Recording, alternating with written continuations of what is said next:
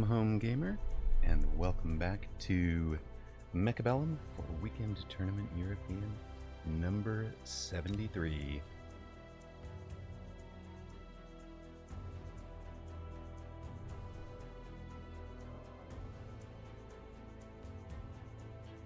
Tournament, of course, starts in about 15 minutes.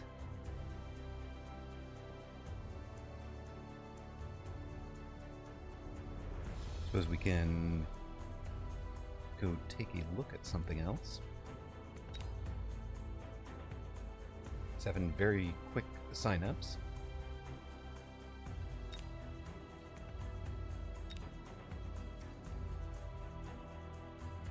Oh, this will be one of the Triple Threat Tricksters matches. Oh, it has ended.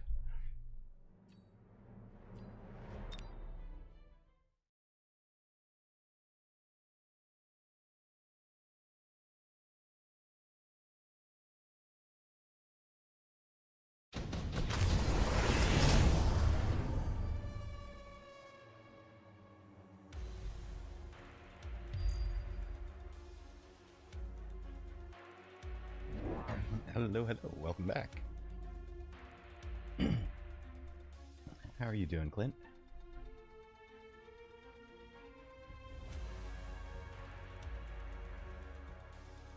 Nice, you turned that one around.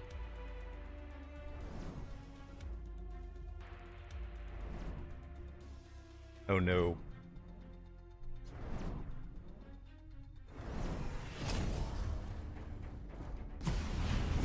Mm-hmm.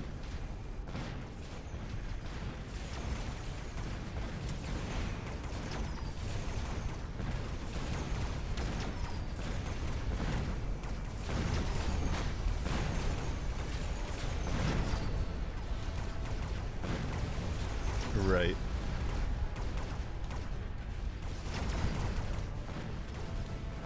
Yep. Ouch.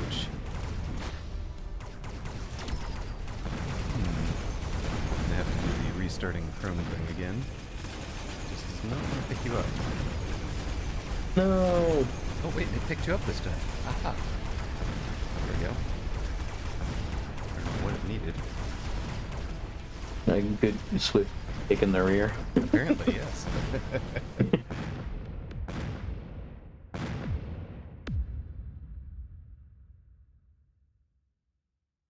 Do you think we'll get more complete Vanguard season statistics? Or do you think they only started pulling that data recently? I think they only started pulling that data recently. I think that's what that, what that was. Oh, okay, we've got seasons, we're going to put them in, and, oh, we can't retrofit it. So, Yeah. Slightly disappointing, because I was closing in on 3,000 wins for the Vanguard season. But,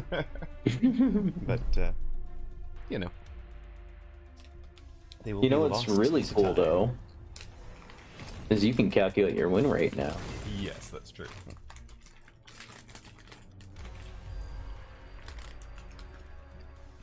I do note that they didn't put it up by default. Yeah.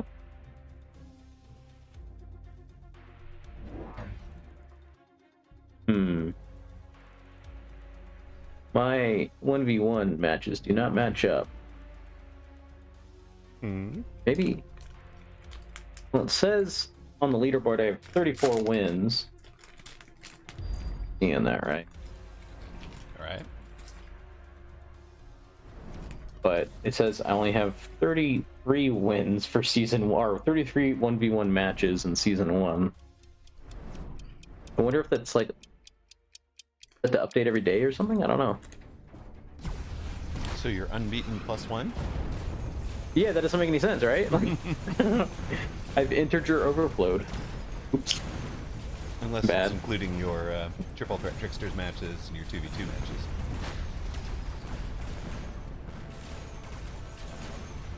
Would it include my 2v2? Weird. But I've definitely been beaten on ladder a couple.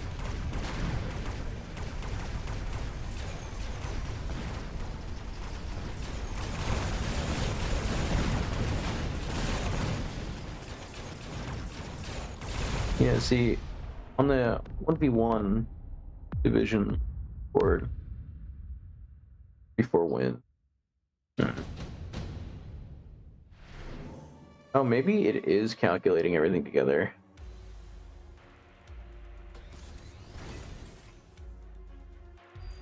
I think the overall wins is all together rather than individual.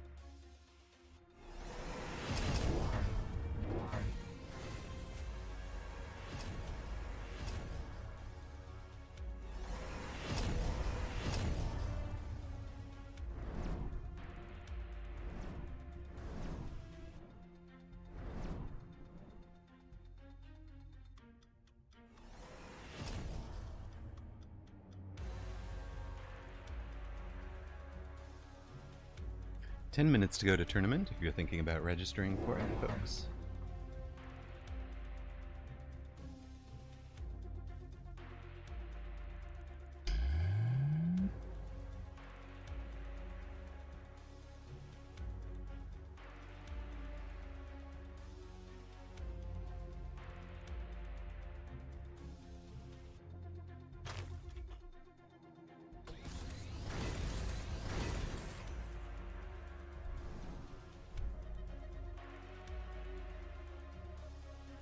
Do you think it includes 4-player brawl matches as well? Probably, yeah. Hmm.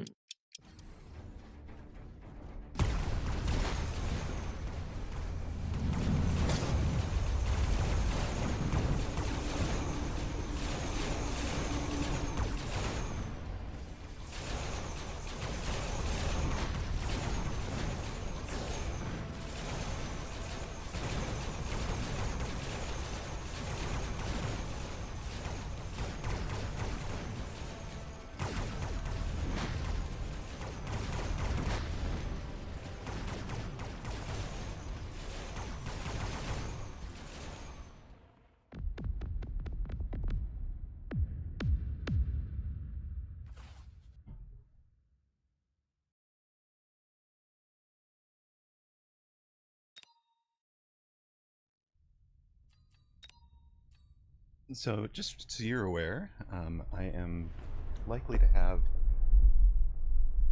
audio difficulty this afternoon. There will be a loud overflights a couple of times, so I may have to just mute myself. So, if that happens, I just trust you'll take and run with the cast until I'm able to come back. It won't be more than like 15 or 20 seconds, but Yeah, for sure. There is some similar stuff going on. I don't know what's going on, but I don't know, the motorcyclists out here are out in spades and they are making a lot of noise, so I might have to do much the same, honestly. Okay, so we'll just note the silences and fill them as we get our chances.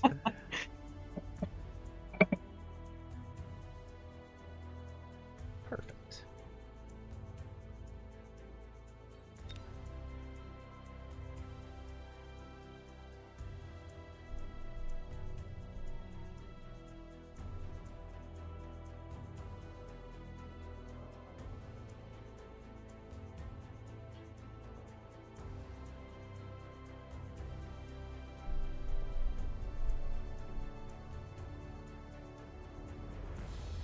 Scroll in unit modification.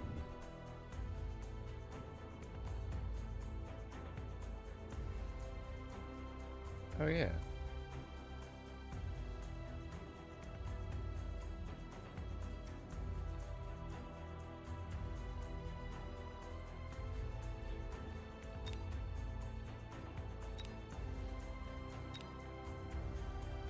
Yup.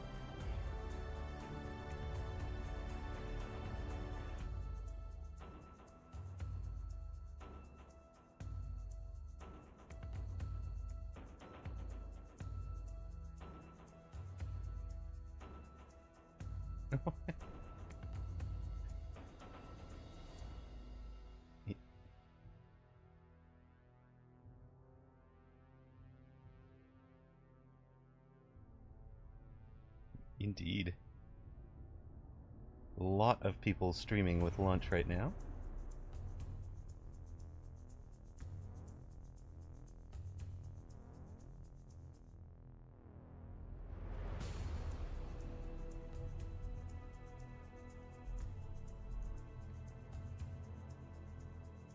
Right. We were up over 5,200, you said? That's pretty amazing. Very nice. 50.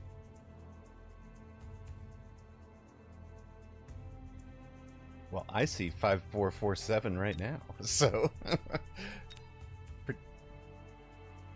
polling data's just out of date.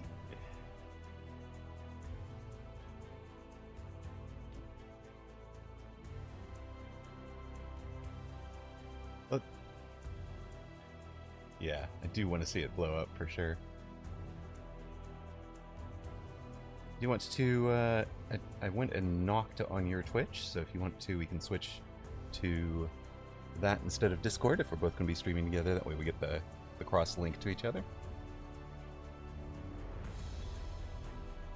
So, in theory, we wind up with like a Discord call, except it's... Oh, well, hello. Try shared chat? What is that?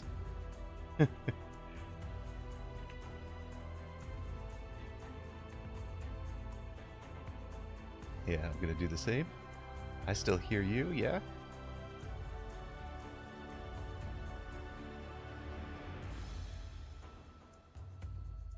Your volume level was way lower here.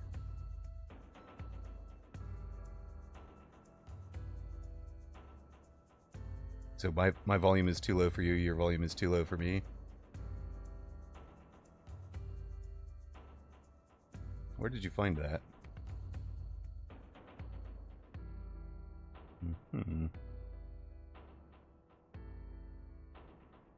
Oh, guest volume. Okay, if I crank you up a bit, let's see how that goes. Test, test.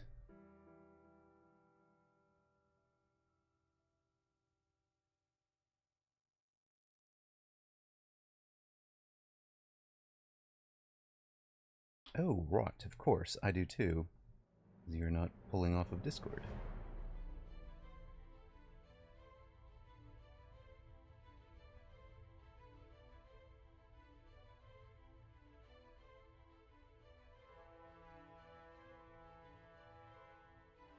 I actually thought it was gonna kind of magically ping to us this way.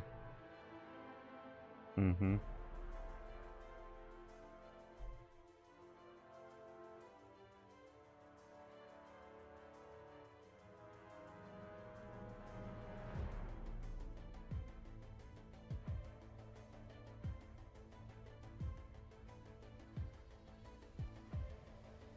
Well, thank you very much, HD Sweet and Sour. Much appreciate it.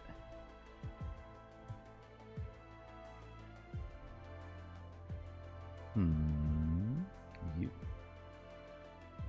Can I get a check, Clint? Yeah. Well, yeah. Test 1, 2, 3. Can you do it for me too? Check, check. 1, 2, 3. Check, check. 1, 2, 3. Check, check. Test, test. Check, check. 1, 2, 3. We can hear him. All right, good. I hear both of you. And how are volumes relative to each of you? Or relative to each other, I guess I should say. Nobody is dominantly over loud or dominantly under quiet? Yeah, how are levels? Check, check. Test, test.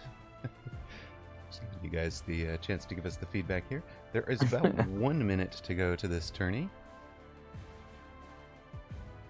Okay. Pretty close to equal. Sweet. On Amaroq's stream, Clint is marginally louder for the better. Perfect. Okay, sweet. We're good. I'm happy. All right, perfect. I'm apparently a little quieter than you, but that's all good. I'm a loud man. Yeah. So.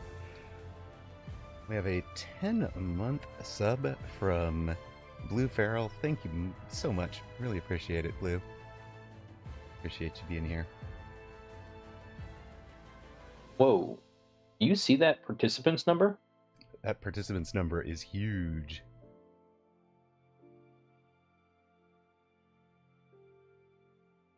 Welcome to Weekend Tournament European number 73, where we have, believe it or not, 371 participants.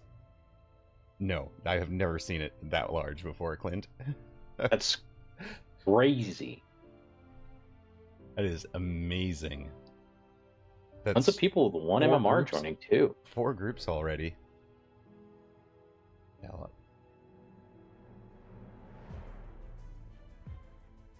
Ladies and gentlemen, start your sledgehammers. We have a full 128 participants in Advanced Group 1. Looking around for some amazing matches, Iske versus Bearlike sticks out. Rooster PB versus Blood would be pretty good too. Onlyfangs versus Sparty. Yes Win Big and Vic. And they'll be very close in terms of MMR as well.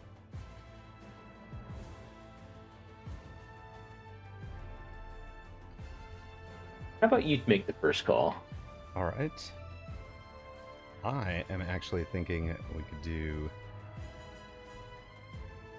Stony versus Cast. Alright. How's that sound? The caster becomes the casted. The caster becomes the casted, indeed.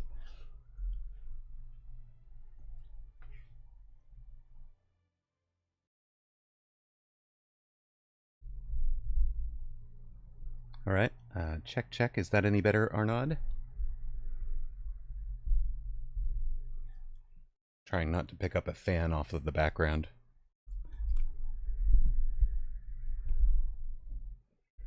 Alright, cool, thank you. Perfect, thank you, Just Nash XYZ, and welcome in. How are you doing today?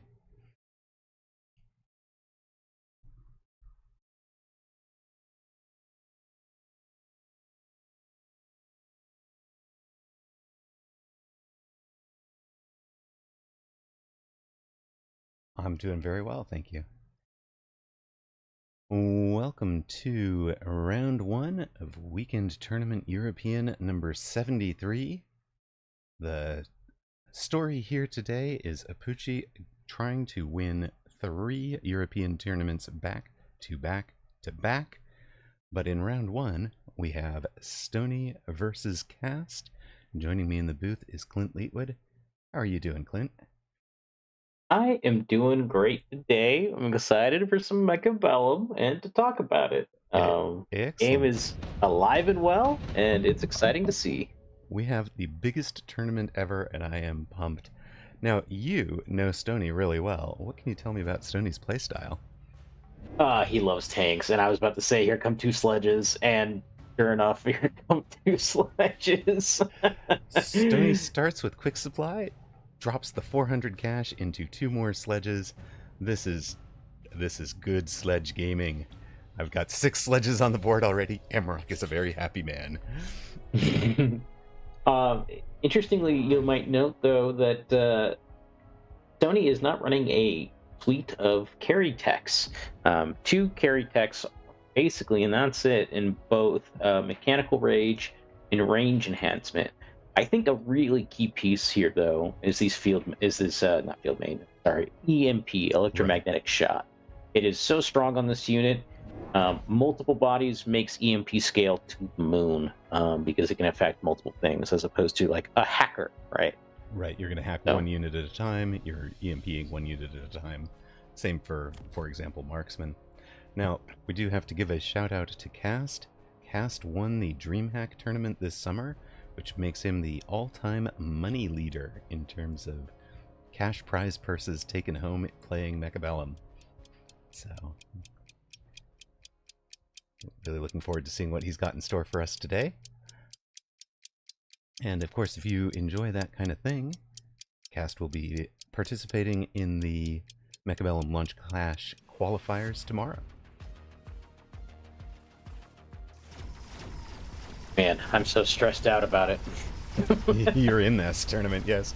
For me, the stress is a little lower. All I have to do is show up and talk about it. The stress has been all of the last couple of weeks getting all the organization details done. And I mean, you helped organize DevPro. So imagine doing that with 160 entrants. Yeah, and a field of 64. yeah. I did. Mine was 8 players. Mm-hmm. It is, you know, that scale quickly goes to the moon, and the workload gets doubled and tripled and quadrupled very, very quickly. Yes, it Um, does. And big shout outs to Uncle Lazy, to Salt Monkey as Zach, and to Sir Limbo, who are helping behind the scenes on all of that. Zach has done a huge amount of work for it. He's the organizer from the Trash Masters tournament, and these two players in a sledge war are offered extended range sledgehammer. I see Stony slammed that right away. Cast is giving it some thought. What are your thoughts here? Basically the most ideal set of circumstances for quick supply double sledge round 1, by the way. Round 2 into Extended Rage Sledgehammer. There is an argument that maybe Mech Rage is taken a little early here, but what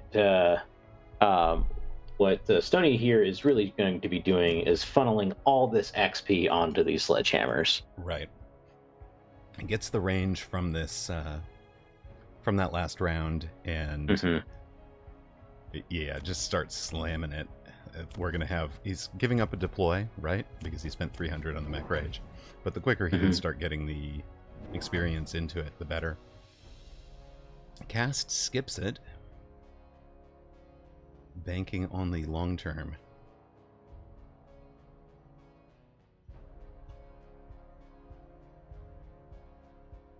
Yeah, not really anything significant being developed from either side right now. Right, it might be important to note that Cast is missilable. Not so much no longer. That Fang in the middle, it does kind of blink. But you know, both players have basically developed into a spot where they should allow themselves to start scaling into the mid game.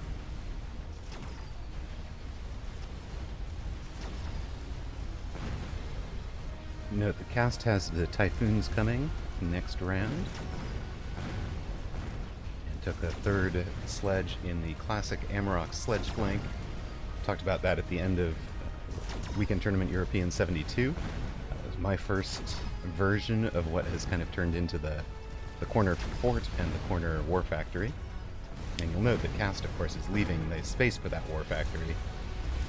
But doing it with sledges, this is a really solid build for those of you that are starting out Mechabellum. You just picked up the game this week because of the launch.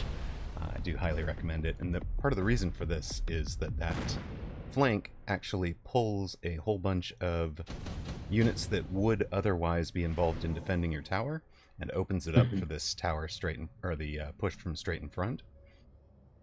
And Stony takes fort. That's actually a really good answer to, you talked about the scaling factor and getting levels into sledgehammers. Fort with bubble is one way to prevent that, so Stony's got that out. Other thought I've got for Cast would be a Farseer straight in line with the tower. Yeah, that could be an interesting idea, I think, too. Because it will aggro to the tower, and when you kind of get this V pull, instead he's going to take the Sabertooth. So he's got his Typhoon has arrived, the Typhoon Specialist. So adds a Typhoon, adds a Saber, has these flank sledges. And what you'll see here, the reason I was talking about pull, is these flank sledges are going to pull this set of crawlers, which Stony's ideal defense, those crawlers would be coming straight out here and slowing down any press against the tower. Instead, they're going to get pulled out here, and by the time this flank is dealt with, they're going to be coming back in from an angle.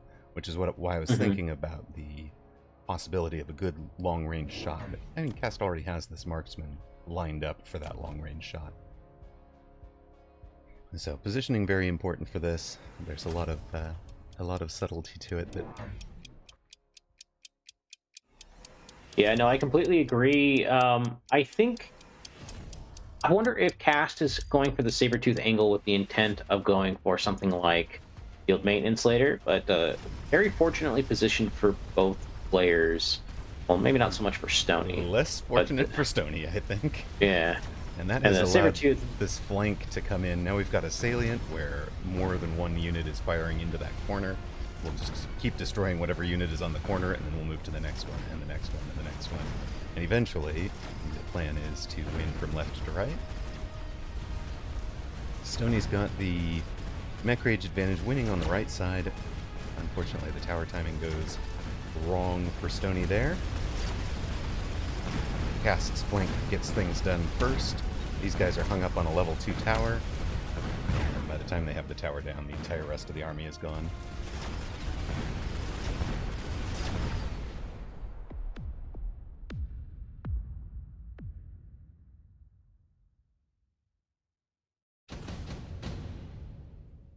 Now, Cast has a very reasonable line of just clicking double shot here and basically deleting the fort on the first volley. Unless Stoney redeploys it, which is exactly what he's doing. Very clever. I mean, fortuitous drop for this, right? But I was saying, we were talking about this during the Asia tournament, but I do think that redeploy is one of the most skill-intensive powers that is conferred upon a player in Mechabellum. I think it's one of the strongest. Like, the reality, right, is the 50 cost cards. I guess effective cost is 100, right? Because you're not getting the skip gold. Right. But those 100 cost cards are probably some of the most ridiculous cards in the game, right? You have Mobile Beacon, you have Wasp Swarm, you have Underground Threat, you have Redeployment. Like, they are just so good. Nano Repair Kit, like, right, is some of the best stuff in the game is in that realm, and Redeployment is no, it's not chopped liver in that regard. Right. And it's interesting because it gets offered so early in the game and then not so much later in the late game, right? You don't tend to see a redeployment show up on round 7 or 8 because there's so many more cards in the deck. So it's a tough choice because you get like, oh god, I'm in this tight economy. Can I afford to forego 50 this round in order to pick up redeployment?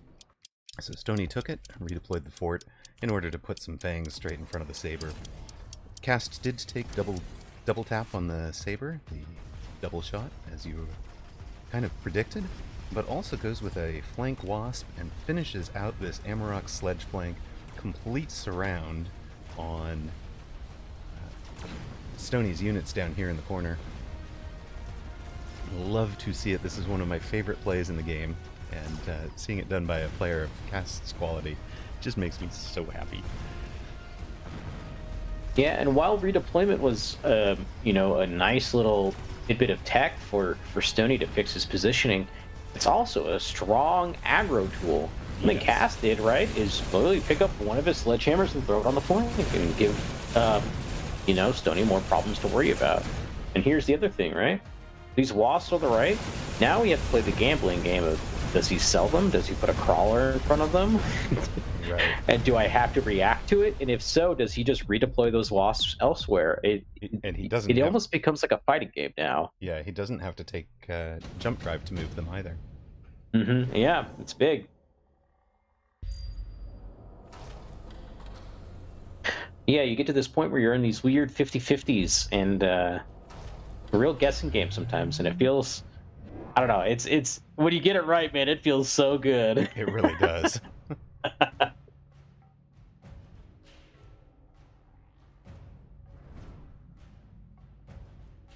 So we have we have the Orbital Bombard coming in for Stoney, trying to take advantage of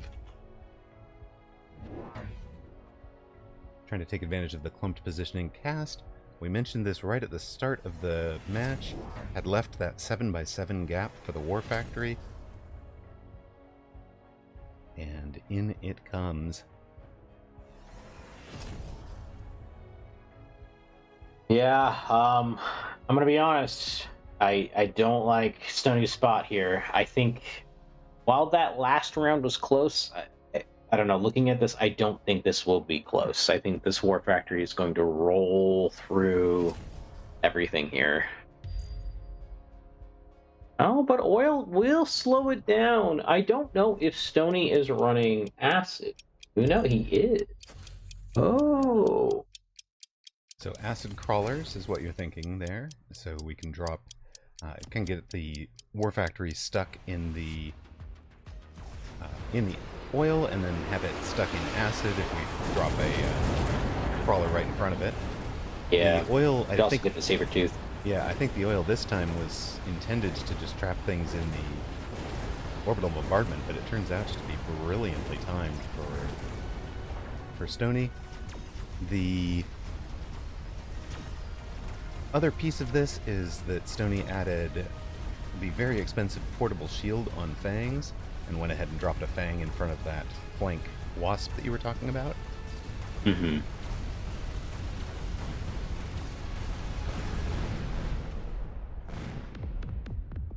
So Stony defends the corner War Factory, drops cast down to 1160 going into round 6. We get our second unit drop. Stony takes the Scorpion for free. This is my key defense against a War Factory. Is Scorpion with acid. I want to hit it from as far away as possible, as hard as I can, and get it stuck in acid. And Scorpion does all three of those things. I also want to hit it from far away and turn off its techs. That would be possible from the Farseer or the Stormcaller. But do you see where Stony has placed that Scorpion? Not yet. I was still looking at the drop.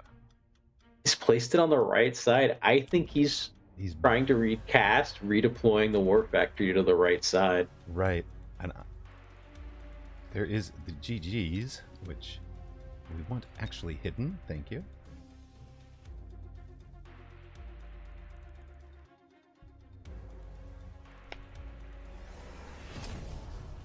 Oh no! There's the redeploy, just like you called it, and there's a melter as well on this side. The melter will handle the nano repair saber. Now, my thinking for cast, what I wanted to see was sell the War Factory, buy the War Factory on the other side, and redeploy the level 4 saber with the nano repair, so that you get everything on the opposite side. But even so, you'd have still had this Scorpion showing up to cause all sorts of problems. I honestly don't know how to call this. The Scorpion's going to put in so much work. I do like the mini loose formation crawlers. This is one of the new techs that came out just before the game released. Loose formation on crawler lets you get this kind of dispersed skirmish formation, and that is so good into arc lights. As it's turning out, it's very good into Scorpion, it's very good into Sledge. Looks like Cast gets the far side tower, but everybody and their brother are focused on that huge Sabertooth. Now the Melter connects with the Wraith, and Cast, your DreamHack tournament champion, goes down in round 1 of this one. Well played, Stony. Really nice read, and you talked about, he was reading the possibility of the redeploy, and then he also covered the possibility of not redeploying, which is just really well played. Stony says, Sparty got me way too many times, so I automatically respond to the other side. Yes. That is true. That is one of Sparty's magic tricks, man. He will corner War Factory you and kill you. Right. Well done. Stony had control of this board, and it looked and felt to me like Cast was on the verge of just turning the corner when Stony was sitting there in the 2 forts, and he's got the War Factory out, but the timing and placement of that oil was just spot on for Stony, and negated the surprise value of having the War Factory show up. And then the War Factory shows up on the side that doesn't have all the chaff, doesn't have the late arriving chaff, and that let the Scorpion connect with it. So really nicely played from Stony. A lot of positional. He's built a better chaff board also. If you, I do like to take a look and see whoever built the better chaff board is usually the player winning. Obviously you can't do it with only chaff, but yeah, I'll be honest. I thought you were dead, Tony. That oil did a lot of work. Well, a lot of good matches around the league, but let's step into Squished and Play Archer, since Okay. they have a lot... Nope, that has ended. Oh, it's ended. I was going to say they had a lot of hit points left, but apparently Squish lost them all in the time it took me to say that. Want to watch Jeremiah versus Lord Klein? Go right ahead. What is that one? There it is.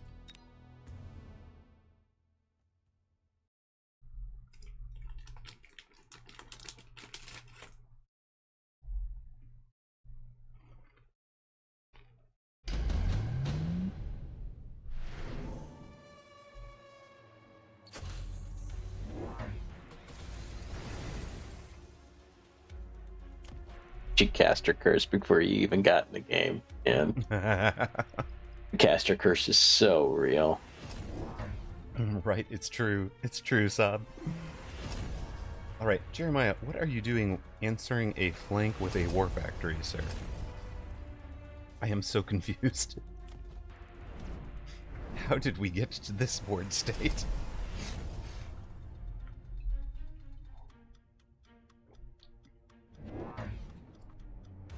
You know, I join a match like this and I just want to turn it over to you, Clint. Like, okay, explain how we got here. Like, I'll just be the color guy now. You be the, or I'll be the play-by-play guy. You be the color analyst. Well, you see, I don't know. I'm kidding. I mean, like, realistically, right, Jeremiah has been playing to this kind of board state from round one. Maybe not the War Factory in the back right corner, but, I mean, he is definitely leaning into this idea of mechdiv balls, crawlers, and then Mustang supporting and doing the chaff clearing for the War Factory. I mean, the reality, right, is late game Mustangs, that being like level 3 and above, right, and Mustang is just like a corner staple of like most giant builds. Like, it's right, very good with Fortress, it's very good with Melting Point, it's also very good with, you know, just for factories. And here's what he's doing, right, is this War Factory is actually protecting the level 3 Mustangs with the laser sights, which were probably his gold damage dealer, so it's tanked lots upon lots upon lots of damage from those from the Fire Badger flank. The Fire Badger had leveled up off killing them at least once, so it was up to level 4. Oh, but this War Factory in the back right is sitting in both fire and acid and taking infinite. It manages to survive the debuff and get on target. All it needed was a few extra hit points. Oh my goodness. Oh, it was so close. He's not dead, though. Maya is not dead. Survives to get around 10. Yes, one hero melter getting the job done at the end there. Of course, that's the laser sight melter. Right? Of course it is. Laser sight on melter is probably one of the first things to learn in this game. Until you know otherwise, that is the spot for your laser sight. Yep. Both players having Lightning Storm available to them. Reality, right, is that Jeremiah can technically shield against all that, and Lord Klein has a larger chunk of his army that cannot be shielded against that. So, right. I think it's going to come down to a little bit of, yeah, the wasps, yeah, specifically the air units, yeah. Mm-hmm. Lord Clankariat took the level 3 Sandworm, gave it armor enhancement to get it up to a 250,000 hit points, so it actually has more hit points than the level 1 War Factories. Not as much as the level 2 down here in the corner. And, right, we're going to put the Lightning on top of all of the best, in theory, Mustang here. Yeah, but Jeremiah's out of money and he doesn't shield. Ruh-roh. That doesn't sound so good. Oh. Let's mobile beacons that do it too. Let's just mobile beacon the Mustangs into it just for good measure. Hopefully it'll have expired by the time they get there. But no, we took temp speed to make sure they got into the storm. Ouch.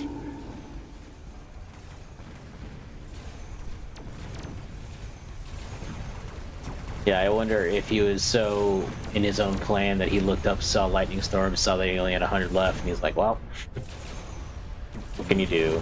Yeah. I've definitely done that once or twice in my life.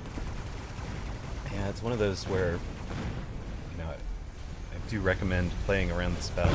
If you're going to play around the spell first. So that you know you've budgeted for whatever it is you need, the shield, the mobile beacon, whatever it might be. And then do the rest of your move. And Jeremiah didn't do that, or didn't think Lord Clencariot would take the storm. That seems unlikely.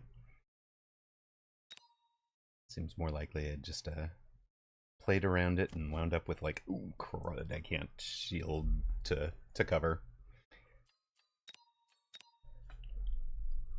Yeah. Yep. I mean, that's the power of Lightning Storm, right? It just will wipe out a whole entire board of chaff. It'll slow all your big guys, and in the world where there is fire everywhere and acid everywhere, that's the last thing you want your guys being is slow. Right. Well, we have 64 different matches to summarize the winners from.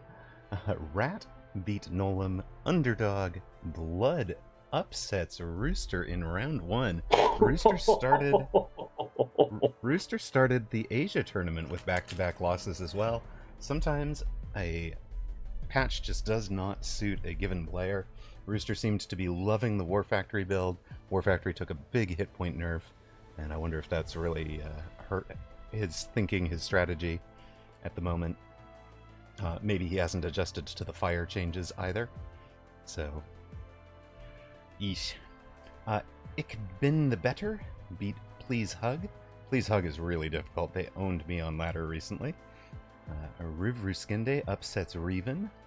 Doxson beats Cosmorgo. Skay beat the dev himself, Bearlike. Only Fangs over Sparty. Apucci wins against Teddy. That is tough Teddy luck. bloodied his nose, though. That is tough luck for Teddy. Teddy drew, believe this or not, Teddy drew Flower Fairy in round 1 of Asia and Apucci in round 1 of Europe. That is just brutal. Shade beat Dionys, Flicks over ICD. And Philomatico, it looks like we had a disconnect here, or some kind of issue. Krog upsets Lyn. Archwise upsets Daitong. There's a lot of upsets in this, much more than when it was based on combat power. Gorillas beat T-Man. You've got Yeswin Big and Vic going. Still ongoing there. Saley beat Pursuit. Lord Clencariot we saw beat Jeremiah. Refin over Cursed. Fair New Moth beats Oil Your Bomb. The Diddler beat Corner. Fresh Pro over Math is Might. I know Math is Might is in the qualifiers tomorrow. Jay Schutz over Fish Mob. Crash beat Overkill. Play Archer beats Squish. Stony beat Cast. Who is this? Where is my Google Lens? Anyone? Which 201 player is this? Do we know? Not. I don't know this one. All right. Well, we'll come back to that. Well done, Blood, by the way. Well done. Zemp beat Cody in their round 1 match. HD Susauer over Tala. Rice beat Smooth Jazz. Rice won the Americas last week to qualify for the Launch Clash tournament directly. Rookie 1 upsets Tungdil. And who's our number 2 seed here? Is this... Flower Fairy is back. Further down, Keppels, Lex, Rio Grande, Raleigh Riphart, Scott, Gotius Prime, Monty, Whooped GG, Toonely, Odds, Red Galaxy, Mamaro, Emerald, Nace, Roxor, Nemioposis, Dry Leaves, Intun, Sennheiser, Krober, Spartan, Larian, Vincent Vega, Poncho, Butterface, Thackeray, Kusha, Big F King Ben, right? Kazooie, Lied, McAlex, and Trice are the W's in round 1. So we will have a full 64 unbeaten. And checking back up, where was that? Yes, when Big did squeak it out against Vic. Well played. So things will add up to 65, huh? I think we just wait until there's a match to look at. We've only got 30 seconds, right? Yeah, let's do some quick bracket math. Yeah. Just wait a moment. It'll be fine. Stoney says lots of new names. I love it. Kind of agree. Very nice to see. Number 2 is the conclusion. Thank you, Lord Clinkariot. Much appreciated. So this is the conclusion, and I didn't find that phone. Interesting. I didn't know that was conclusion. Good to know. All right. That person called me psycho once. I was playing a little unhinged that day for sure. We have Rat versus Rooster PB in the spoiler. That sounds amazing. I think we just go to that one, right? Yeah, why not? Watch some fun Rat Rooster. Oh, it's Galaxy's End. The end of the Starry River is the 7 seed here. But yeah, Rat versus Rooster should be amazing. We will join.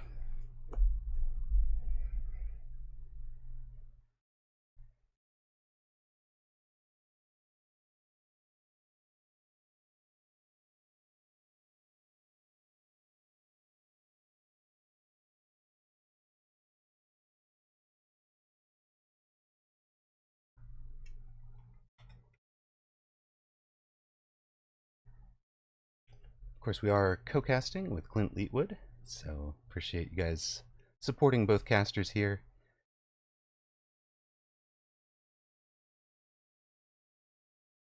I really should get a Nightbot set up. The shoutout command looks pretty handy. The shoutout command is really nice, yes. We can probably chat about that maybe offline, if you'd like. Yeah, absolutely. I'd love to. No, right now. No, I'm not. I am too tired to do it well right now. But I think it's pretty easy to set up, I think, in terms of, this is one of those you could Google and find a quick video on as well. So, yeah, Moobot was really nice. I really liked it. But Nightbot is very easy as well. And Nightbot supports the query stuff that we do on Fridays. Oh, nice. Welcome to round 2 of Weekend Tournament European number 73. 2 of the greats, both of whom are already in the Mechabellum Launch Clash finals, don't need to qualify tomorrow. 2 of the greats, Rat versus Rooster. Rooster lost in round 1 and is in the spoiler role, since there was one player who won their first round match and then either abandoned or disconnected. So Rooster, far side, Red, the speed specialist with ball crawl start. Rat, near side, marksman specialist with tarantula and crawler. And he is just so amazing to watch, the things that Rat does. We talked about how valuable deployment specialist or redeploy can be. And the Rat is the person I would least want to see given an extra mobile beacon or an extra redeploy. I guess if they're facing against him, right? He's going to find a hole in your defense and crack your tower every time. And he will do it every single round. It's just amazing. And he seems to do it with board states that are progressively less and less economic. His economy math is not based around I'm going to build the best possible round 10 or round 11 board. It's how much am I spending to knock hit points off of your health bar.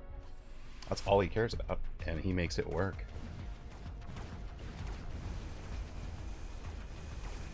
A smart pickup from Rat in this round 1 is pairing his steel balls with arc lights. It's going to be able to clean up Oh, from Rooster. Oh no. What Rat I've got it mixed up. what Rat took is a deep late Fang, which I'm not sure I get. Was this to protect against the possible air on round 1?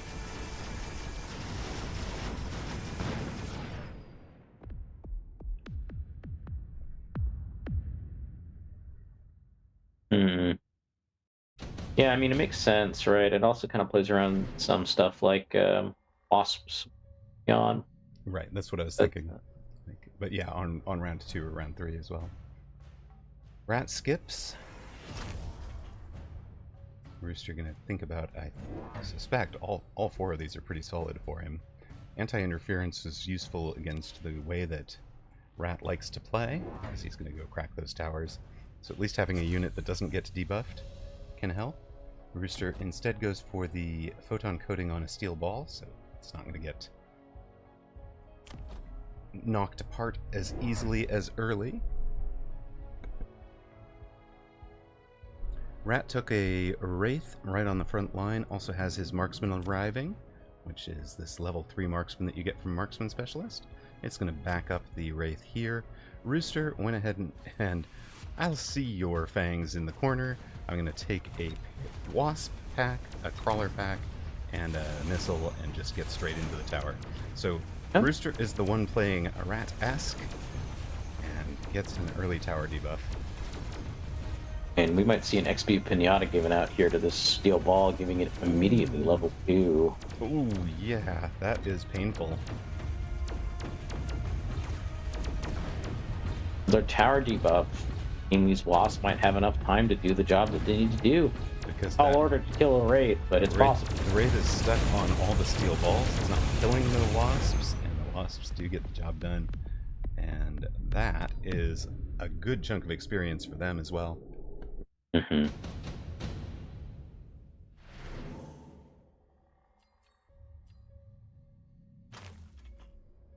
So Rat takes the additional deployment slot in part because he uses it to cover the sell. He's going to sell and rebuy, so he knows he's going to buy, to keep the normal set of 2 deployments per round. He knew he was going to need to buy extra deploys multiple times over the course of the game, so he's just going to take additional deployment slot all the time. It can give you the 4th deploy in the late game, but usually what you're going to see is people are selling and rebuying things, and this just lets them do that more efficiently.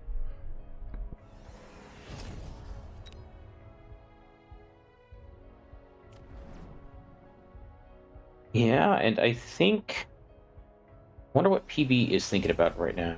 She's going to sell off the Wasps. Is he going to transition into Wraith himself? If you think about it by looking at the board here, both players kind of are headbutting each other. They both deployed rather on the right side of the map. So, I think even Rooster answering with his own Wraith would be valid here too. But he's going to go with Marksman. A pair of elite recruited Marksmen. Both players leveled that far side tower to level 2. So that was intending Rat is stopping the Wasp push, but Rooster has sold out of it. Rooster is stopping this Crawler flank.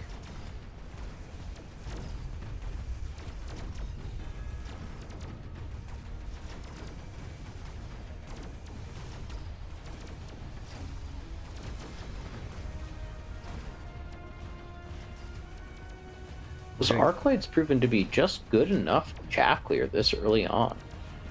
Those level 2 steel balls got the Orange Man again and get themselves up to level 2.5. And those crawlers are all still stuck on that tower in the corner. They finally get it, but whoosh, that took a long time.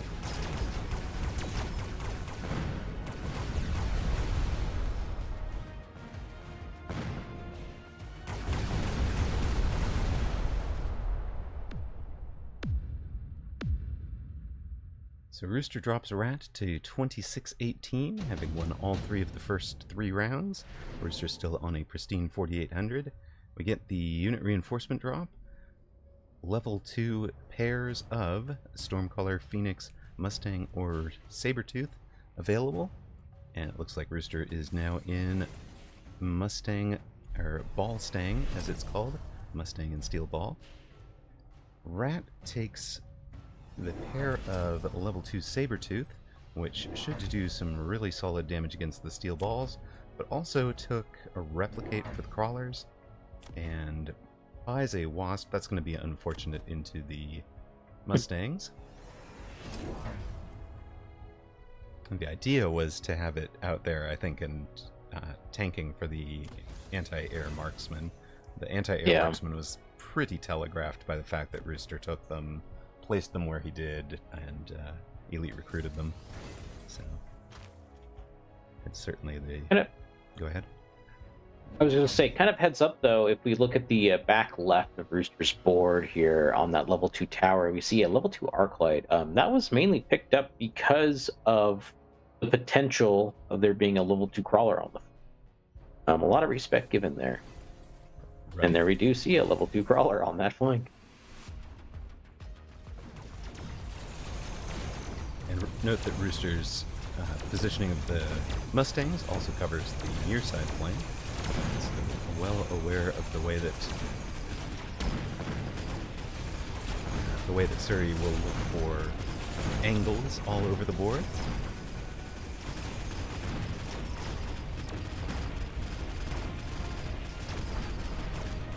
And he holds the left side and is still working his way through the right side. And Rooster drops Rat to 1,700 hit points. I do want to give a shout out to Rat. One of the things he does is maintains this mechamonarch.com website, which is a great resource for new players to consider taking a look at. You know, he talks a lot about what units counter what and what technologies are useful, and he has spent the time recently to kind of revisit that and look at anything that was outdated because he had written it during the early access. So he's just polished all of that up in time for these weekend tournaments and the Launch Clash tournament tomorrow.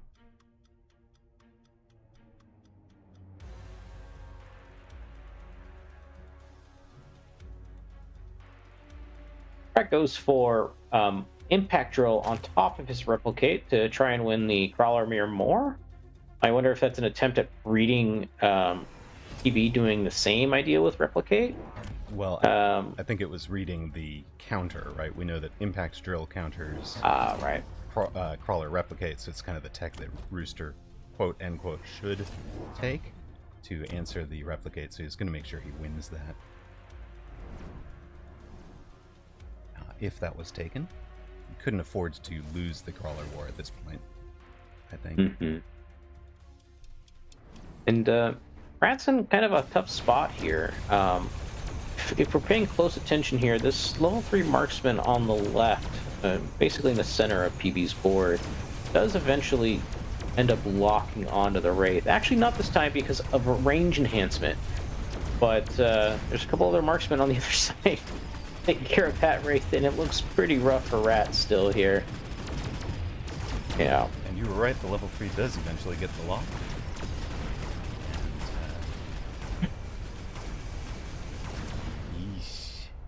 Rat loses 5 rounds in a row, is down to 747 hit points. Rooster getting it done in the spoiler roll. Spoiling one of the favorites. Both players' YouTubes are linked in the chat at the moment. So if you're looking for somebody to follow that can explain the game, if you're new to the game, both of them do aim some of their content at new viewers. So worth giving a quick look over and follow to those two. Not that we want you to leave us, just, take just give them a follow and go check them out later.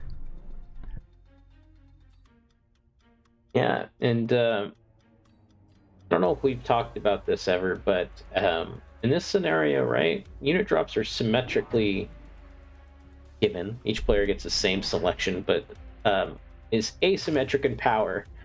Right now, boats, rhinos, Vulcans And I remember the third unit or the fourth unit. It wasn't very good. All of it was very bad for Surrey or Rat, and the boats are incredible for PB here. They Right. do so much work.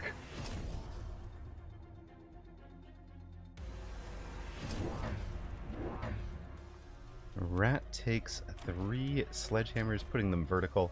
This is Titan's favorite defense to Steel Ball, but I think it's a bit late for it at this point.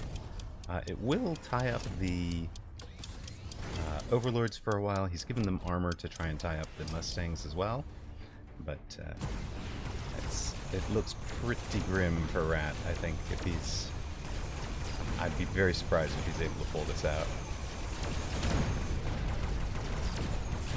And we talked about what Rat likes to do. He likes to crack things open and get in on a tower. You can see an attempt there. He pulled and had this opening for just a moment, but it closed before he could even exploit it. And other than that, Rooster has kept Rat off of his towers every single round. Just a very, very clean performance from Rooster. Well played, sir.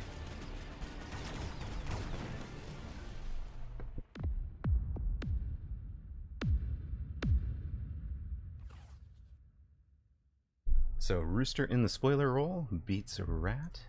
We're through to round 2 for those two. Well, Rat, neither of them are going to be undefeated into round 2. Who do we want to see from here?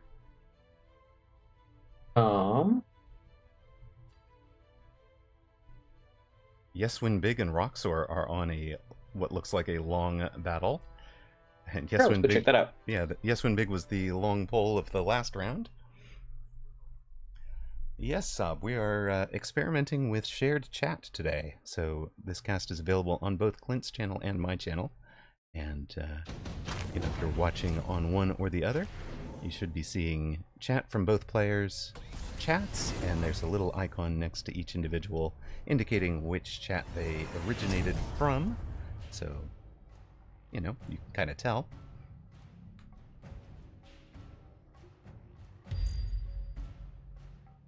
Right, like, I'm seeing Antnem's chat, Antnem is in Clint's channel, Clint is seeing my chat. No, it's not a default. Well, it's a default Twitch feature, but it's not. It's from the casting together. Momaro says hi to Amaroq's chat, but Sub says I don't see his chat, so maybe I have this off a little bit, how this is working. Maybe just, well, Antnem can see it. Antnem can see mine, maybe not all of my people. Antnem, are you seeing Sob's chats?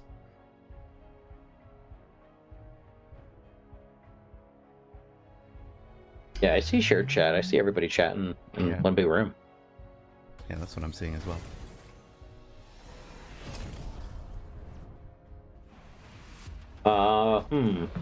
Port is very weird. Mainly because it really feels like neither player has great crawler clear. Right. You can see melting points just locked on crawler after crawler. What are we doing for chaff clear? Anybody? Tarantulas for Roxor look like they're the best chaff clear.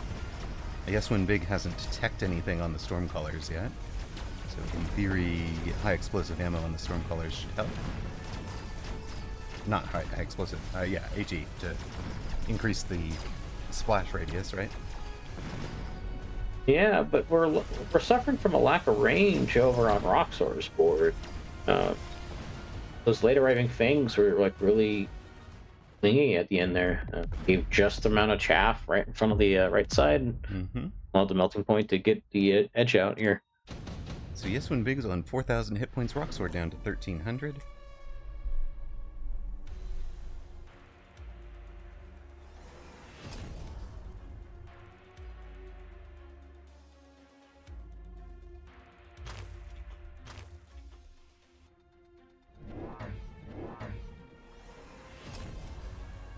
Yes, when Big just sold out of fort to take Vulcan. Going going Exodia at this point. You did call out that chaff clear was the problem. Roxor has tried Subterranean Blitz on the replicate crawlers. Trying to get them in. We'll both get them in a little bit faster, right? Because it increases their movement speed and then reduces the damage they take while they're underground, which is 50 meters away from target, I think. Yeah, that's what I understand it to be as well. I just feel like Roxor has maybe made a mistake. I think all he needed to do was range the fortresses here. I don't know about mirroring melting points here. Right, so he brings out 2 ranged melters. Instead, and yeah, has the ranged tarantulas. So everything is ranged in theory now, but none of these are great range war builds, units other than the marksman and melter. Yeah. The classic range war style. Whereas Yeswin Big's board is all classic range war units, right? Vulcan, Melting Point, Stormcaller, Marksman. It's the perfect build. It counters everything. It even has the late arriving fangs to counter the wasp possibility that we talked about. Yep. And I think we talked about it in the Age tournament. Vulcan is the king of standard, man. Yep. It is the single best chaff clearing unit. Not only does it handle small crawler-based units, but it does handle things like scorpions in some capacity, tarantulas in some capacity, sledgehammers. Like it's not a unit to be slept on. It's a little weaker than it used to be, but still very well positioned, I think, in the current 1.0 meta. So I do want to talk about a couple of things. This match ended in 7 rounds, in part because Yeswin Big has a couple of giants. If 1 or 2 of those are surviving, they're doing 700 hit points of damage. Has 4 packs of Stormcallers, so if those survive, he's doing another 800. And 3 packs of Marksmen, so if those survive, it's another 300. So all told, you're looking at something like 1,500 to 1,800 damage per round. And that is how he knocks Roxor out. So it's not just about building a comp that wins your board, which a lot of people will focus on. It's a comp that wins your board with the most hit point damage surviving on the bar, right? And that is based on the level 1 sale value of the unit.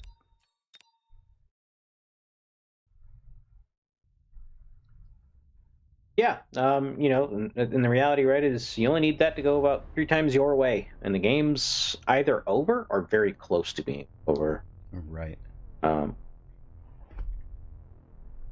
Strong comp that Vulcan Melter Stormcaller build. I really do feel like I remember where I first heard it. Maybe it was Rooster PB's stream where he called it Exodia, and I completely agree. Once all the pieces are kind of in line, they go a little crazy.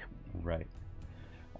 So our winners for this round are Sunken Paradise Immortal God King, who is the conclusion.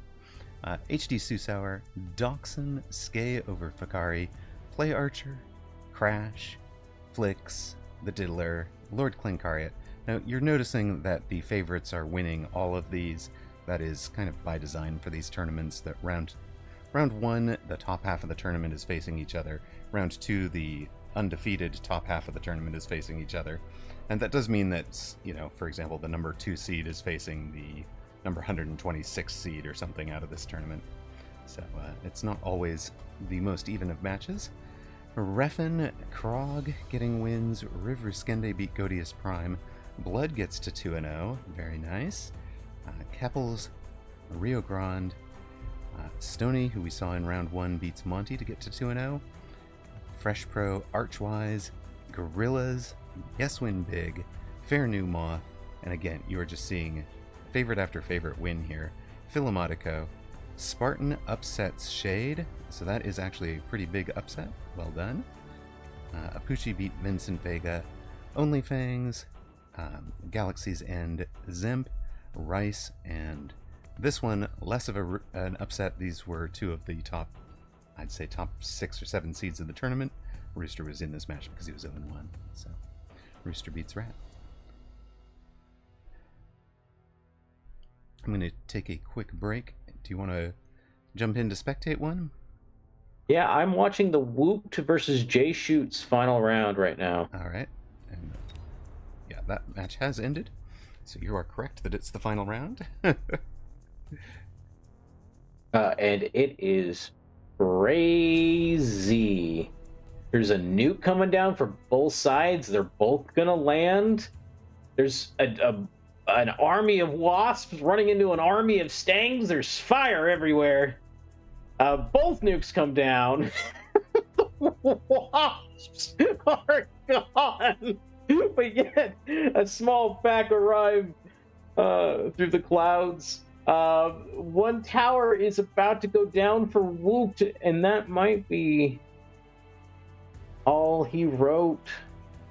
Oh wait, no, that was Whoop Swass getting in. Whooped is gonna get the win.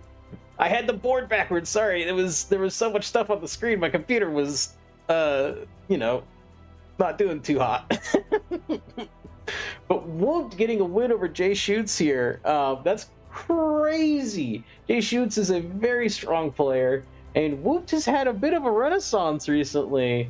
If you haven't seen his YouTube series, it's about him, I think, starting at around the 1200 MMR mark. So correct me if I'm wrong in chat, Whooped, if you're there.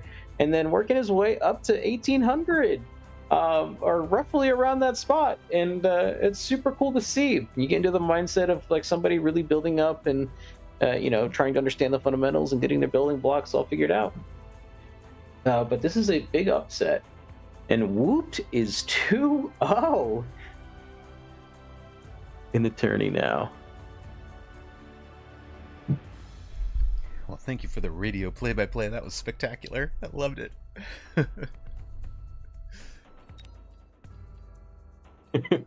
Just two nukes going off. Yo. You love a game that does that. So you know.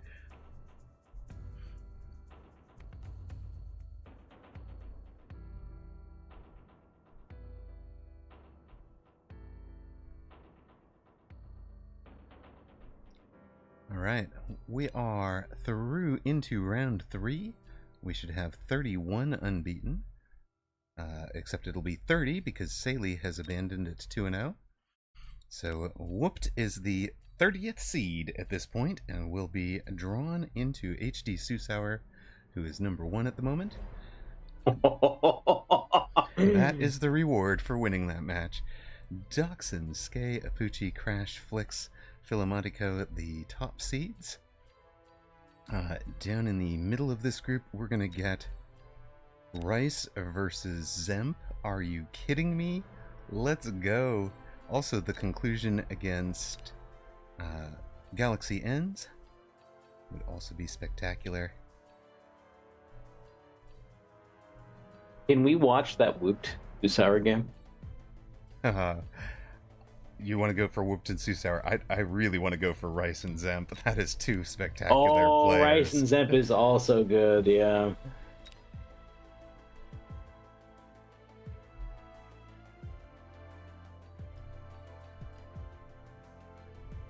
If you want, we can split coverage, mute each other, and come back, right?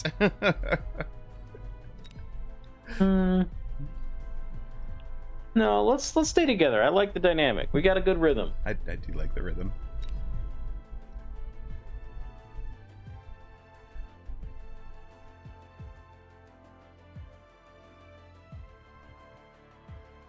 Did you get your ads run if you manually trigger? Oh yeah, that's a button I need to press. Mm-hmm. Yeah, I've just taken to run them during the this break between rounds. Apparently, I recently ran an ad, so okay, you're set then. Even Whooped says, "Wait, no, Rice versus Zemp is just too good."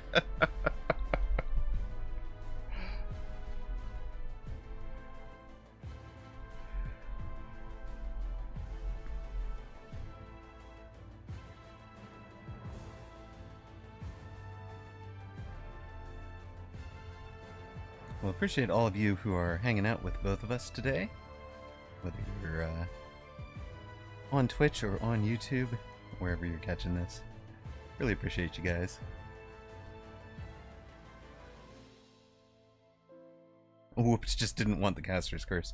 That is pretty much fair. You know what? I think Amaroq saved you, Whoop. I might have put an end to your run there, buddy.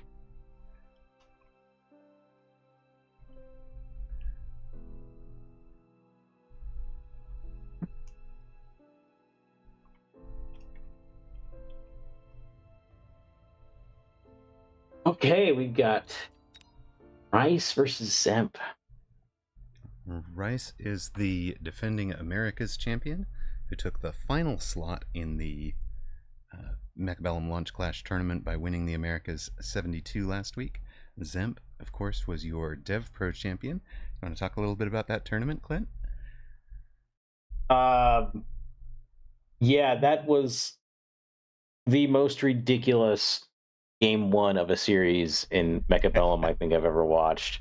It's true. That game should be a legend for good reason. I've never been so worked up while casting. But really though, if you haven't watched it, I think it's a masterclass in standard play, and it's two players that are very good at that, doing exactly that. A lot to take away, and the overall tournament I think is a great little short little success. I'm very happy with it. It was I think it really showcased that some of the devs have some real legs, and you know what? There is, I think, sometimes, not to go into a negative spot, but there is a little bit of some toxic discourse people saying stuff like the devs don't play their games, or they don't know what they're talking about. It's like, well, here they are taking games off some of the best players in the world, so maybe they do. Maybe they've got some room to stand and talk about some stuff too. So yeah, it's not like you spend 6 years building a game and don't know how to play it. Admittedly, it does take a lot of effort to play it at the highest level. Welcome to round 3 of Weekend Tournament European number 73. We have the America's champion Rice from week 72 facing Zemp, the Dev Pro champion. Two former titleists trying to advance to round 4 of this tournament. Zemp takes the aerial specialist with Arclight and Stormcallers. He'll be playing the far side as red. Rice is going to be the near side fortified specialist with Stormcaller and Fang. That is a forward Stormcaller position. Wow. Let's go. I love seeing these sort of forward positions. I think it's a good way to kind of check these players that love to play standard and defensive. Zemp is known for playing that exact style. So getting the pressure on early, putting yourself in a position to exploit that sort of forward positioning later, and really let you scale into the mid game and maybe even wrestle back some tempo from these like really strong starts. I think one other thing to think about there is that a lot of the positionings for the standard for the standard board are built for the standard v standard lineups, right? And if you're forcing them into, I don't want to play Zemp in my standard lineups versus his standard positionings. I know he's going to beat me, right? I'd rather play him in something that he hasn't played 1,500 times, Yeah. Whether that's starting out with forward storms or whatever other approach you can do. Find something that he's only played a couple hundred times, and maybe you have a better shot at winning.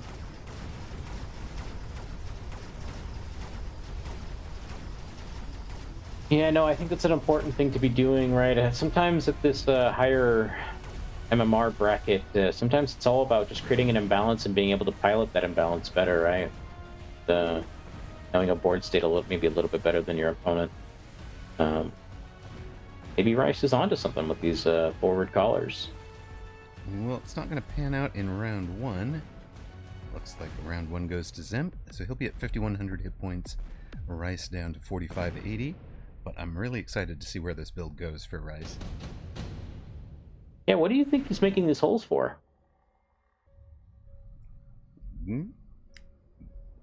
Well, between the Stormcallers. I was not expecting Mustangs. Zemp takes the Fire Badgers. Now, if Rice is thinking about flank coverage, that the Mustangs do make a lot of sense, right? Because you can do a flank coverage, it moves 16 meters per second. It's going to catch up to your front units anyways, and that's what he's got here, right? It's a flank screen Mustang. And you can see, yes, okay, they're level 2 Fire Badgers. They are going to win that. But he was going to protect against, little throwaway crawler flank or throwaway. Oh, now here's where he's going with it. Look, he's got a big pull on that flank, and that lets these storms get pretty close to the tower. So if he ever wins this battle, he's going to have almost direct line on tower there. Unfortunately, he's going to lose to the level 2 Fire Badger flank. So round 2 should go Zemp's direction as well. That pull can get really dangerous if there's a large single target unit drop, like a Phoenix, a Sabertooth, a Fortress. Right. That tower was wide open for a good minute there, and a unit that has a decent amount of speed getting in there, like a Phoenix, you easily pop that tower.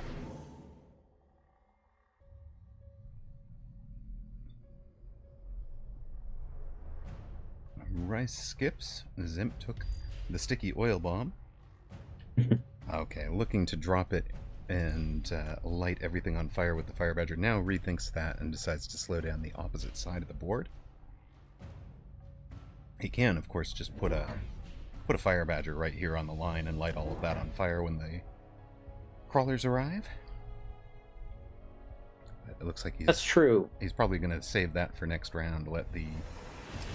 Let himself get the value of slowing this round. Zemp also has the option of going another sticky oil bomb and clicking incendiary bomb next round. And that can do a lot.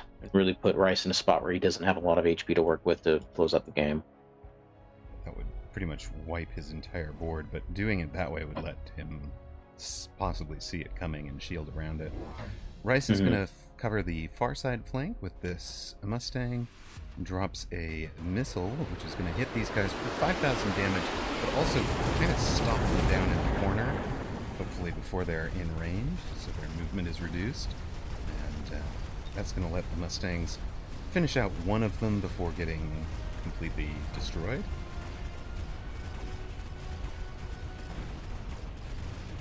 So if anything... Wow, these arc lights are doing so much.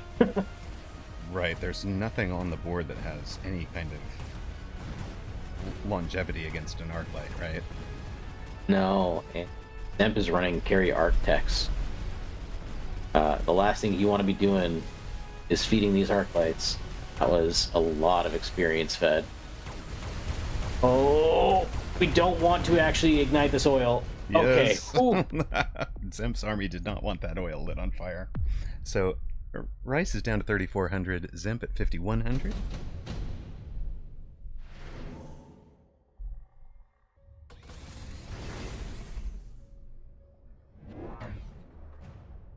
Rice adds a Rhino down in the corner to go punch the Fire Badgers. This is probably the right answer here. Surprised he didn't do it last round. Maybe the monies just didn't work out to do that, plus range on the Mustangs. And he thought range was more important. Here is the Fire Badger to light all of that oil on fire.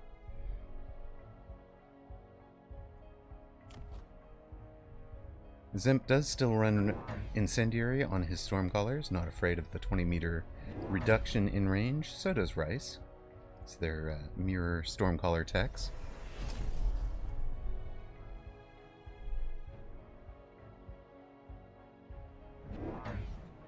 And by utilizing oil the way Zemp's doing it, we're getting the most out of it, right? Not only do we get a large slow, but now we get a huge, basically free incendiary bomb, like a big 1-2 turn punch, and yeah, it's very difficult to deal with. There's no way to shield around it. You kind of just have to eat it. you don't play around oil bomb in the first place, you kind of just have to eat it. Well, there is a way to shield it, right? Which is to shield part of the oil and prevent that part of the oil from catching on fire. That is not an intended interaction. But yes, you can do that. But from what I've heard, that is an actual bug and is it being patched out. They're actually going to work on it? Okay. Yeah, Bearlight confirmed. I thought the bug was the other way around, that the complete blockage should have blocked it. But it's tough to say how that should interact with shields. Right? There's no actual physical, real-world comparison, right? Yeah, I just think it needs to be consistent, right? Yeah, it does need to be consistent, either way. Oh, man. Lightning Storm is up, so Zemp is just putting on this tempo pressure. And this is one of the things Zemp does really well, is tempo pressure from standard. And it's just interesting to watch both he and Flower Fairy do this, where they're putting on tempo pressure from the standard positionings, where we think, as the 501 players, we think of tempo as being, aggro versus standard. It's like Rice came out aggro, and he's the one that's in tempo pressure, right? Mm-hmm. By tempo pressure, I mean he's the one in danger of losing the game before his plans come good. Zemp is the one in with comfortable hit point tally. Yeah, and this is kind of one of those nightmare scenarios. If you are in Rice's position, right? Not only did you eat a sticky oil bomb, you ate basically a free incendiary strike, and now you're eating a lightning storm. And there's maybe yet some hope that this level 1 fort won't have anything to really punch it down with Nano Repair Kit, but it's a gamble. Right, Fort is a good answer to carry Arclight. It just needed to be out around earlier before the carry arcs get all those levels. You talked about them farming experience last round.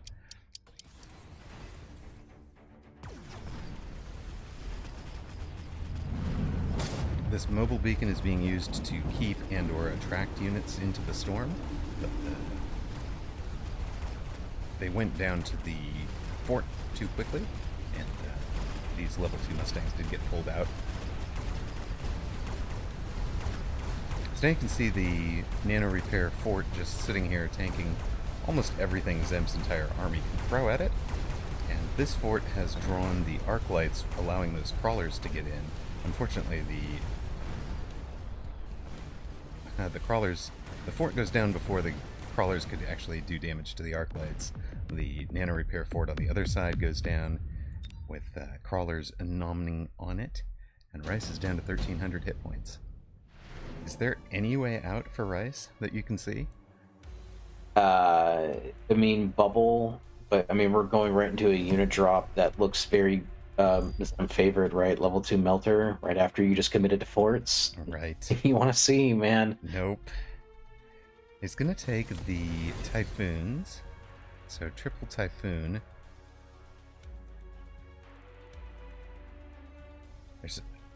Zemp takes the oil off of tower, so just goes ahead and unlocks it from tower, drops it into exactly the same spot, and Rice goes for range on the forts instead of barrier, and picks up a third fort, and that's, it's what he would need against an unranged melter.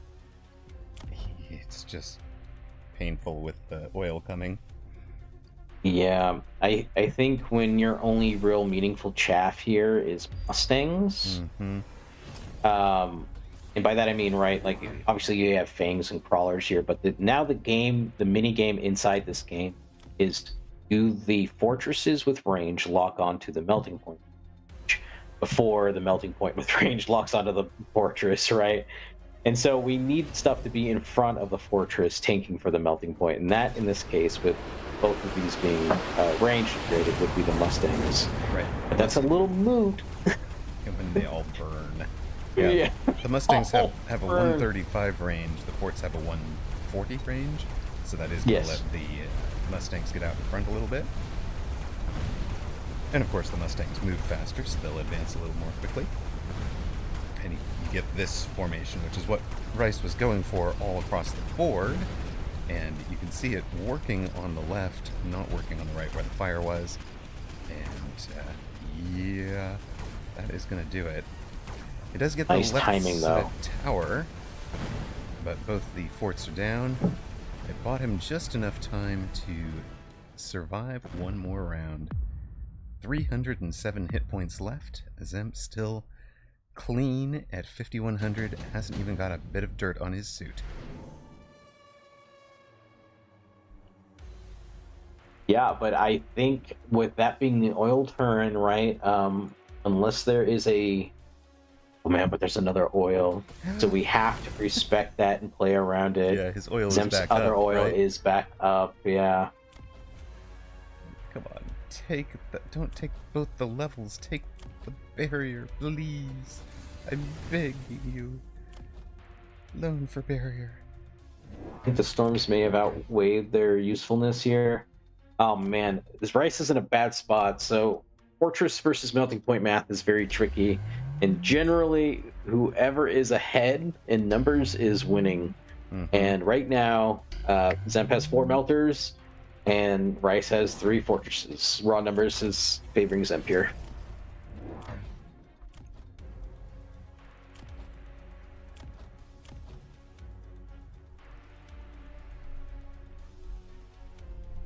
So instead of taking the barrier tack, he took the loan and put down 3 shields.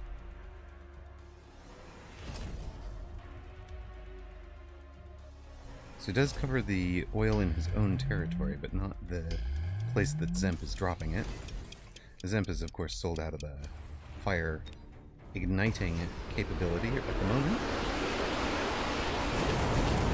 So this is now just all about slow over here. This is so smart by Zemp.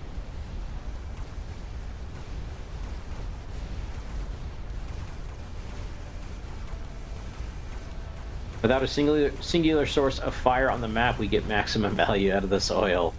Zemp is literally saying, if there is another round, I have this out.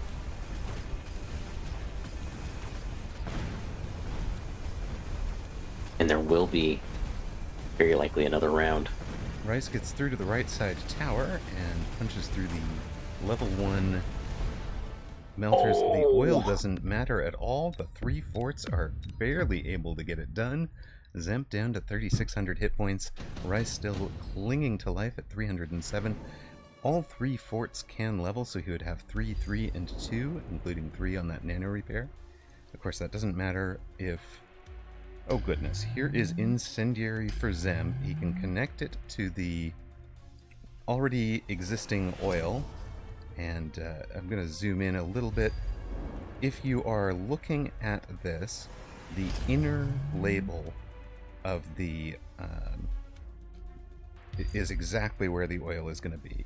So where the ignite is going to be. So it's right here.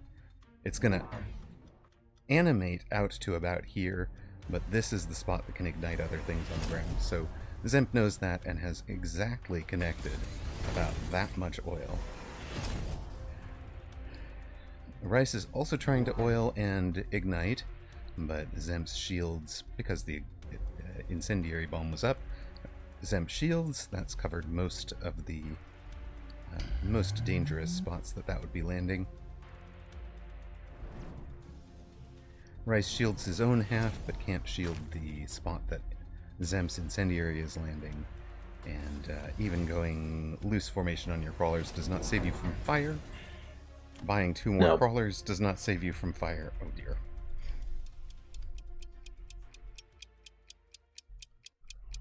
No, I think this is a masterclass in being able to like thread through spells and really use them to their maximum effectiveness in this game.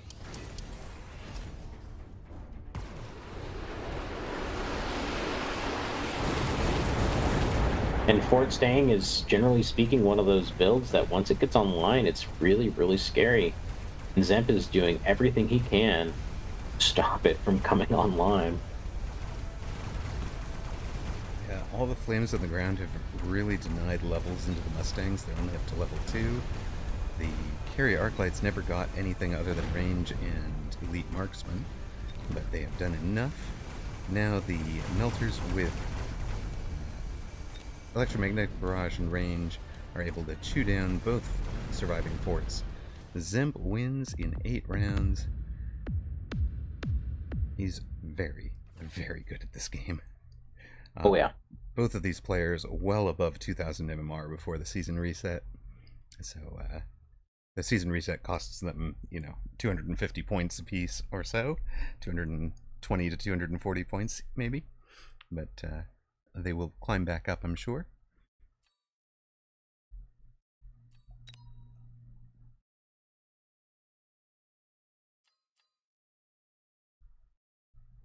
So again, if we think about this in terms of that answering different comps, right?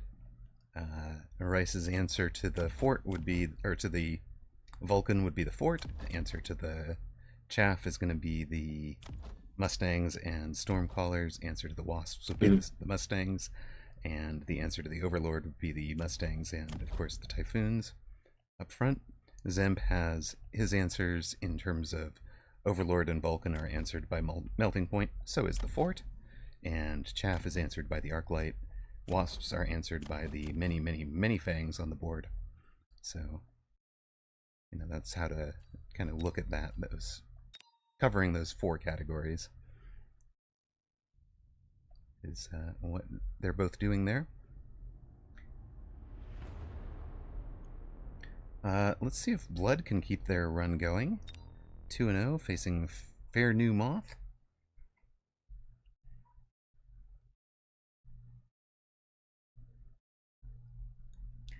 That was quite a game, Vimpy, exactly. And hello, Switcher. Welcome, welcome.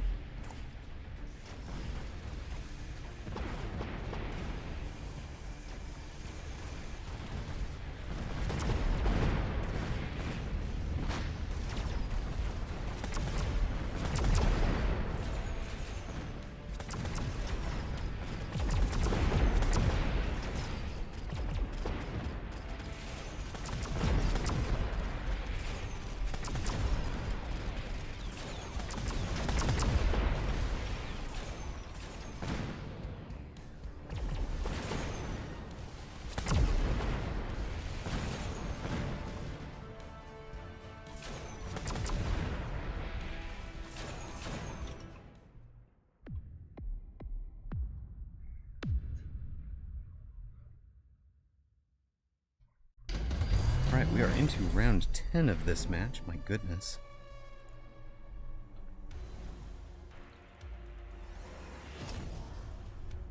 Aw, well, thank you, Baller, but I am not in the same sentence as Zemp, Flower Fairy, and Steel Sane for standard play, sir. That's funny. Blood says, you like a Discorpions? I have Discorpions for you. 1, 2, 3, 4. Is there a 5th one over here? Nope. Just 4. Range, double tap. No, there's the 5th one. Range, double shot. Scorpions. Answering everything on the ground for Fair New Moth. Has basically forced him up into Photon Emission Overlord Artillery, where if you had your line of marksmen, there it is. I knew Blood had a line of marksmen somewhere. Has the level 6 over here, level 6 over here, both at range and AA, to chew up your overlords. Yeah, I think the Scorpion was having some identity issues there for a little bit, but I feel like it's really found a soft spot in defensive roles like this.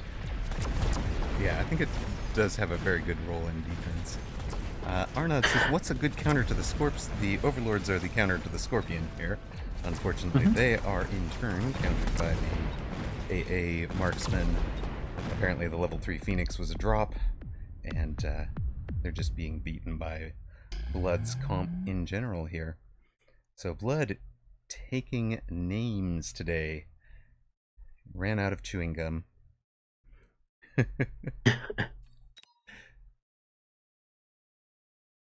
Hey, Whoop, it was a good try.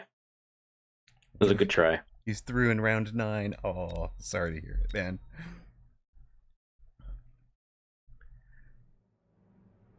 So yeah, I mean, the answers to scorpions are not, I would say, are two things. For me, I counter them by running a chaff board that will always have something arriving, and I want the scorpion to do nothing but shoot chaff all game long.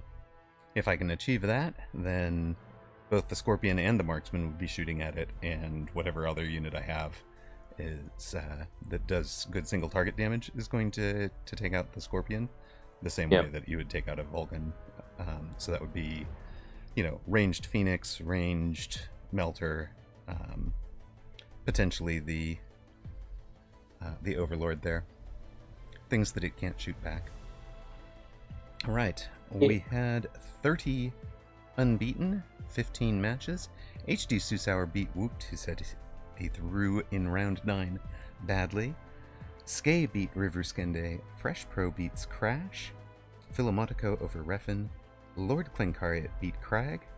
The Diddler, I think that is a baller, beat Keppels. Onlyfangs over Spartan. We saw Zemp beat Rice. The Conclusion beat Galaxy's End. Play Archer over Rio Grande. Blood beat Fair New Moth.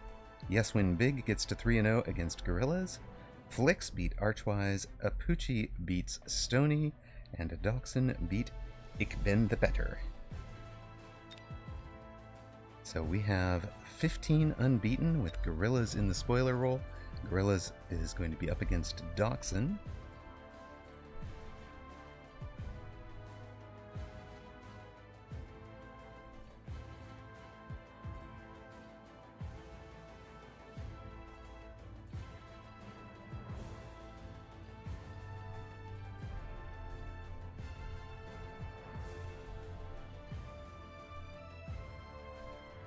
I was going to mention earlier, because we were talking about the scorpion, and we had that question earlier. I think the thing you have to consider is like either going over it or going under it, right? You want to either have something that can always beat it in a 1v1, or swarm it so bad that you can abuse its slow fire, right?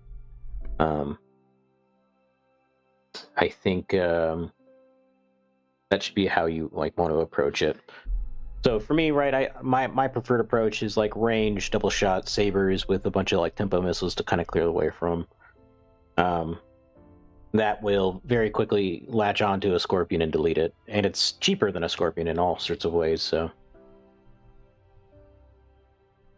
All right, we have our 8 matches at the moment. Skay versus Yes Win Big, Onlyfangs versus Apucci. I could watch that one, or I could watch The Conclusion and Philomotico. Do you have a preference, sir?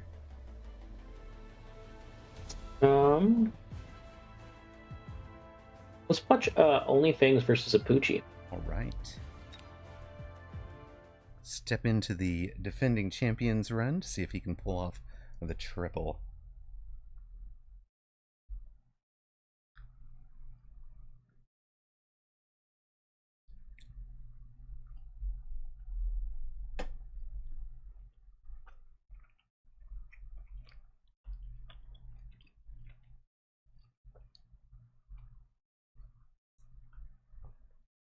Of course, Apucci is not only the defending European champion from Vanguard tournament and then European 71. So he's trying to win 3 in a row here. He's also the defending Triple Threat Tricksters champion on Team Melter with yours truly, Katsei Mew, and Alpha Titan. So...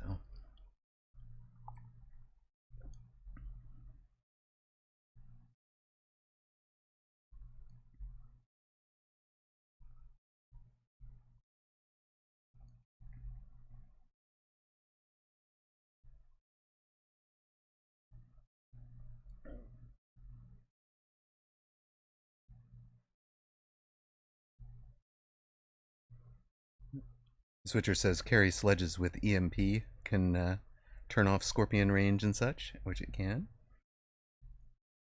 Welcome to round 4 of Weekend Tournament European. Number 73, where defending champion Apuchi is facing Onlyfangs. Onlyfangs, of course, a joke name, does run units other than Fangs. Much to the disappointment of all fans everywhere. Onlyfangs will be near side, taking Sabretooth and Sledgehammer, along with the Fangs. And Apuchi on the far side, of course, a Grand Master of the Sledge, but is going to be starting with Tarantula and Crawler in Quick Supply Specialist.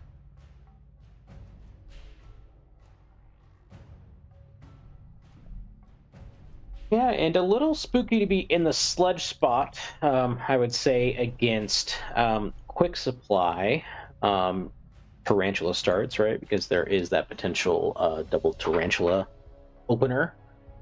However, right, while that is like a strong round one play, the game should swing pretty heavily back in Onlyfangs the corner, right, with Sabretooth spec being picked up. I think one of the strongest specs out there currently.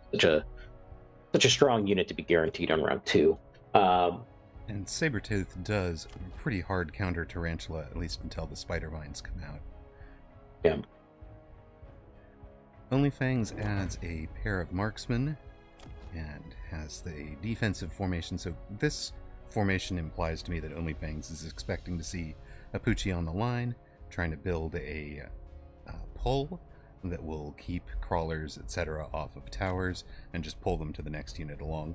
You can see Apuchi is doing exactly that, but it's not outside aimed at towers. It's kind of a center push with the tarantulas to demolish whatever chaff there is.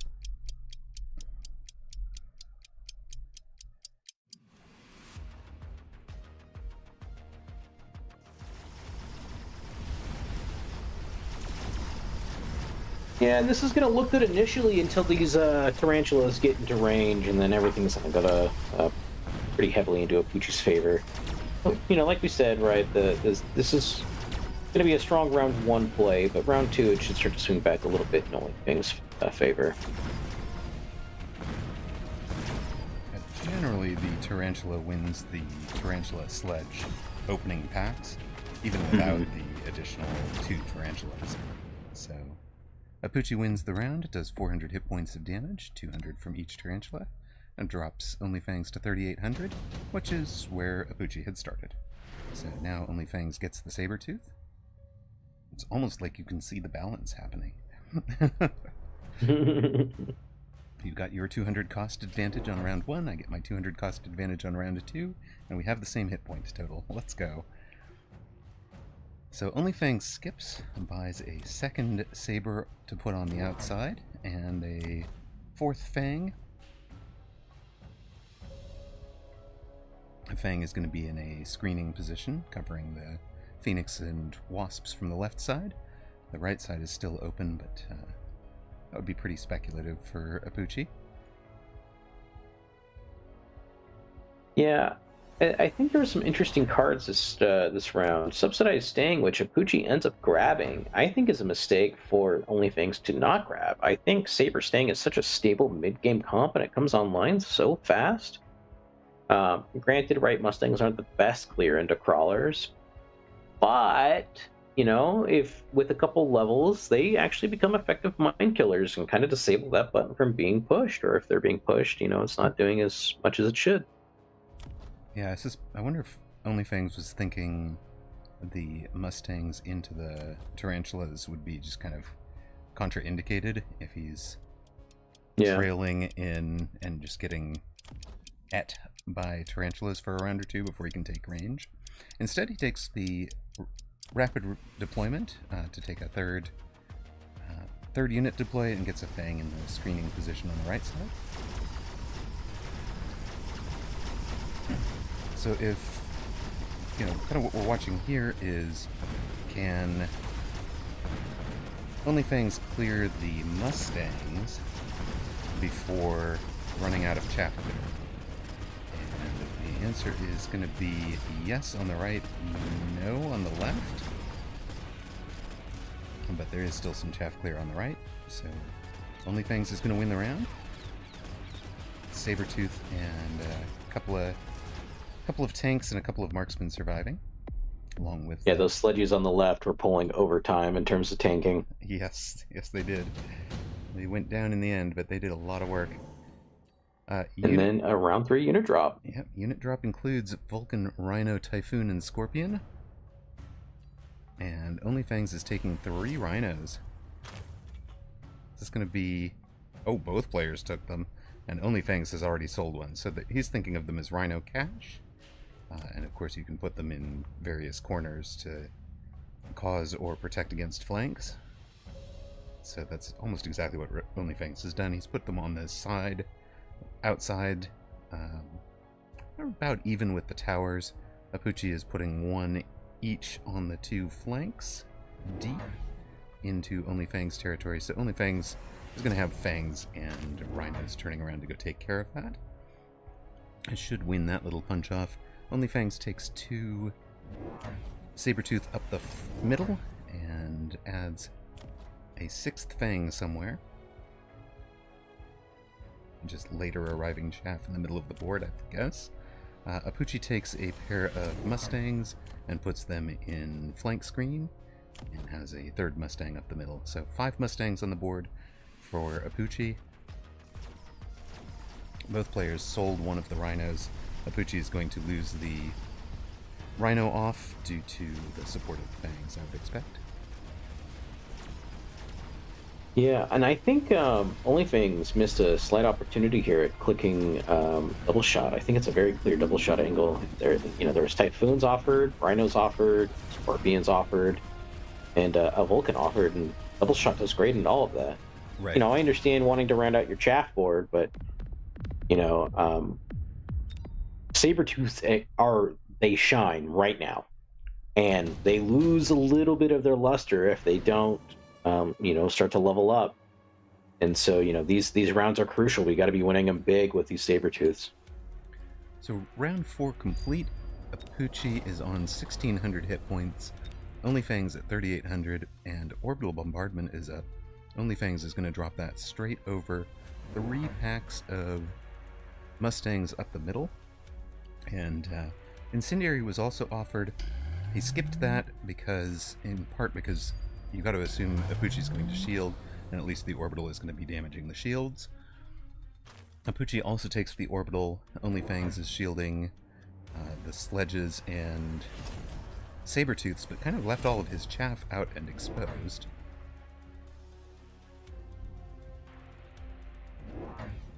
Note that because Apucci deployed into both flanks, Onlyfangs is not going to wind up selling a Rhino this turn, because he can't tell which side Apucci would be selling out of, so he has to kind of keep both of them.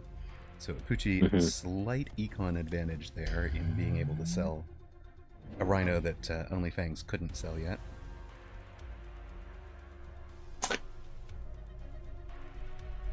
So another important thing to note here is that Onlyfangs did loan. Apucci has not yet. Apucci manages to win this round. The economic advantage is definitely in his favor. Both players added a fort to the board. Onlyfangs actually did sell out of that Rhino to put a fort on the left instead of a Rhino. And Apucci has a Rhino right up the middle, a fort right up the middle, where with enough chaff, Apucci is able to delete some of the Sabertooth. He actually had the Mustangs out in front of the fort instead of the other way around to act as chaff rather than ranging the Mustangs here. But Onlyfangs wins the round, drops Apucci to 244 hit points, entering round 5. Apucci, if you are going to win triple European titles, you need to start a comeback right now. And Onlyfangs has taken Incendiary Bomb. Apucci adds a Amp Core to that fort up the middle. The fort had a pretty good round. And this round, Apucci ranges the Mustangs. The Incendiary is going right in front of them. Onlyfangs sells out of the right side. Rhino replaces it with a fortress. And Saab asks if anyone has won all three games in all three tournaments in a single day. No. The best that we have seen is winning 2 on the same day, which Apucci has done twice. Sacco and Doxson have each done once. Did Rooster do it, or was he close? Rooster has been close, but when he's done things like this, it'll be back-to-backs. So he's done back-to-back European. But usually Rooster's, like, it's tough to do all three because of the time zones, right? So it's I mean, it's 3 hours of tournament, each tournament, and it's tough to win 7. It's tougher still to win 14. And having the kind of focus to do all three, it's really tough. Just to play all three at a high level would be really difficult, let alone to win all three. I won't say it won't be done, because of course somebody will clip that and play it back to me when I'm wrong, when I'm proven wrong. But it would be an amazing achievement for somebody to win all three. And speaking of winning 3, Apucci is not going to. Onlyfangs has closed this game out. Apucci knocked out after round 4. The quest to win 3 European titles in a row ends here. Well played, Onlyfangs. Took the tempo, you talked about it, that the things were going to swing back Onlyfangs' way when the Sabertooth came online, and it certainly did. The Sabertooths were a good answer to their Tarantula. They also do a lot of damage against the forts. And absolutely. And he added his own forts, so by the time Onlyfang's forts are engaging with Apucci's forts are wounded and damaged, even the fellow with Amp Core here. And the use of the Incendiary, and as you talked about, loaned twice, loaned on round 4, loaned on round 5. Apucci did not loan either of those, so was going to be in great economic shape, but you can't take the money to next game, and if you loan on the last 2 rounds of the game, you end out plus 100.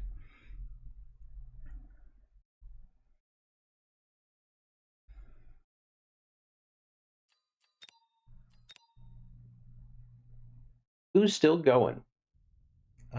It looks like Baller and HD Susauer might be a longer game, or Doxson against Gorillas is probably the most hit points on the board still. We'll take Doxson. Check it out. Doxson and Gorillas.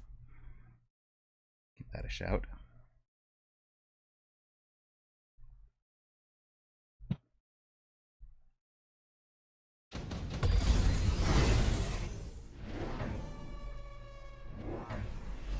Speaking of people who've won 2 tournaments in the same weekend, we have Doxson in the number 1 seed facing Gorillas. And Doxson has, kind of a similar looking board with ranged Mustangs, but Stormcaller and Sledge. No techs on the Sledge, but is using Nano Repair. Goodness, doesn't this look like a War Factory board? You're just saying that because you see 7x7 gaps everywhere. Yeah, my brain's hardwired for it now.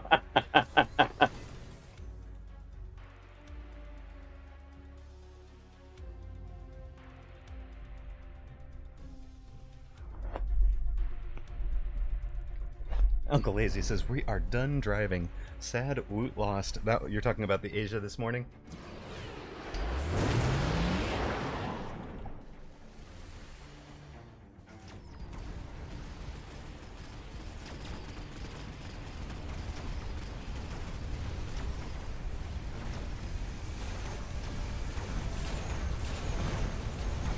Yes, yeah. He has come so close on so many tournaments recently.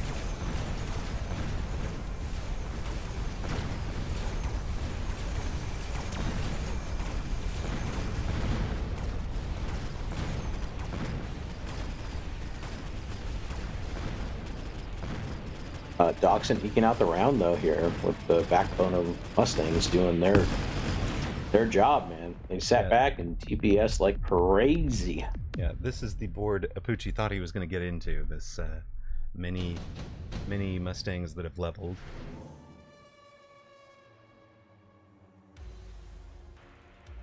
So we've seen this board almost come good twice this tournament, right? But not. This is the first time we've actually seen it kind of playing out the way it's imagined in the player's head, with the Mustangs scaling. It's been tough to get Mustangs balanced correctly, I think. If they're overtuned, they do way too much, and if they're undertuned, they become pretty useless. Apucci takes, Doxson takes the aerial specialization to answer these triple wasps with energy shield. Also added the pair of level 3 saber-tooths and puts them on the same side, opposite those big level 3 steel balls. So the saber-tooths will one-shot those steel balls, and the Mustangs behind that should clear pretty efficiently for those saber-tooths to get on target. Here come the Vulcans. Mike Tyson says, war factories and hackers are a pain. They eat my spider saber aggro. Yikes. Well, here comes the fire on the ground from guerrillas. It's going to be range and incendiary bomb on the Stormcallers.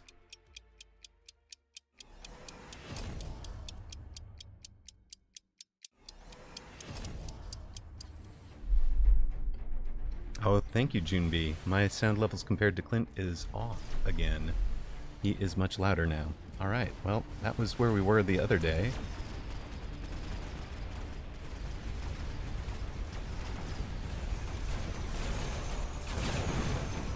This is round 4 of this tournament.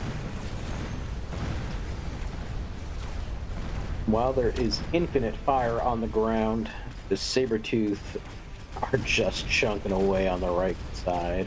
Yup. An unstoppable wall backed up by 1,000 Mustangs doing their job. And Doxson wins that one on round 7. Are we, is the volume balance between us a little bit better now? Maybe you can speak a little while we have no game audio. Yeah, test, 1, 2. Check, 1, check. 2. Check, check. A little bit better, June B?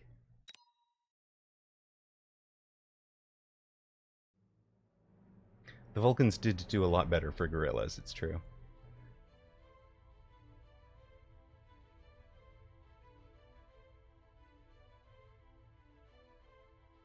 I think so. Cool. All right.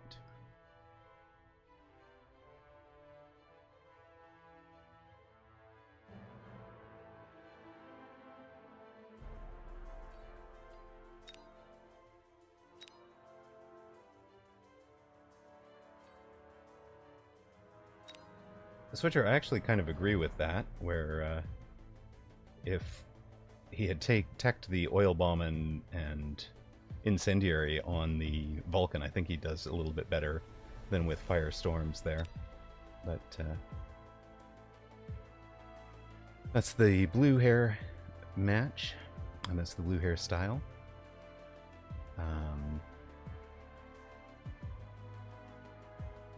Alright, around the group, Doxson has beaten Guerrillas, Play Archer beats Lord Clancariat, Felix with a clean win against Zemp. That is tough to do.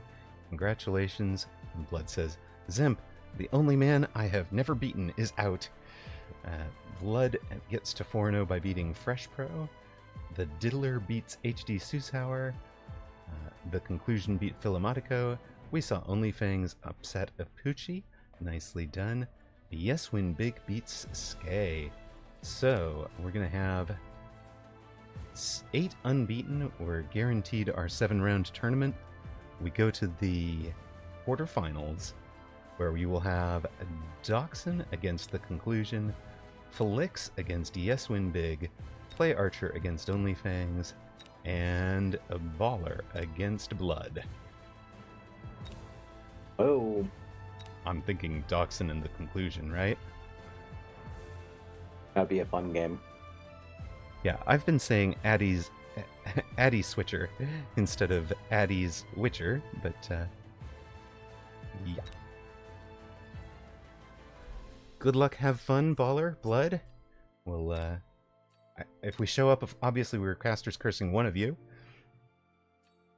So we can't do that.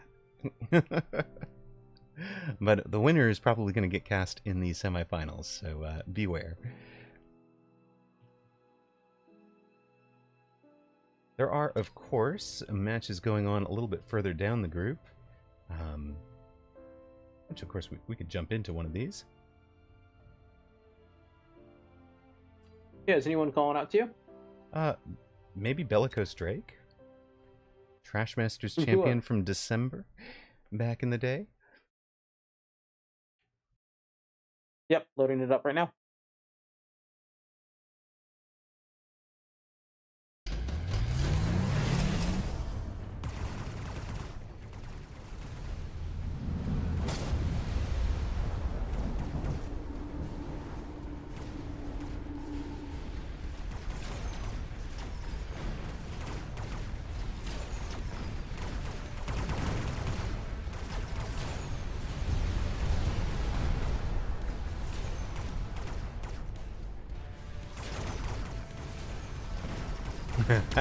I'm not calling you out, Sob. And Sob is referring, of course, to the fact that he was runner-up in that tournament. Oh, Baller. Oh, no. Muller, of course, the only other Trashmasters champion. There have only been 2 Trashmasters. Zach and I were planning to run a third one around launch here, but then got tasked to run this official tournament instead. So we said, yes, let's do.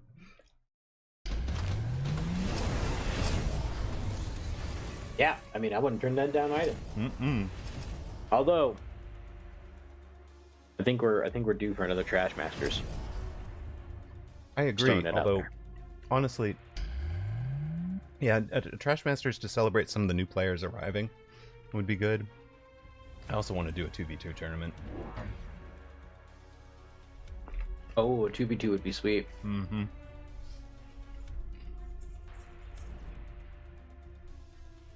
2v2 is where my heart's been. So,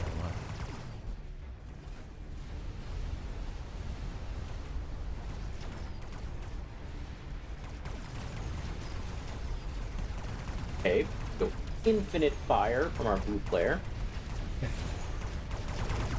Why not both, Uncle Lazy? Because I'm only gonna sign up to producing one of them.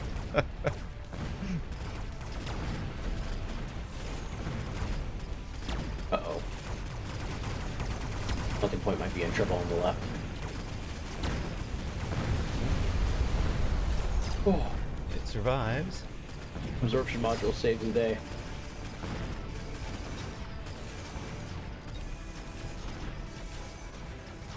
Bellicose muscling through is just sheer grit and determination. I think you mean sheer melting point power. Level 3, level 2, wait, level 1 and level 2. Drops Poncho to 449.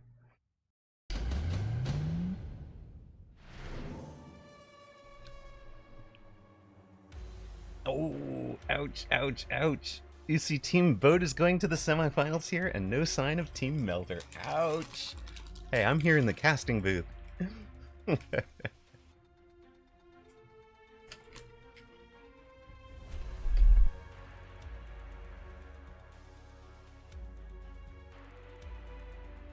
we've entered round 10. Got Orbital Jab, intensive training, really nothing else to be noted here. Orbital Jab being a little bit better for Bellicose Drake than the blue player Poncho. You know, I understand and respect the launcher overload range play, but I think it's almost always chin gun into these kind of boards. Right, and he's got both chin gun and range, and we've talked about that. It's a little bit contraindicated.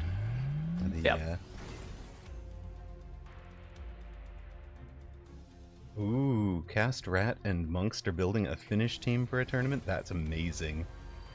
That would be, a Nation Wars would be a lot of fun, Sub. I'd love to see that. That was where Zach's heart went, and then he lost the momentum on doing a... what was it? He was trying to do a Europe versus America tournament, you know, Ryder Cup style.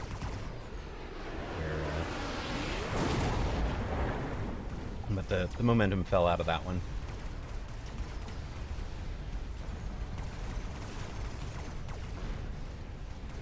Ooh, but those 3 boats might just be able to muscle through everything on the left. Really comes down to if, yeah, that chap gets cleared fast enough. Here we go, locks are on. One of the overlords is distracted, but it doesn't matter. They managed to punch through. The right is being overwhelmed in its entirety. Yeah, there are still forts and wasps, war factories, and melters on that right side.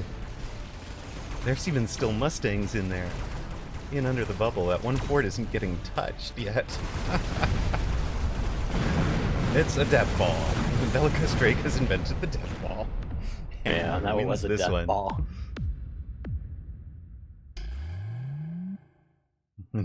Drake shows up to say, "Oh my god, they're rushed to click all the buttons in the last 20 seconds. Hey, well done. You pulled it off. Very nice."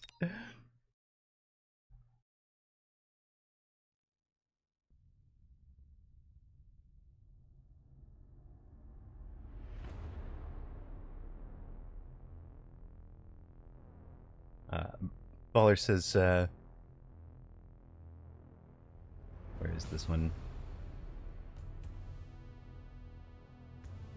Much earlier in the tournament, says where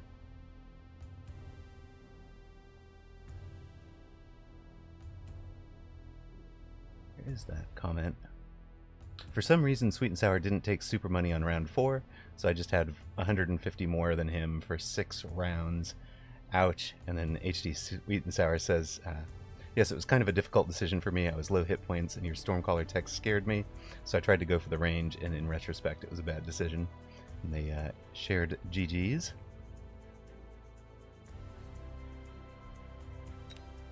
We will get ourselves into the quarterfinals.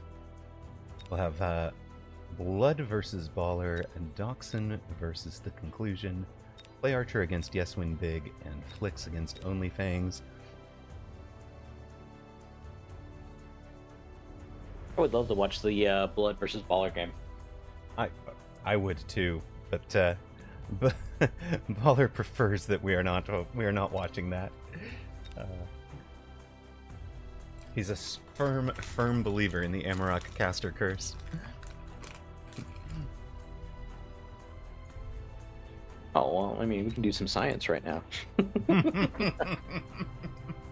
I'll be right back.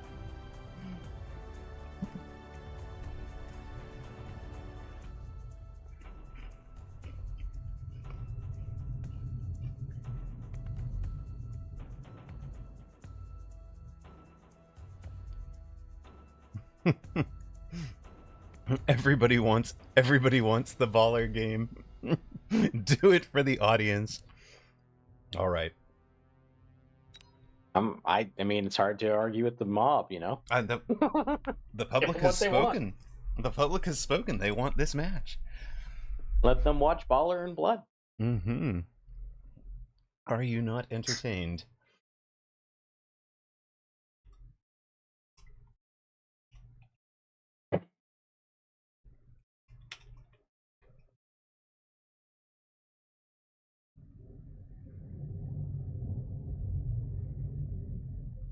And of course, you guys have, yes, bread and circuses, right?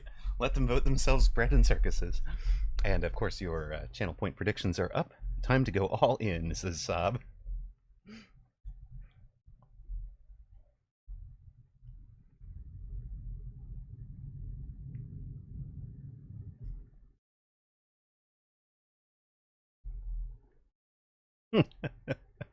The audience spoke, Baller. It's not my fault. We participate in democracy, and the vote was clear. Huh? Any predictions? I heard the scouts for the Finnish team will be watching this one later.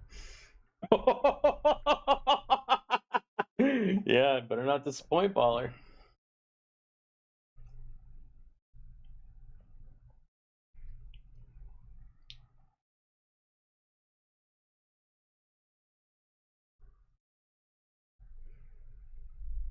Welcome to the quarterfinals of a weekend tournament European number 73, Baller versus Blood.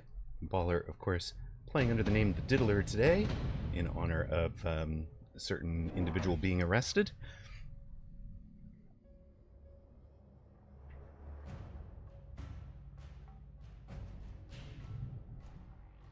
Blood, having a tremendous run on the far side, 4-0, is taking a marksman specialist with Stormcaller and Fang.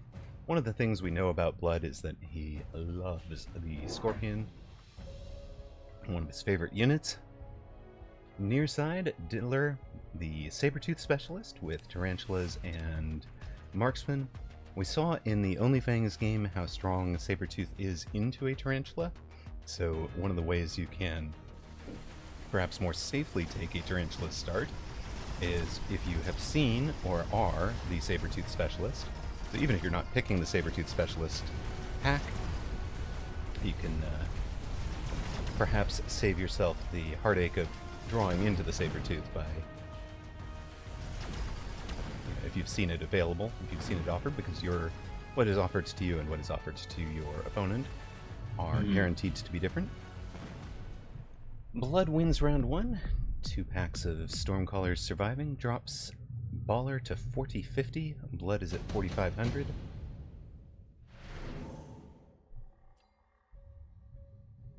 An instant skip for Blood. Baller takes a little bit and does a similar skip. Develops into Stormcallers himself. I really like Stormcallers into Stormcallers Red. I think it's like one of those things that you kind of have to match, at least early on, to limit damage, especially against these vertical fangs slowly marching into the battlefield. And especially, Tarantula into Stormcaller we know is a pretty weak matchup, so at least supplementing them with your own Stormcallers is going to help a lot. Blood adds a pair of Arclights.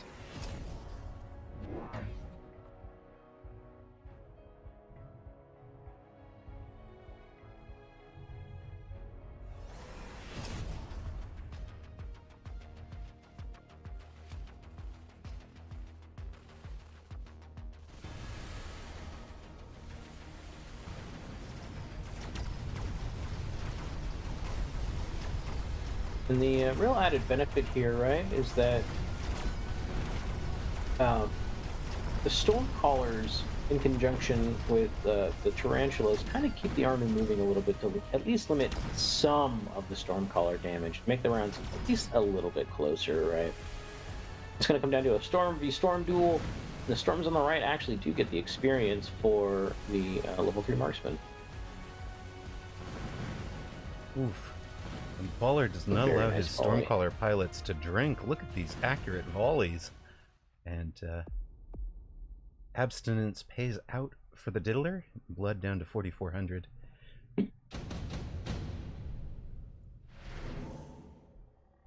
An asymmetrical balance here that exists is Baller does have the option of thinking about Missile Interceptor on the Sabertooths. And that might limit a lot of Blood's defensive and even some of his chaff clear with those Ballers.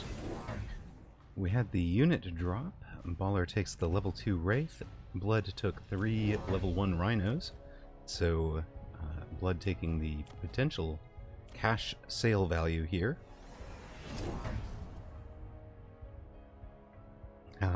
Uncle Lazy says we should have used the line, Blood drew first blood. It's true. It's true. We should have thought of that one.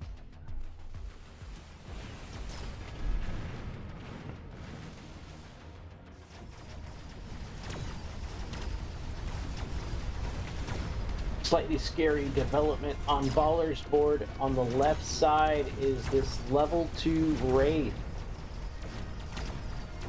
Really going to be a kind of a nightmare to deal with, especially because the marksman is always going to be somewhat vulnerable to other marksmen, but also these stormcallers. I was pretty sure you were going to say stormcallers, and then all of a sudden it's getting shot by marksmen. It's it's the caster curse literally in action. Right.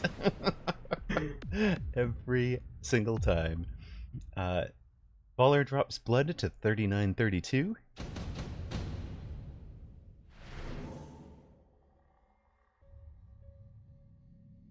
And in general, I feel like Baller is definitely not one of those players that you give these form advantages to.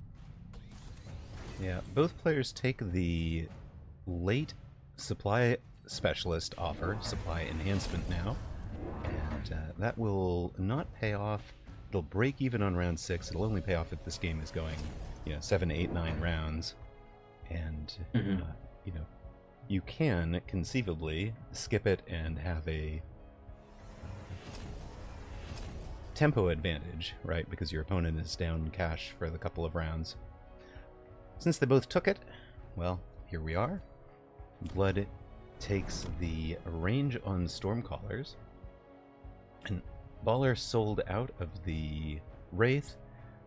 Blood hasn't really reacted to it. You might have thought, well, maybe he's going to take more marksman and AA on the marksman, but he doesn't. He just kind of rides it out, and both players up to 4 Stormcallers, but Bloods have range and Ballers don't.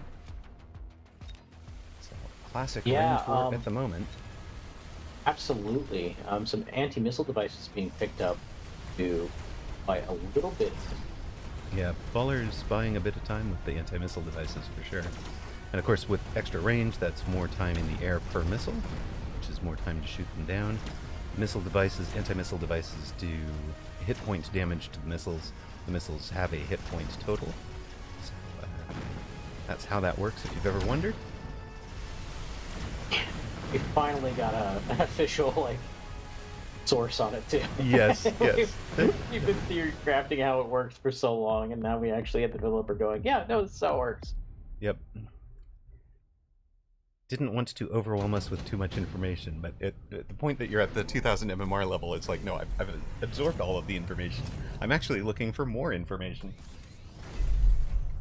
Yeah, I need to know precisely how this works. Interesting, though, we see supply enhancement followed by super supply enhancement.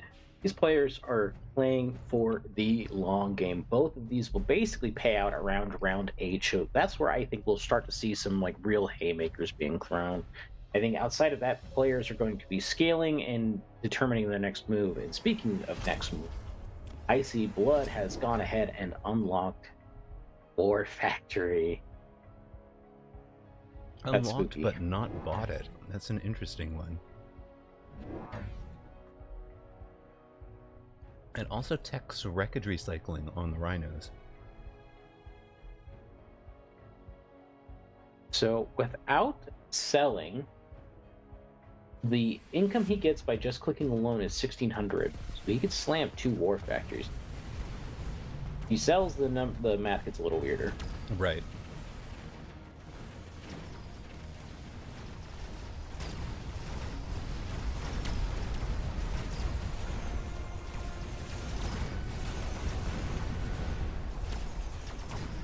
Oh, the Rhino almost getting the snacks on the right hand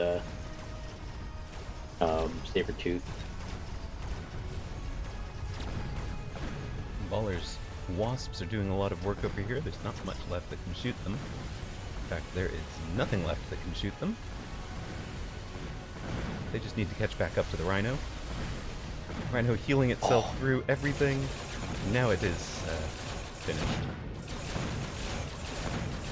So Baller is going to win this one by 6 wasps.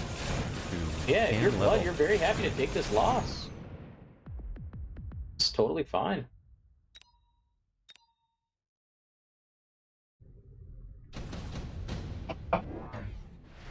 Whoa! 4 forts for Baller. A Worm sold for blood, so he's on 1850. Already had the War Factory unlocked. Takes immediate efficient maintenance and missile interceptor. I like this better than dropping 2 War Factories, taking the 2 techs on them. We know that both players are in it for the long haul with the extra supply enhancements, so he's just continuing to play the econ game with the efficient maintenance. If you're going to highly tech a War Factory, it's better to get the 1 War Factory and tech it a bunch, and then buy your other War Factories on later turns, than to pay your upkeep costs on multiple unteched War Factories. So round 7, he's going to have another 1600 without taking a loan or sell, and that'll cover 2 more War Factories if needed. This round, though, he takes mass recruitment to get 1 more, I guess it was 1 more Fang out, way over here, and over here. So I think that's creating the chaff to ensure there's no early lock. So he's not really doing the corner strat the way that Apucci and company do, instead relying on a little bit of Fang clearance. Yeah, it's a little atypical, definitely. But Blood might run into a little bit of issues here by not having range, but he does manage to get it on the right side.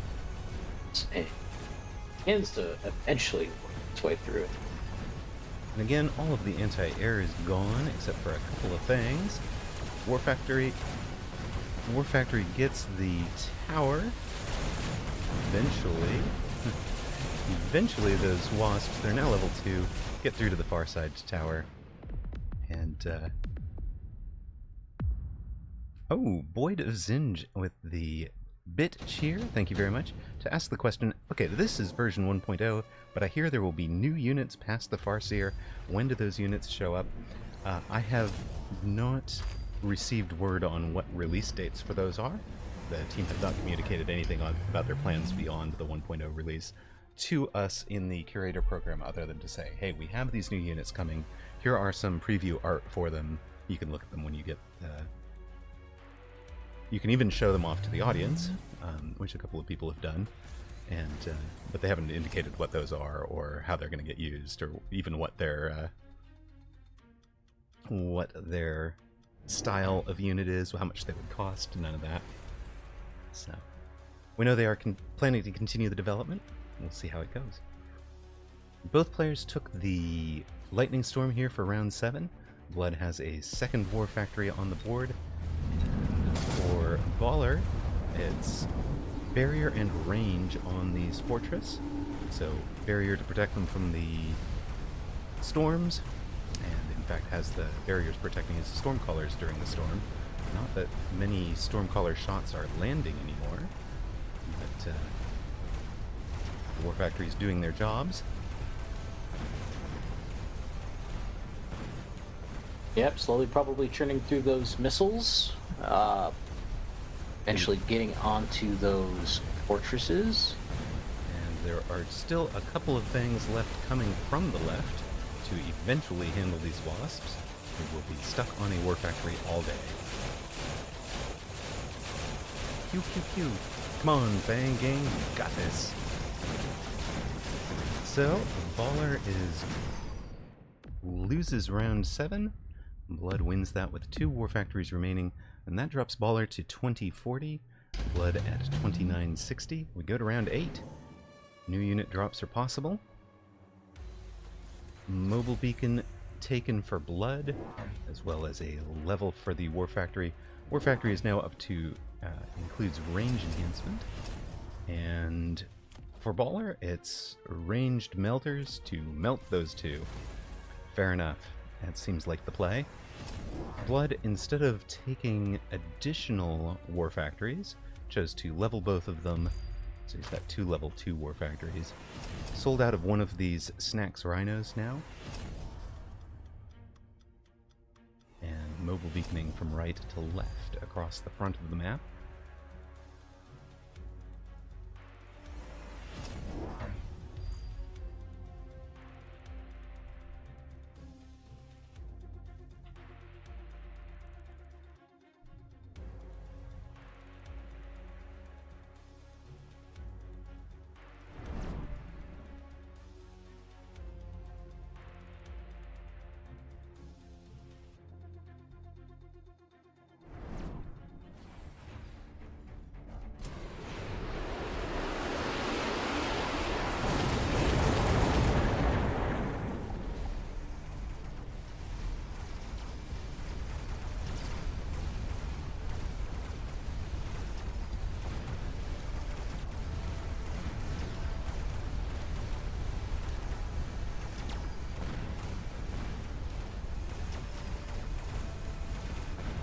that left side where there is no melter, Baller switched the melters to the right side and central. So trying to make sure that he wins that right side with the oil. And you just see what a nice chaff board that Blood has with these late arriving fangs tanking shot after shot after shot from the melters all the way until the melters are destroyed. There is 1,100 showing in War Factories and another 800 showing in Stormcallers, and that drops Baller to 240 hit points. Going into round 9, he needs something. He gets Vulcans. Pretty good. Vulcan's pretty good here.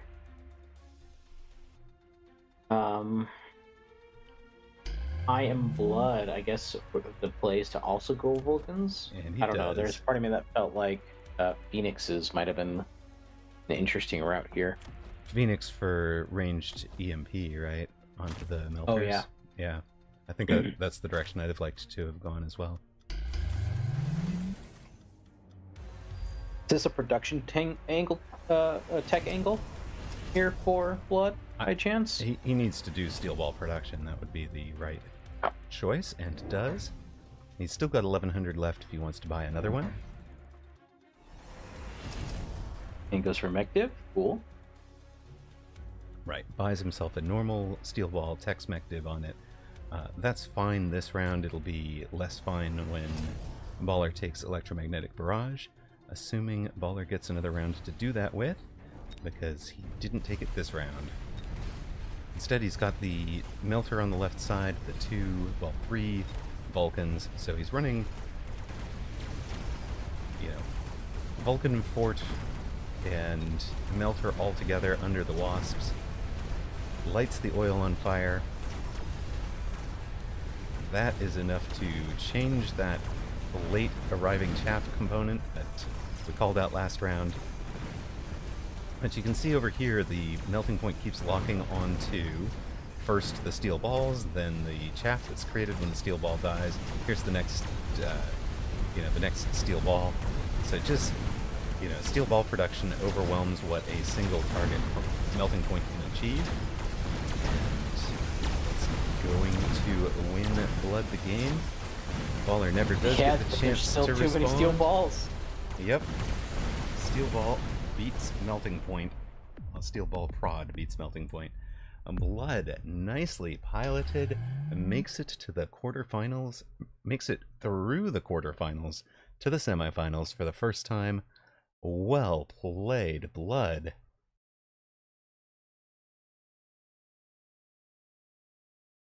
Blood with a little bit of a Cinderella run going on right now. This is an amazing run for Blood. His best performance yet. Blood OP. Here's another person on their best run. Oh, wait, whoa, I'm sorry. I have this wrong. Blood says this is my second semifinals. Fair enough. I take it back. I apologize. You also won a rookie weekend. Fair enough. ES win big up against Play Archer. Also trying to get to the semifinals. Cat, you're right. I mean, Addy Switcher, we proved that you guys said it was science. We proved that there really is a caster curse and it only affects Baller. Blood is Cinderella confirmed.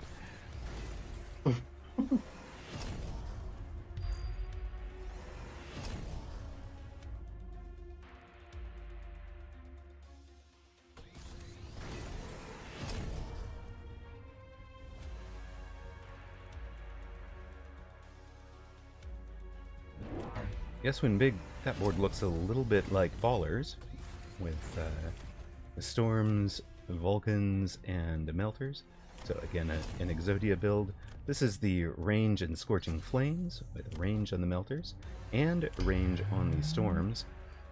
That might have been one of the unsung heroes of Blood's game against Baller, is that Blood took range on the Stormcallers, and was getting those first volleys of Storm fire off first, as well as then having the anti-missile from the That is interesting. Yeah. Really made the imbalance centered around my storm colors get to play and yours don't.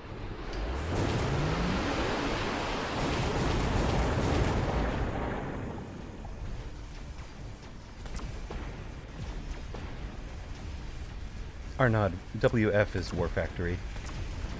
So Hacker against War Factory. And then, yes, Hacker is very good against summoning or, production War Factory. But and it's good against the Ball Crawl. Ball Crawl production versus Hacker Man is just awful to watch because it changes the whole dynamic. Exactly. On this side, Yes Win Big lost round 7, but is coming through with big damage on round 8. Fire on the ground might kill some of these units right before the end. It does. The melting point survived, but about half of the Stormcallers died. Play Archer is down to 1,000 hit points. Yes Win Big at 1,207. Yes Win Big had a couple of sessions where he came on channel and we got on channel coaching for 4 or 5 hours working together. It was really fun to work with him. He's got a absolutely unique way of thinking of the game, and in fact does a replay system that allows him to rewatch the battle in high speed, so at 4x speed over and over.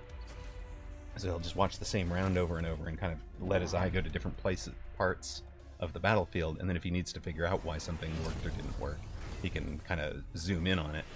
But it gives him very much a macro feel of the battlefield instead of the micro feel that a lot of people are looking at, which I thought was pretty interesting.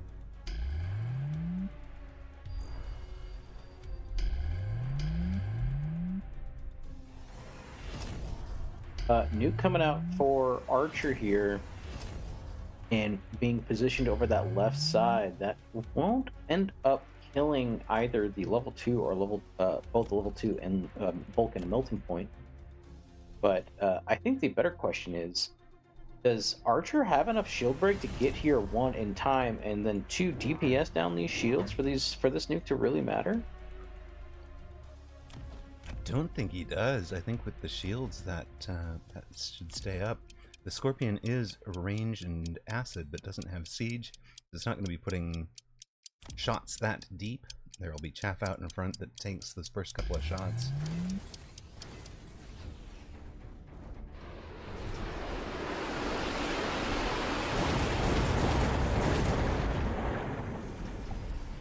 We're seeing a gamble being made on this nuke.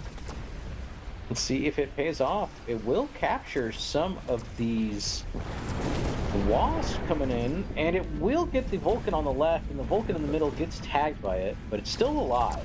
Yeah, it got that far left Vulcan, which was level 1, and reduced the hit points on this other Vulcan enough that it goes down. Melter is still at full health because it was under a shield.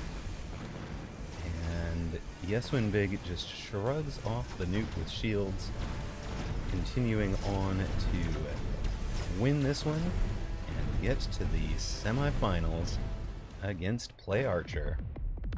So Yes Win Big, relatively new to the game, taking down one of the longtime players. Well done.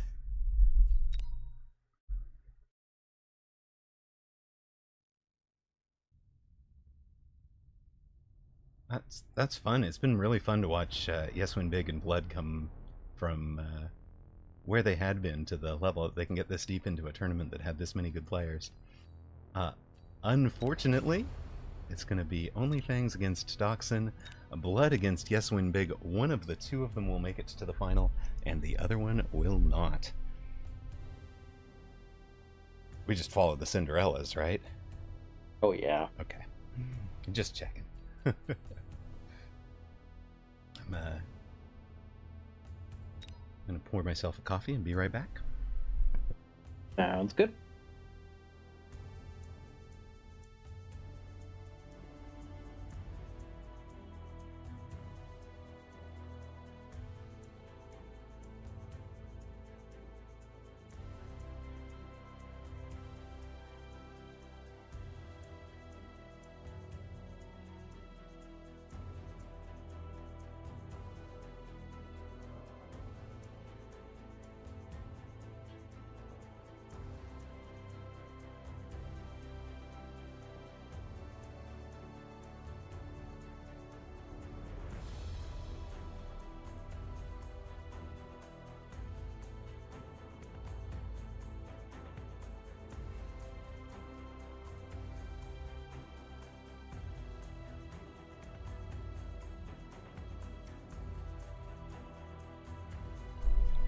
All right, I am returned.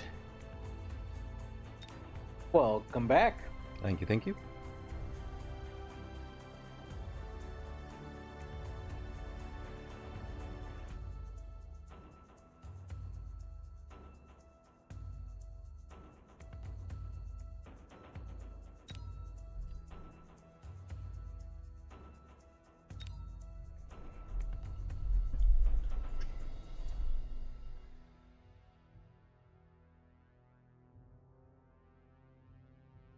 So Dachshund did beat the conclusion,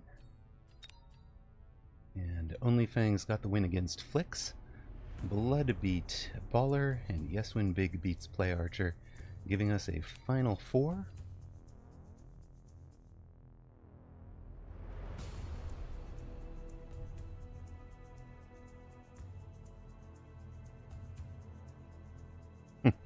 Amaroq just pulled a sob. No one noticed he was gone. Perfect. Thanks, Sob.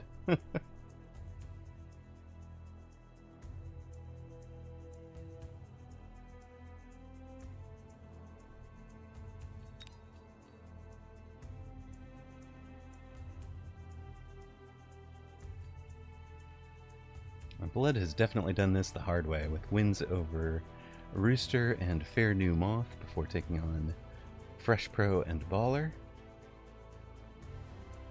Yeah, Win Big has quite a storied history here too, beating Skay and Play Archer. Yeah, Vic, Roxor, Skay, and Play Archer. Very nice set of wins there. Vic is tough. And yes, Win Big looks like he handled that very nicely. So one of the two of them makes it to the final. Let's find out.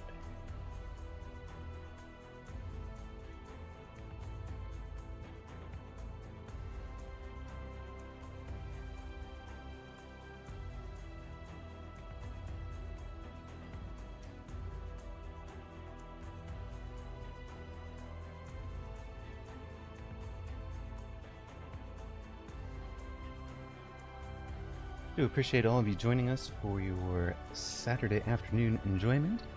And of course, we are live on YouTube, and also we do put the edited version of this up on YouTube later in the week, usually.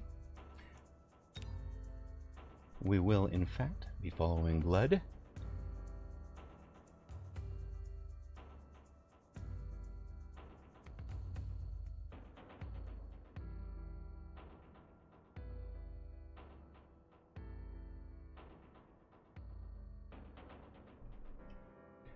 Check out this semi-final Titan. Welcome, welcome. That's two of our own. Let's go.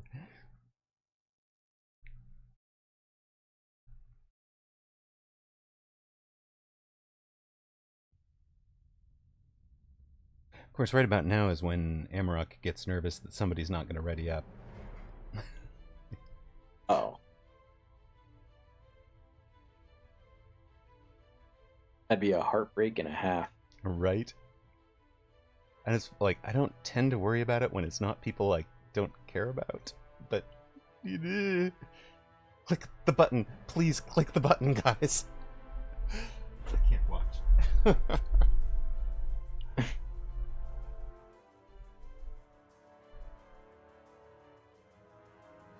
Oh my god, please click the button. Oh man. Oh man, oh Somebody man, is oh man, heartbroken right now. Oh no, they got it. 3 seconds to go. Goodness. They just wanted to hear me panic.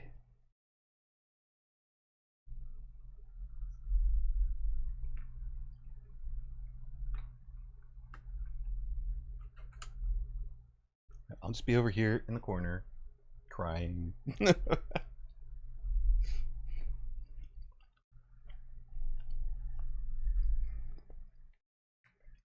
He did beat Baller to get here, so he had to take the scare the caster route.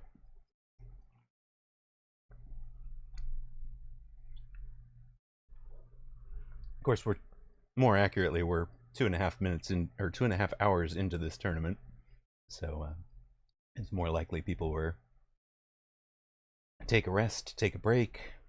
I needed the full amount of time to take care of bio, relax a little bit, eat a lunch maybe.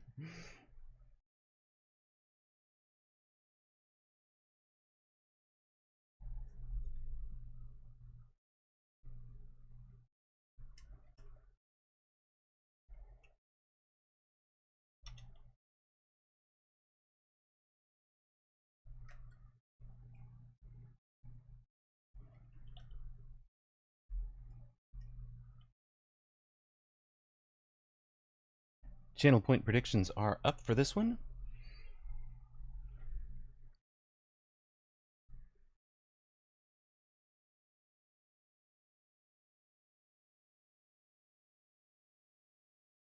Welcome to the semifinals of Weekend Tournament Europe number 73. Yes Win Big versus Blood. Yes Win Big is going to be near side in blue with the Supply Specialist, Stormcaller Crawler start. Blood on the far side, a Fire Badger Specialist with Stormcaller and Fang. Who do you like for this one, Clint? I'm gonna give it to Blood. I think Blood has been playing very well. I think he has an incredible specialist here. With a really strong unit to deny, even though it's standard v standard.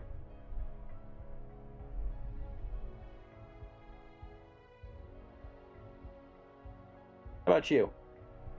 I don't want to pick between them. I like both of them very much, but I think the way that Yes Win Big thinks about matches, I think he's got a very disciplined mindset to it, and I know he can use that replay system in the middle of a match to take a look at the last round really quickly, just to rewatch it, and I think that's going to be an edge, just a slight technical advantage.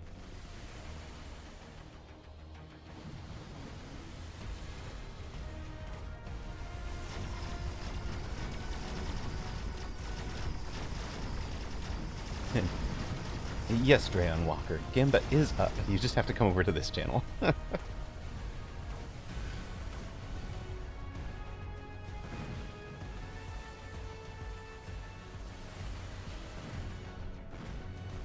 Round one, going ever so subtly Blood's way, but there's only 2 Stormcallers left for Blood. One Stormcaller left now. 2 Storms left for Yes Win Big.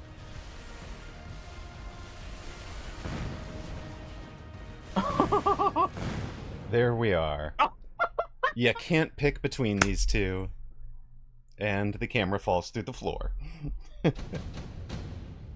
K9 Cross, thank you very much for the sub. 11 months. 11 months, my friend. Much appreciated.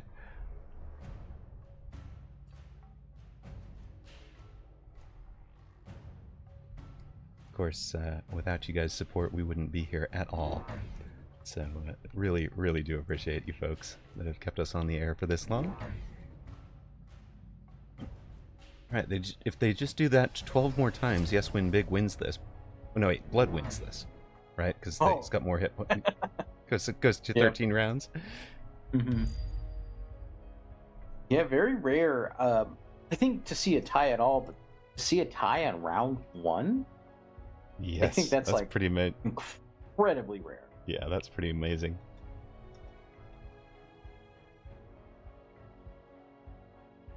Blood developing some Mustangs and a screening kind of on the flank position here. You can also note that they're vertical, which while that does less well into Stormcallers, is basically broadsiding the flank. So if there is any sort of, Wasp play, Crawler play, it's going to be met with the, the full brunt of those Mustangs. And I think, in theory, he's going to get range on them and keep them out from the storms by the 4th round, I would say. Mm-hmm. For Yes Win Big, the ad is the Phoenix. That gives him his single target. Big single target damage dealer there. And for this round at least, the poor Mustangs run right into the Stormcaller volleys. That did not do them very well.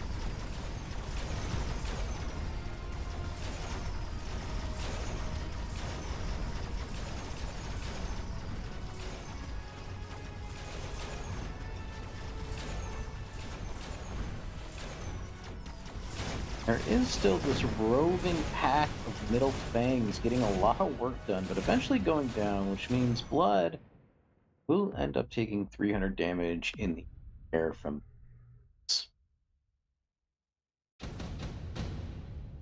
So we go to round 3, it's 4100 to 4400. We do not get the indefinite tie.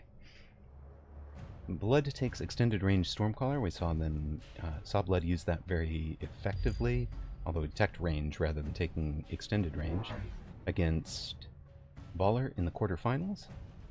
Yes Win Big is thinking about it. And that does raise the question, what text do you have? Yes Win Big doesn't need the extra range because he's not running fire, so he's going to rely on real hit point damage from the Stormcallers. So he takes the heavy armor. Blood is also no longer running fire, so that was one of the changes in the 1.0 meta, right? We added the minus 20 meter cost to taking Incendiary on your Stormcallers. We've seen some players are still running fire on their storms, but plenty of others have switched to running high explosive ammo. Yeah, and you know, looking how Win Big is developing his board, I would call it, you know, a very flowcharty Vulcan build, right? We've developed the late arriving crawlers. We have the vertical fangs in front, kind of insulating that Vulcan.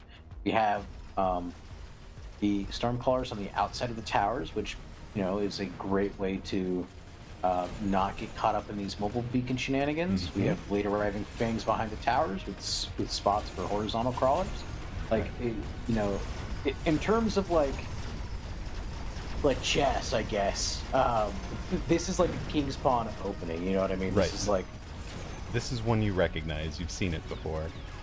This is, in fact, a set of positionings that I taught Yes Win Big, based out of the Galaxy Ends in Fire Vulcan Storm build. Of course, Galaxy's version of it really relied on fire on the Stormcallers. So we'll see what Yes Win Big has done to adapt it to this meta.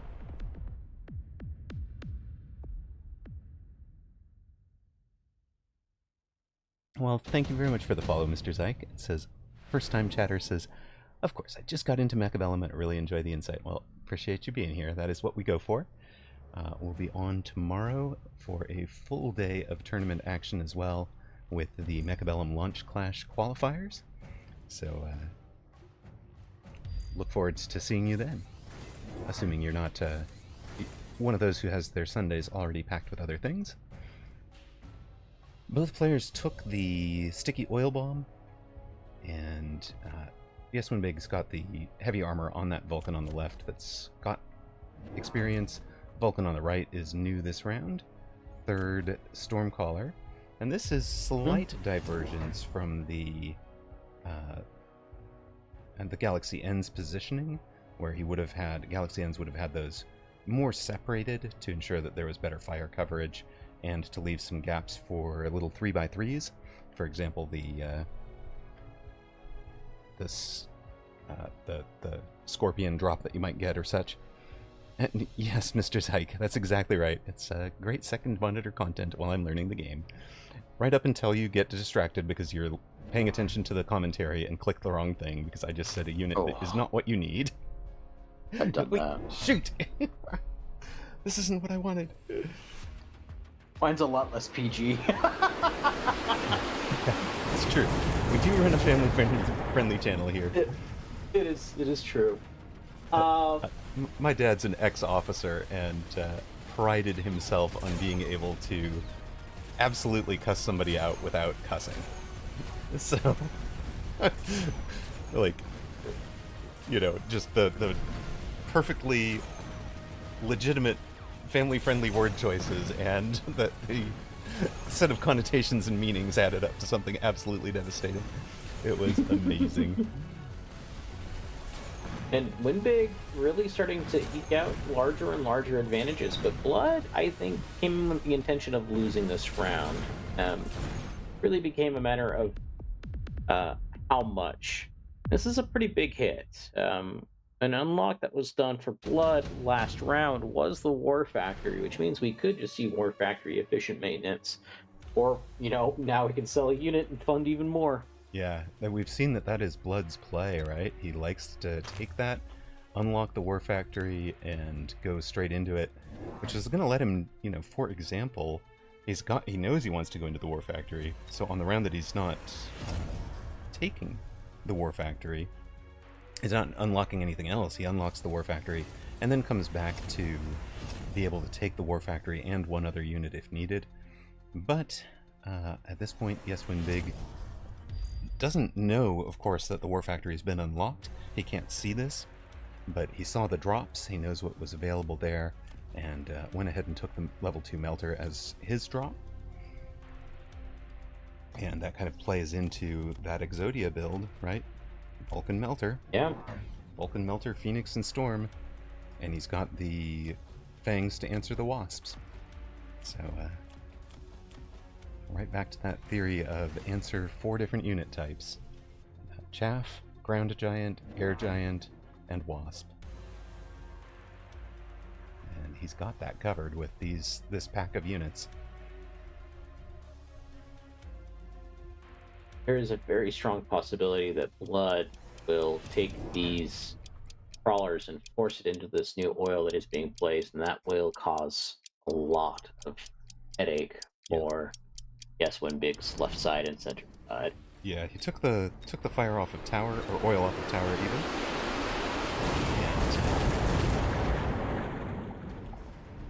Oh, it just misses. It didn't get in.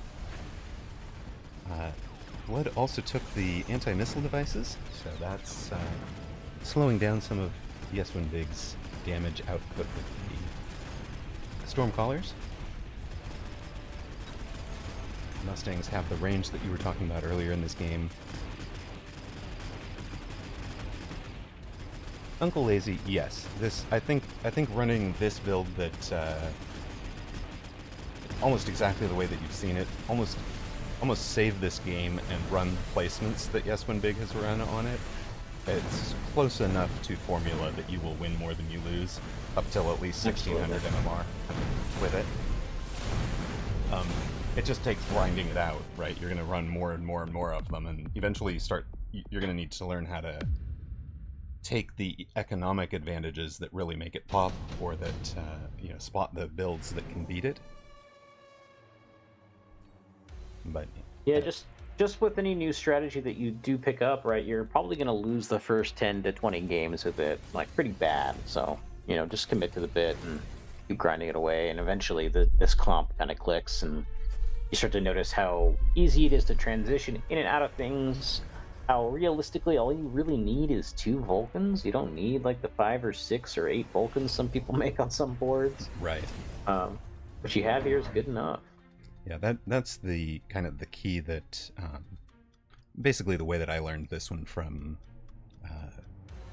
the Galaxy Ends in Fire is leave a 4x4 gap right in front of the tower, put your Vulcan right in front of the tower, put Stormcallers out here, over here, here, and here, and then these fangs are covering the various flanks that somebody could do. These fangs behind towers are covering the flanks and call-ins down here. These crawlers are covering the various flanks and call-ins. And he built this foundation. I'm going to point it out.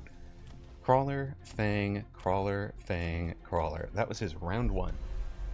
I'm going to cover all of the flanks for the rest of the game, all the call-ins for the rest of the game, and ensure that I'm playing this straight up face-to-face at long range, and then I can commit to this long-range build.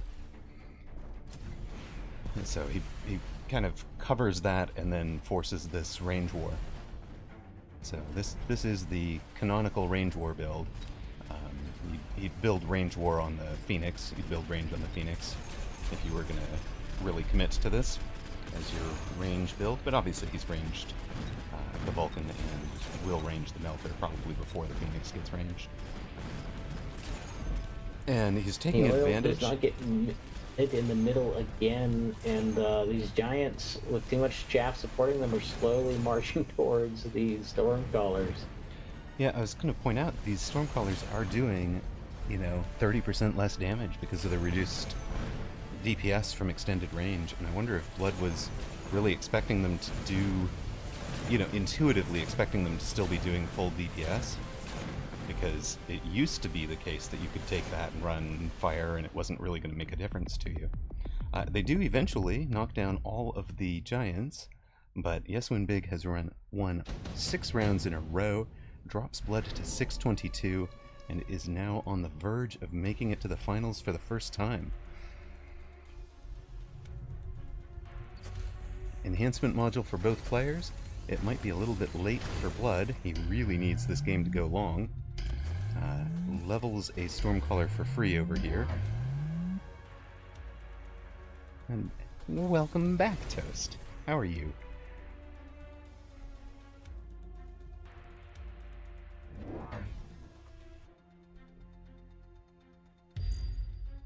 We've both skipped the nukes. Nobody's interested in the nuke. Yeswin didn't want to go for that as a finish, just continues building his board. Knows he can absorb.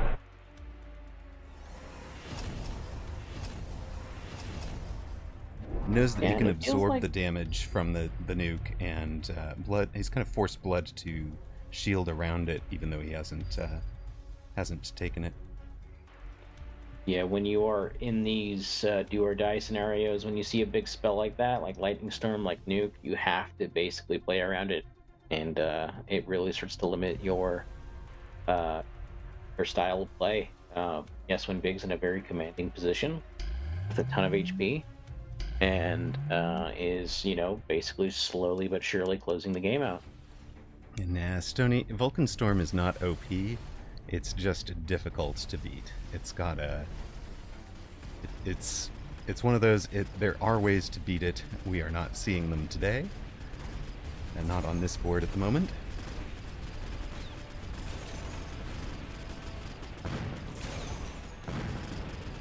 And yeah, I think this is just going to be grinded out for the win for Yeswin Big. Yeah. Route to the finals in 7 rounds. Barring major surprise at the barrier line here. It is. Excuse me. Yep. Wow, there is a major surprise at the barrier line. Blood gets it done. The Storms win out for Blood, especially this level 3 over here. Almost leveled up to level 4 again. So I mentioned that their DPS is down by 30%, but he's leveled them, gotten them back up to, over there, they're doing full damage now, and beyond that. So,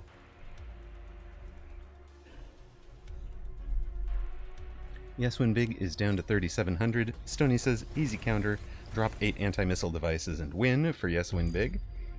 We've also got a pair of level 3 wasps. That's not going to go at all into ranged armor-piercing Mustangs, so I'm not sure why we're taking them, Yeswin Big. Yeah, that definitely favors Blood.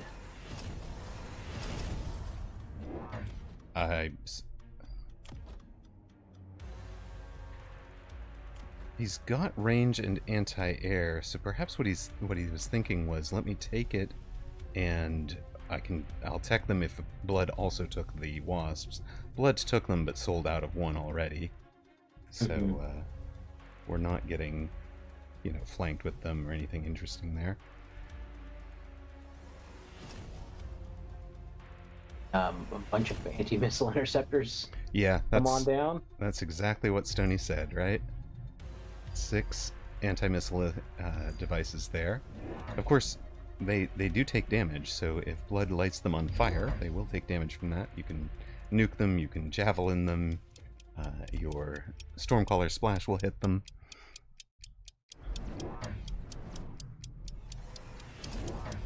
You know what's so weird? I think the actual answer here is more Stormcallers. And more and more and more storms. Launcher overload. Well, this time we get all range, of the ground lit on fire.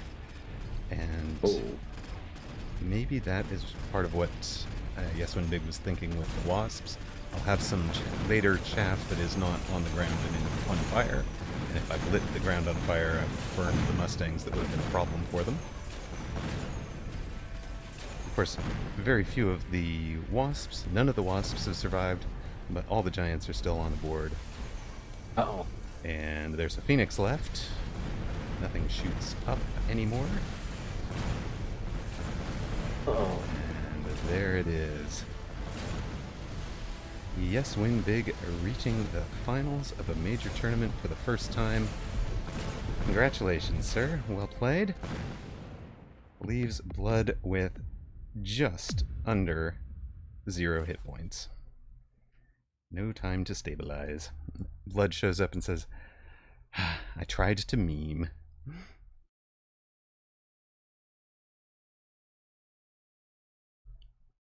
Yep, GG, guys. Nice try, Blood. Well played, Win Big. Dachshund gets the win against OnlyFangs, has probably the marginal MMR advantage there and would be the favorite for that match. So the final is going to be Dachshund against Yeswin Big. We've seen what Yeswin Big runs. I don't actually know what Dachshund is running right now. I know he is a sledge lover. Last time we saw him winning major tournaments, he won Europe and Asia on the same week by showing up with a Sabertooth carry build that was spectacular to see.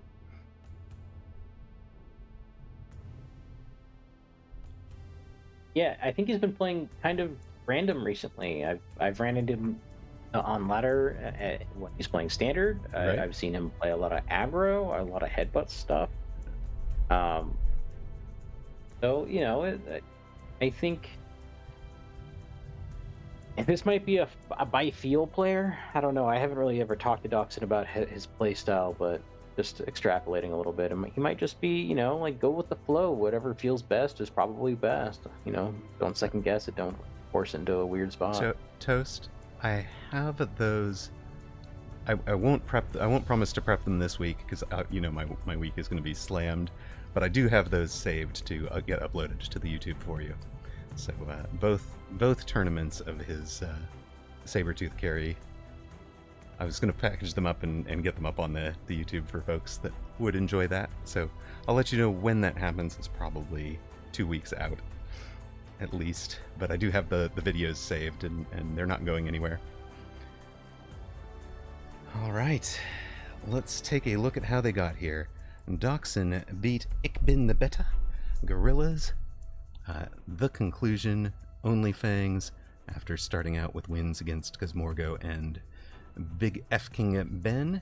Yeswin Big has done it the hard way, wins over Vic, Skay, Play Archer, and Blood in the semifinals, setting up our final. Dachshund, the dog in chainmail, perennial fan favorite, and all-around general sweetheart. Really a good guy. Active member of the guild, more than willing to sit down and theory craft just about any build you want to work on, and runs under the name Doggo Scientist for other things. Yeswin Big, of course, we talked about the meticulous style that he's using to slowly improve his game. I think he's a dark horse to make it out of the Launch Clash qualifiers tomorrow and actually have a surprisingly deep run in that tournament on October 6th. On the other hand, you know, at that level you're going to need a lot more creativity, and this match against Blood showed it's very almost rigid and progressive, right, to get through. It's clearly Yeswin Big who is taking all of the time before clicking ready, so I was a little bit less nervous about it that time.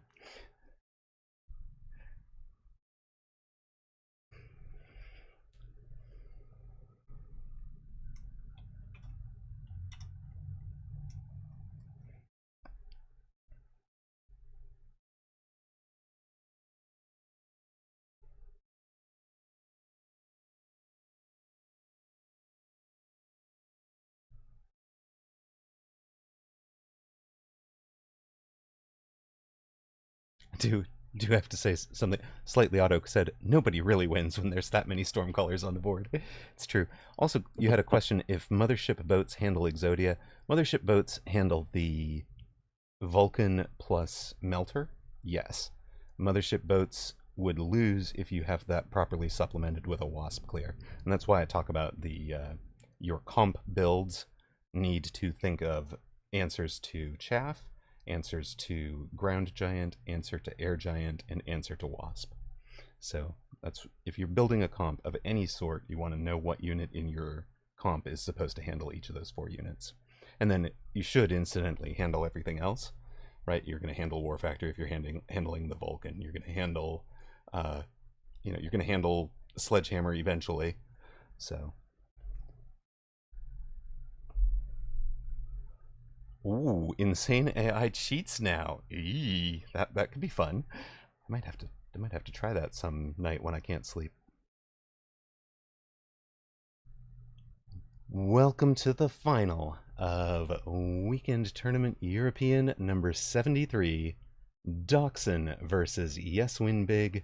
And Dachshund, a multi-time champion, won Weekend Tournament 65 here in Europe and Americas, did back-to-back. Yes Win Big in the finals for the first time, looking to win a first-time tournament championship, and doing it on the big stage in the biggest weekend tournament we have ever had. Lots of respect between the two players. There's the salute from Yes Win Big.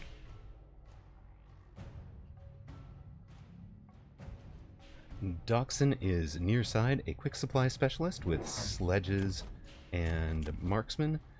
Sees tarantulas, right, and uses 50 to unlock Stormcaller, and buys a extra marksman. So 4 marksmen, that'll be the single target damage for Dachshund. Those will be the answers to both the tarantulas and the possibility of mines. Stormcaller right in the center, also a really good answer to Tarantula. And then the Sledgehammers are going to be the chaff clear for now.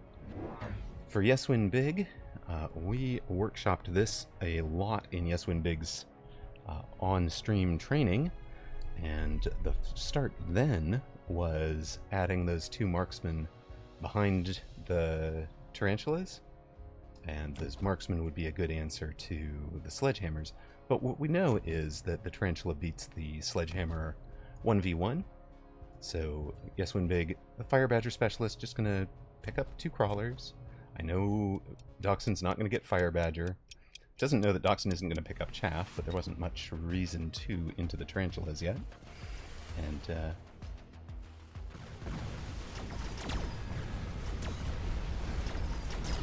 here we go. Yeah, Dachshund basically saying, the hammers are my chaff. Might clean up one of these spiders. What might end up happening? Oh no, these crawlers on the bottom right should go to the tower, but there might be... There's not many of them left, but he is going to get the tower. Yes Win Big started out asymmetrical on the right, gets through to tower. Dachshund couldn't know which side he was going to come out asymmetrical on. But Dachshund has enough left with the storms. A perfectly centered storm, never touched, deals the damage. Yes Win Big is down to 4180.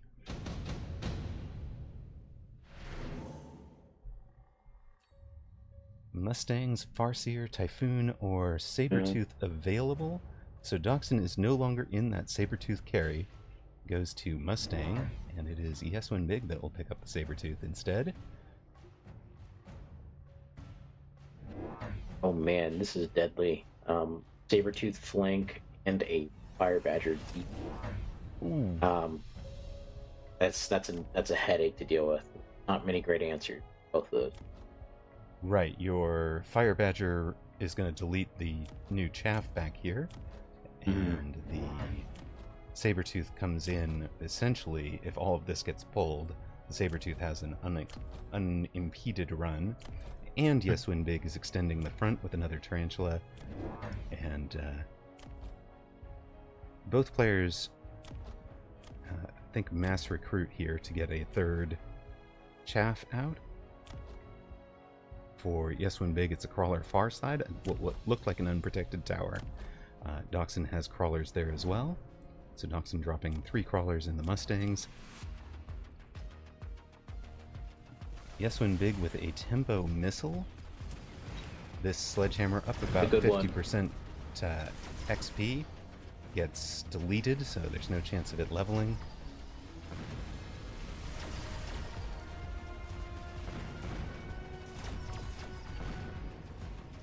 Yeah, there is that meme, the -50 anytime you see a missile, but no, missiles like that, that's huge. Not only does that wrestle back a bunch of tempo for Yeswin Big, but, it forces Dachshund to respect it.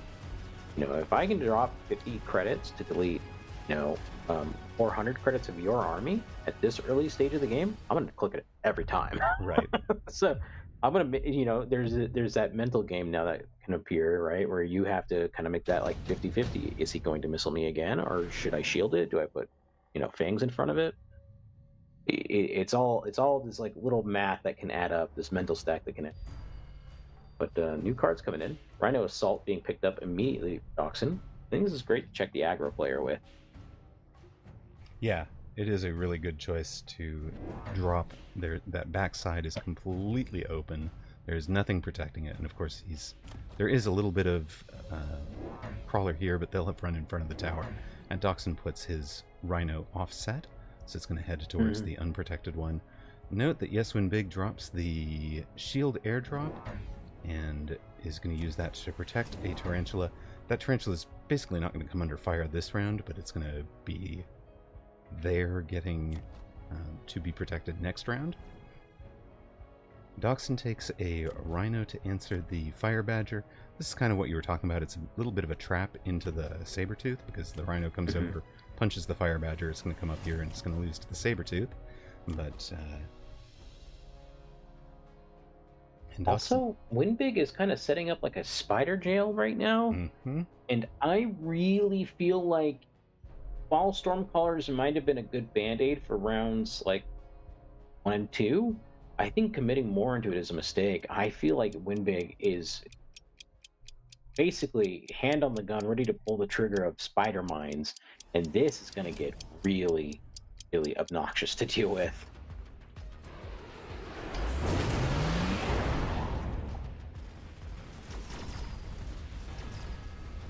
We will have a really nice timing for Dachshund here. That backside tower, yeah. With the crawlers protecting the Rhino as it runs in, so it doesn't ever get shot by the Sabertooth. It's able to punch the Sabertooth during tower debuff. On the far side, that Tarantula is protected by the shield. The shield is going to last indefinitely. At least into next round, right? Yeah, oh no. Okay, the spider stepped out of the shield. I thought the spider was going to get stuck in the shield. Yes. He was going to lose his... Oh man, that would have been heartbreaking. No, I think, I'm going to be honest, I think that was a calculated, like, I'm going to eat this damage and set up my board for a bigger round win later on. Like I said, I think his fingers on the trigger for Spider Mine. Well, Yeswin Big's at 27-29. Dachshund's at 31-24. We've got a missile strike up. Yeswin Big takes it. Surprised he's not thinking about speed. I think speed is really important when you have this jail situation, especially in terms of the getting your spider mines in faster and get somebody locked onto something. And he has sold out of the Fire Badgers that were basically countered by the Rhino. So that's going to allow this Rhino to lead the charge in with the crawlers in front of it. So he's going to delete it with the Sabertooth now. Missile Strike is going to hit that annoying center pack of storms. It's also going to pick up a marksman. And you were right, here come the spider mines. Flank has another Tarantula with a spider mine. And Dachshund is ready for that flank with a Rhino of his own. Maybe the key to this is just Rhinoing your way out. I could actually see that, but I've been in this situation before, and it is scary. it can get out of hand so fast, and it will kill you.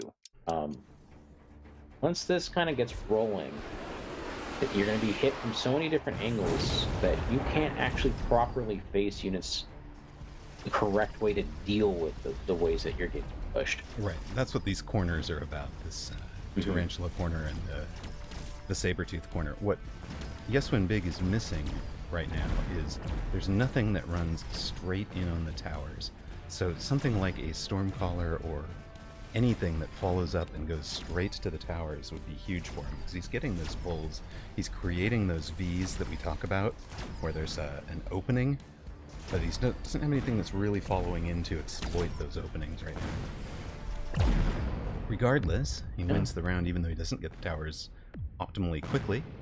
And that drops Dachshund to 2682. We go to round 5. Yeswin Big at 2729.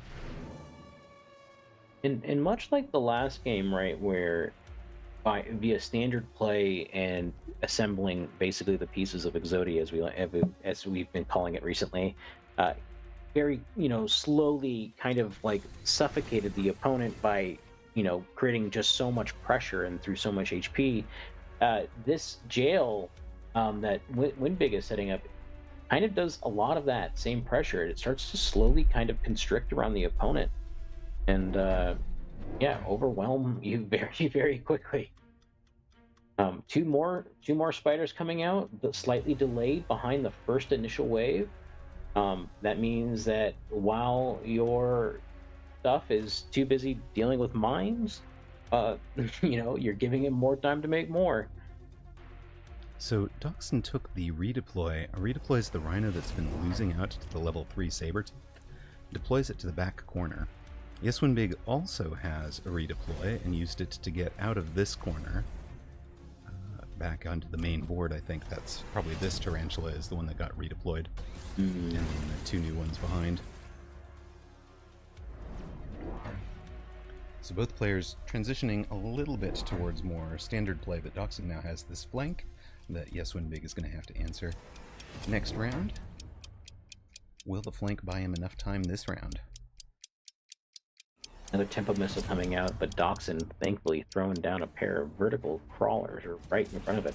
That would have hit the same exact spot that it did previously and would have removed those 4 marksmen there. Yeesh. Oh, sorry, those 2 marksmen in the sledgehammer. 2 marksmen, yeah. It doesn't kill the pack of sledges this time. The missile would have killed everything. No.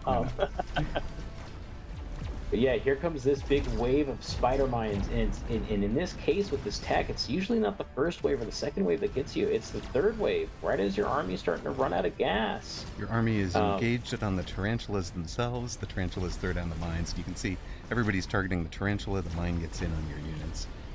That's the way it's supposed to go. Or towers, yes. So. But Dachshund is holding firm. Note he did not get the tower with his Rhino. The Rhino was sufficiently answered up there. But despite not getting the tower and losing one of his own, Dachshund is going to win the round. That does not bode tremendously for Yeswin Big. Yeah, but not a horrible loss, right? Right. We're sitting at 2329 to 2682. We go to round 6. Unit drop possible this round or next round, right? So it will be guaranteed on round 7. Both players took the underground threat. There is a huge gap in Yeswin Big's back line that presumably he's going to have to protect with his underground threat, and Dachshund is going to try to attack, unless Dachshund is putting it right in front of the Rhino, right? That Rhino did earn enough to level up before losing to the level 3 crawlers back here.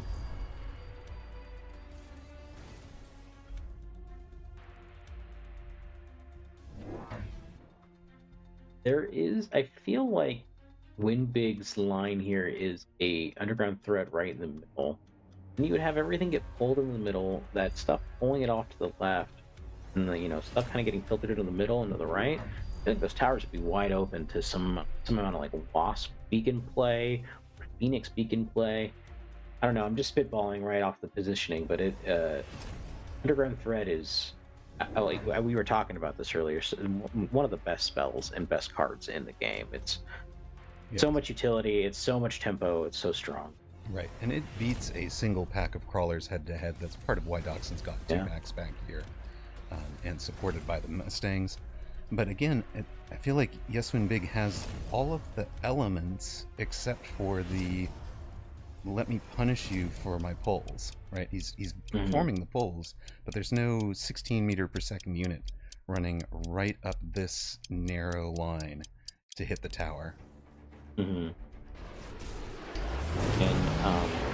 Oxen going with a Wraith, which I think is a great answer to the Spider-Mine play. And, it actually very fortunate because Windbig clicks loose formation here. Right. So now Windbig is presented with a problem when he was the one originally presenting problems, right? We don't have a great answer for this Wraith. I talked about this on round 1, and I've been thinking I should have said it a little bit earlier, but Yeswin Big's board is completely lacking single target, right? Yeah. There was that one Sabertooth, and if we're talking about the answering the Chaff, answering the Vulcan, answering the Overlord, answering the Wasp, his board really does not answer either the Wasp or the Overlord right now. So Dachshund spots that. It's not an Overlord, it's a Wraith, but it might as well be. It's a flying unit with many hit points. Is it just gonna level? Oh, it's leveling for sure, right? And eats the entire board. Does 300 hit points worth of damage. Yeswin Big down to 2029.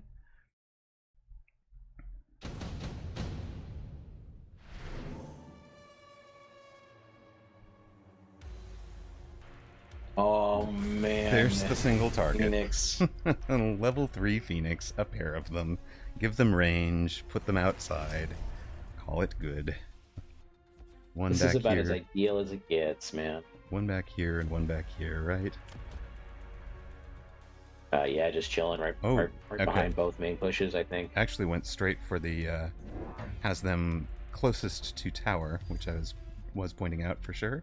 So 16 meter per second and 120 meter range, and aimed right at the towers.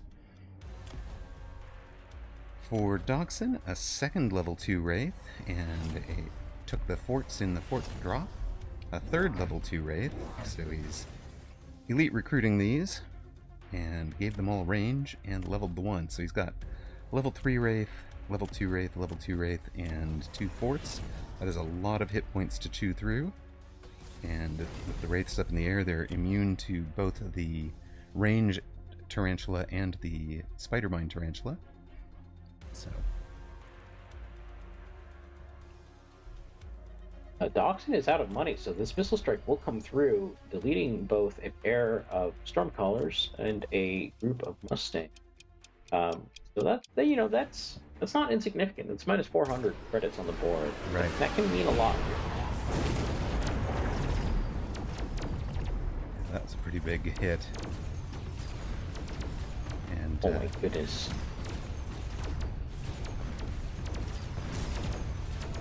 I'm just in awe of what these Phoenixes just did to that right-hand fortress, right-side fortress. Right. These things are doing 10,000 damage per shot, 20,000 damage per volley.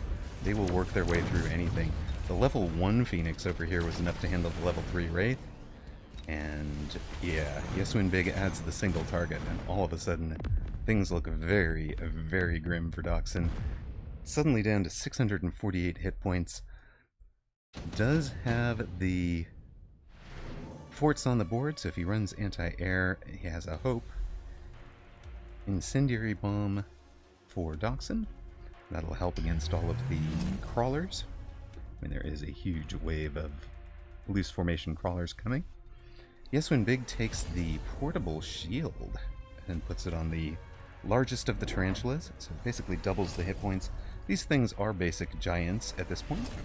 53,000 hit points to 106,000 now. And Yeswin Big adds the Corner War Factory. Again, it's not right up on the line, and he had multiple ways to move or, get this Fang out of the way if needed. Dachshund full committing to the Wraith, goes 8-gun floating artillery array. I think that's the only way for him to efficiently clear these crawlers. But also kind of an underrated little tech here from the War Factory is this missile interceptor. I think that was a read on Dachshund potentially clicking AA and going, a couple more forts. Right. Protecting these level 3 Phoenixes and keeping them, safe and doing their job. Yeah, that's exactly what that was. That's one step ahead of Dachshund potentially answering the Phoenix with AA barrage. Because AA barrage would have been his most efficient answer, right? It's take 2 more forts, throw down AA barrage, and here I am with anti-missile to protect against it. And oh, by the way, that also works against regular missiles.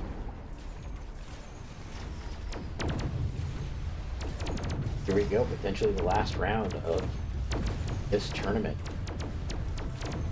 Dachshund's fire holding the far left side. All the chaff has been cleared out, but those mines are getting deep in. On the right side, there's just nothing that is doing the DPS to this War Factory. It's locked onto the fort. The level 1 Phoenix gets to lock onto that big Wraith. Everything is going down. And yeah, there's nothing left to really do the damage that needs to get done. Unless there is... Oh. There is not. Win big. Yes. Takes it. Yes, win big is your European Week 73 champion. Congratulations. Worked his way up from about 1200 MMR, I would say 3 to 3.5 months ago. Turned it around. Climbs up to the... Broke the 2000 MMR mark right before the season reset. Back up to 1908 already, and claims his first ever European championship, his first major tournament championship. That is a wave of confidence to ride into the Mechabellum Launch Clash tournament tomorrow.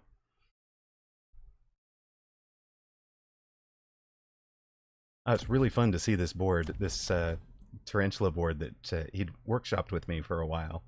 And see it really come good on the big stage against one of the best. Congrats, yes, win big. Yeah, well done.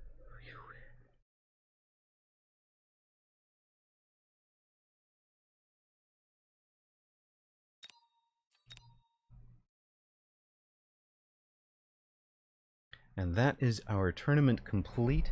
Yes, win big. First time champion. Congratulations. Dachshund runner-up, Blood third. Tremendous run from Yes Win Big and Blood both. Onlyfangs, Flicks, and Stony, the other 6 and 1s, finishing 4th, 5th, and 6th. Play Archer, Apucci, Fresh Pro, and Rooster. Coming off that win against Rat in round 2. Rebounds from a first round loss to finish in the top 10. So congrats to our top finishers. This was a stacked tournament. We're going to show all the way down to 50th. For those of you having your best ever performance, congrats. For those of you further down, of course, we spare your blushes.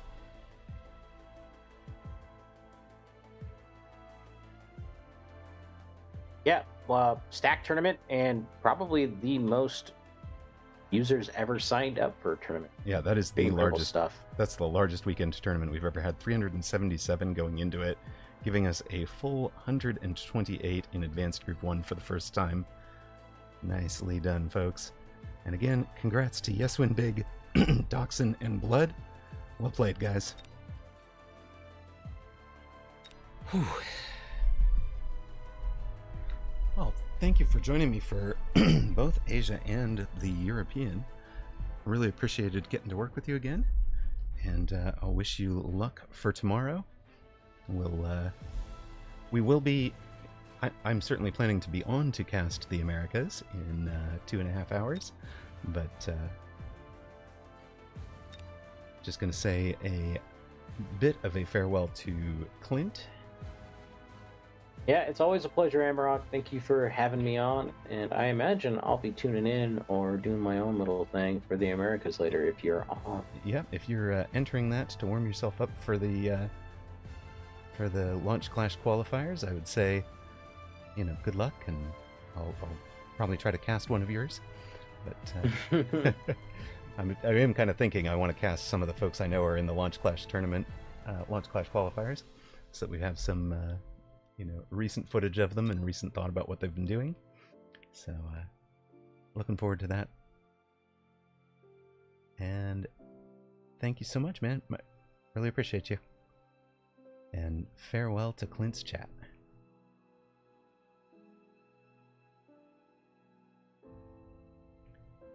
All right. Well, thank you guys. Really appreciate you all. Yes, we must now dissolve the merged chat.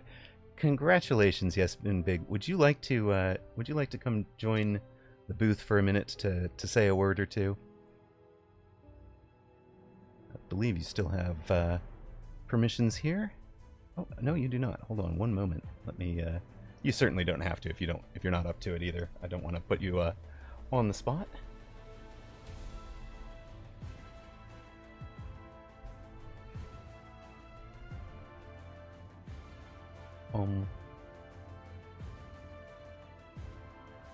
What have I done?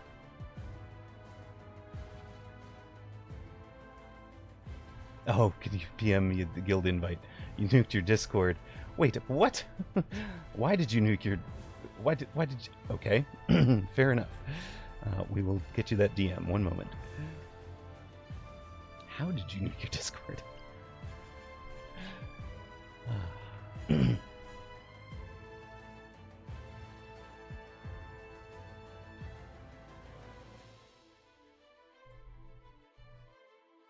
There you go. You should have a whisper. And, yes, Sob, I agree. Baller must be mad at me for casting him. So, he never... Yeah, no, he didn't come back after the loss. He is mad at me. He believes in the curse in a way that, I do not. I do not. Lady Win Big. Well, hello. Is this truly, Yes Win Big's...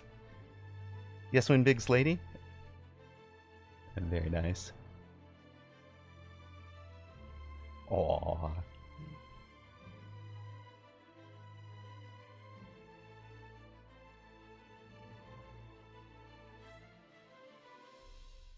Okay, I will have to add you to permissions. There we are. I was like, I couldn't find you. What the heck happened? Okay, so you should have permissions in the booth now.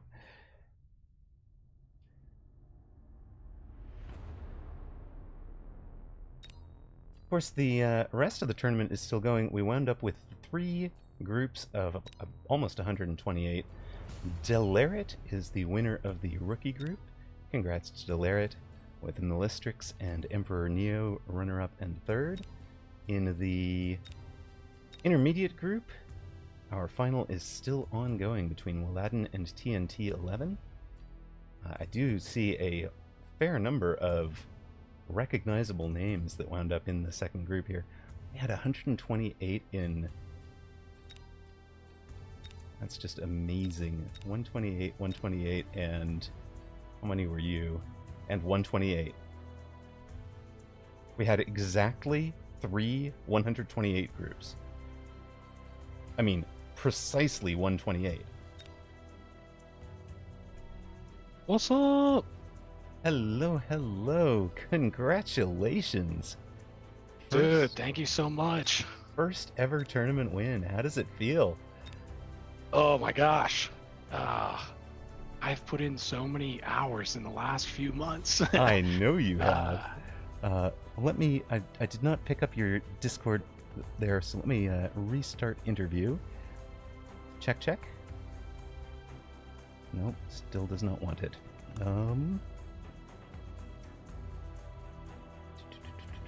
It just hates me right now for picking up. As soon as I've gone off of... you know what? I'm just going to exit Chrome and come right back in. That seems to pick up easier.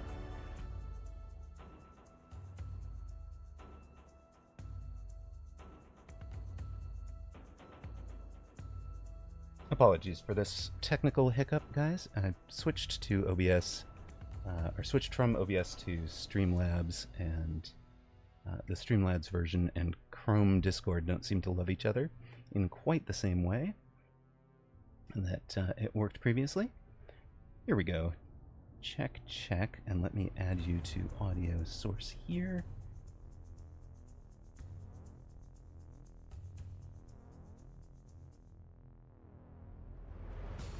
All right, check. No. It still hates me? How can it still hate me?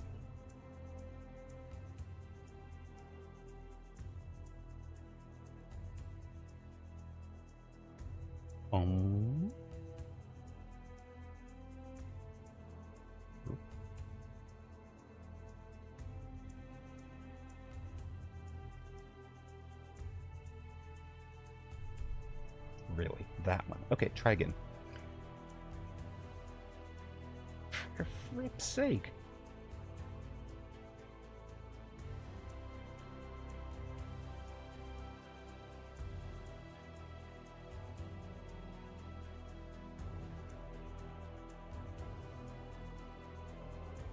We will try again.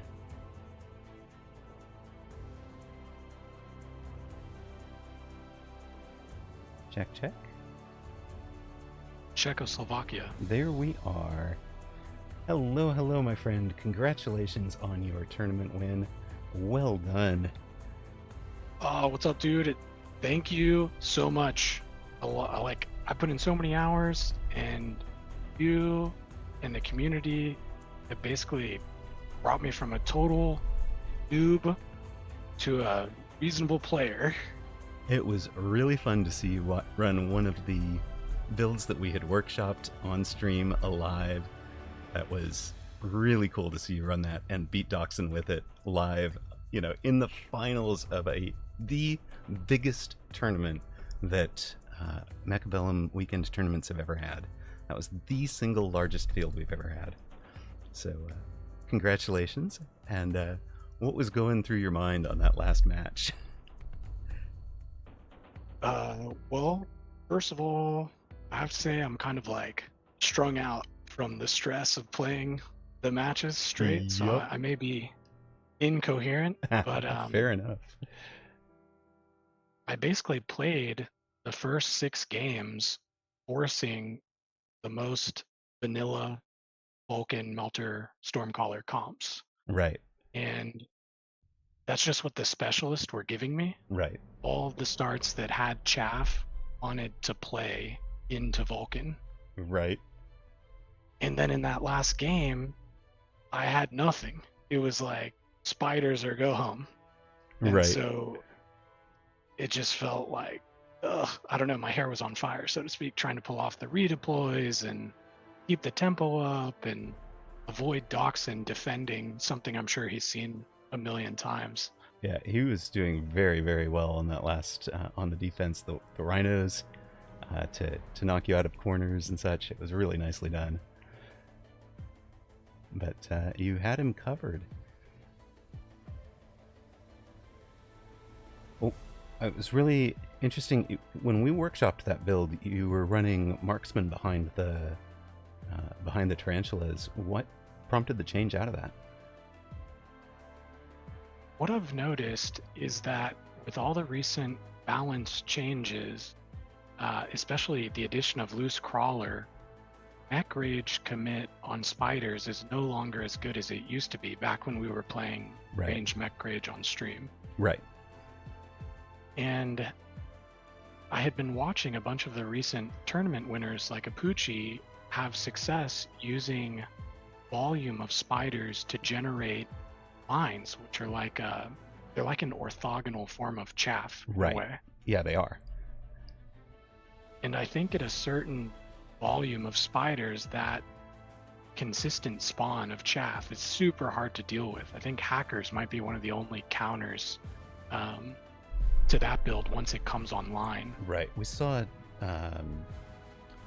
Steel Sand was running a tarantula heavy build through the Dev Pro tournament, and it worked right up until he ran into Zemp, and Zemp went instantly into hackers. So that, I think, is the answer here, and Doxson didn't go to that quickly enough, didn't go to that at all, in fact, but instead committed to the Wraiths, and as soon as you got the Phoenix drop, the Wraiths were dead on arrival. You did a With, Oh, go ahead. With Fire Badger spec, crawlers were unblocked. I feel like if I hadn't seen Fire Badger spec on my side, I would have had to been concerned about the spiders not having enough chaff to cover. Right. But with Fire Badgers kind of taken out of drops, the crawlers actually provided some space to bring the spiders up. Right, and that makes a lot of sense. Well, very neat. Congratulations, sir. It's really awesome to see the amount of work that you have been putting into it show up and result in a big win. I hope you are able to savor it all day, and I hope it gives you a lot of confidence into tomorrow. Any thoughts on the Mechabellum Lunch Clash group draw, or anything you're thinking about for that tournament? Or are you just going to ride this one for right now? No, actually, can I shout out some people? Please do. Plug some stuff. Yeah, absolutely.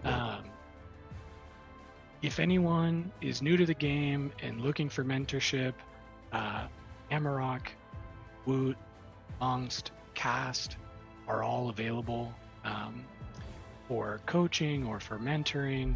And I think a lot of that coaching time has conveyed into my understanding of this game, which at the surface level, it's kind of simple, but in all reality, it's super deep. With that in mind, preparing for the Sunday tournament has been the goal for me for like the last few days. I've been playing 6 to 8 hours with these different coaches and just scrimmaging constantly to get a sense for what works in the current state of the game. Well, I'm definitely looking forward to seeing what you've got in store for that tournament. I have you tipped in my head as somebody who could go really deep, not just in the qualifying tournament, but in the finals as well. And I'll be rooting for you, wishing you luck tomorrow.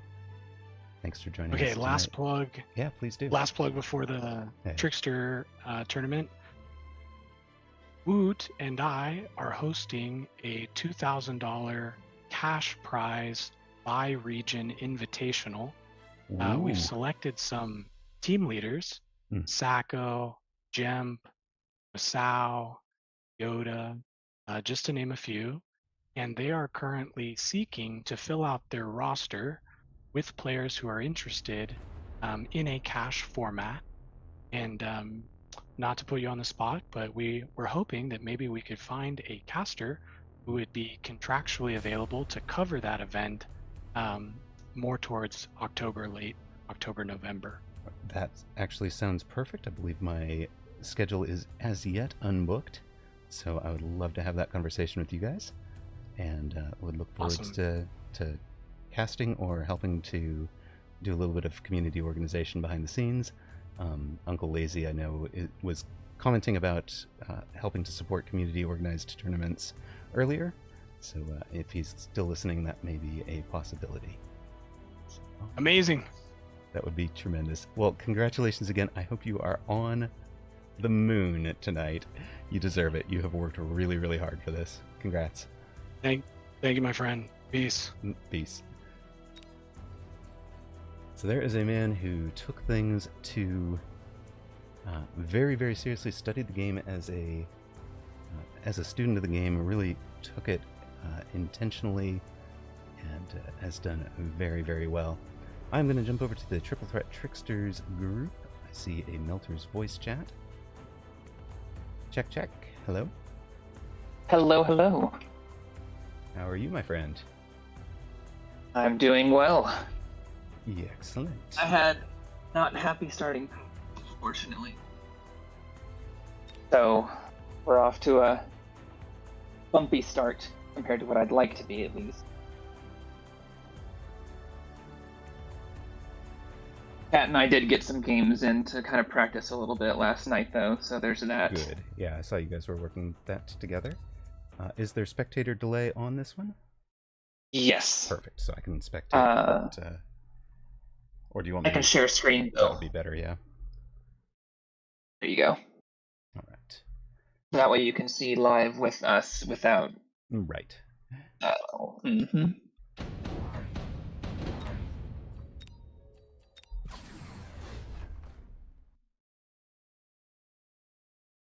And of course, Apucci is 1v1ing with Cody over there. Right. Let us pull from Chrome.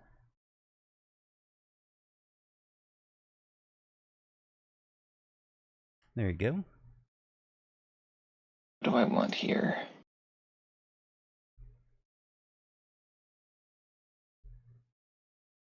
Wasp.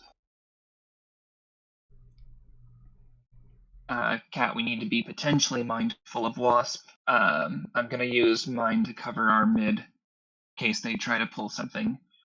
I just really need to make sure that, I think because of the crawlers on Obsky's board, they'll end up coming to my side. Well, you got them as well. All right, on screen you guys have the Triple Threat Tricksters Tournament. If you're not familiar with this format, it is a 4-player team, I guess. Pretty much all of the top teams are 4 players. It can support a 3-player team, but I think there's only one 3-player team at the moment. And they had to fill, that's one of those empty slots.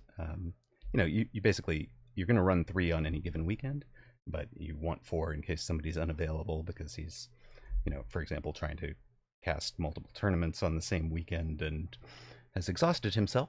So I'm the bench player today, the one not selected. The tournament format awards for the percentage of towers captured and the percentage of value of your units that are on flanks compared to on your board. So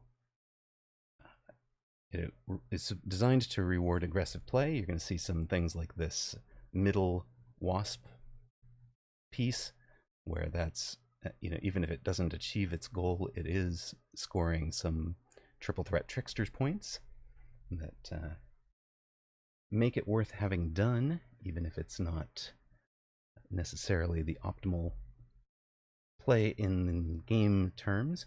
But Come at the on, end of the Wasp, game, turn around. Ah, that's so unfortunate.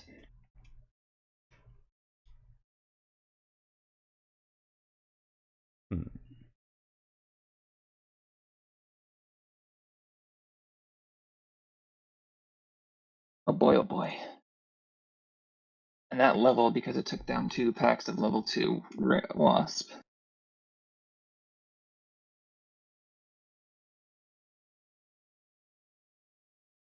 Alright. That should help.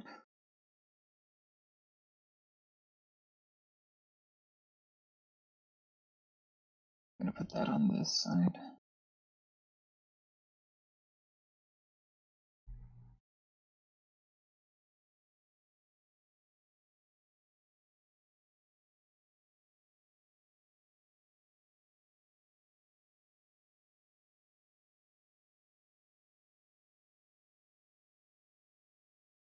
Oh no.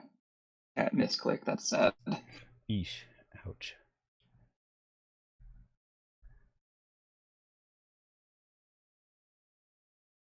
Well, hopefully that is not too painful. Were you a Farseer specialist? Right. Is that where we got this from? Yes. Or? Yeah, okay. That's correct. I like that. I am planning Marksman Vulcan at this point. Debating on whether I want to click range. I think I do.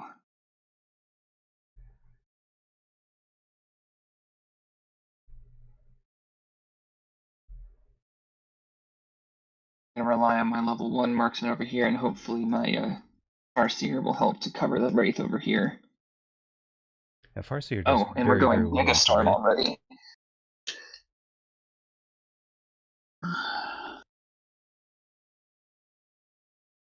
So Hopsky as long as it gets to shoot it. Yes, right.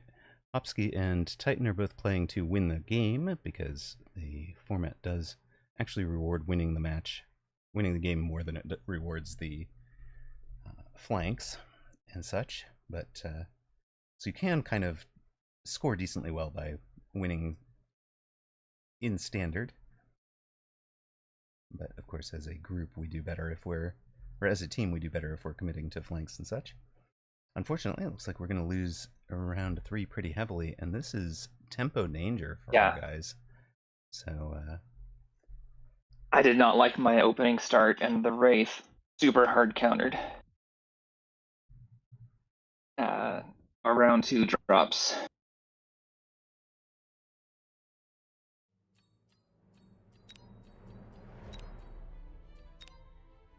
Barrier for a Vulcan. I don't have a ton of chaff.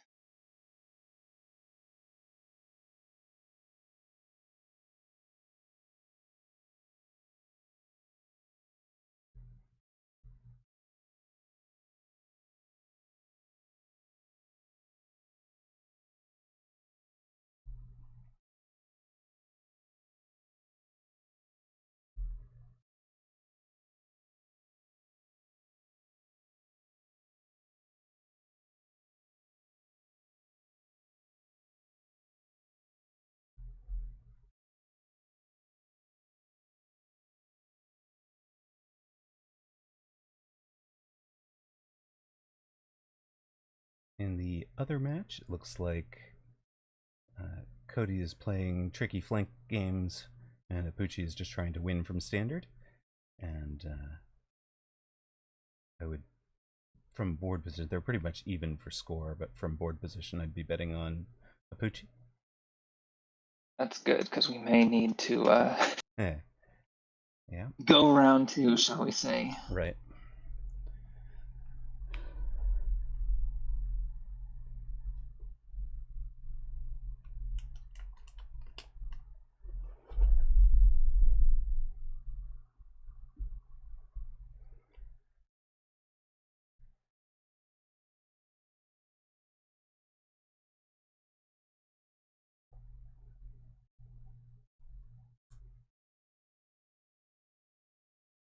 It's a little unfortunate on your Vulcan timing positioning over there.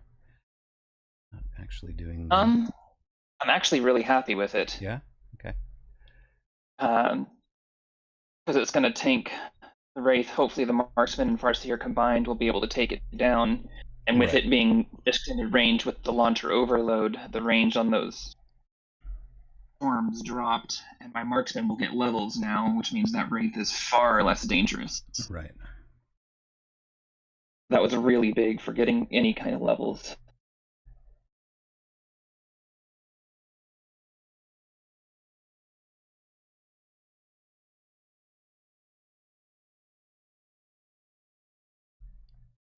Nice. Oh.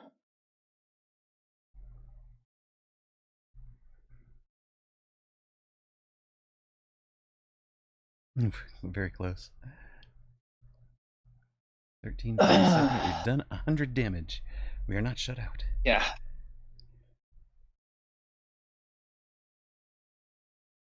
He ranges these back up, I presume. I need to add storms of my own to counter that.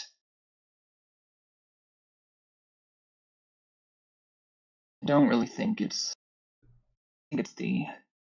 I was going to say Saber to counter the big fire badgers. Yep. Love it.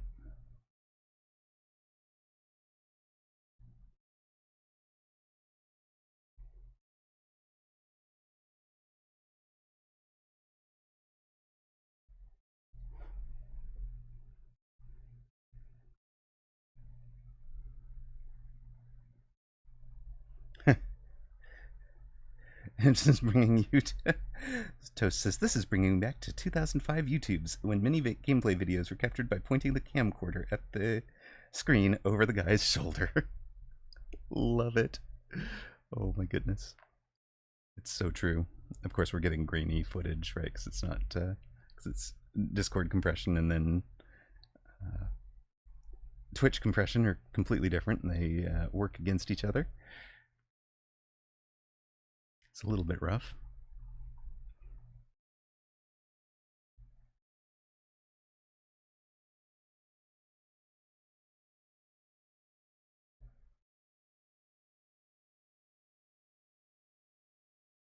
on the other match, we've got Cody and Apuchi. Apuchi has wound up in Ooh, that's a Exodia. juicy oil. Right, you get to light all of that on fire. Very nice. Mm-hmm. Yeah, he didn't shield at all on your board. Yep. Last round, Apuchi lost to this level 5 healing saber. He's added the melters. The melters get the lock thanks to the Vulcans doing their work.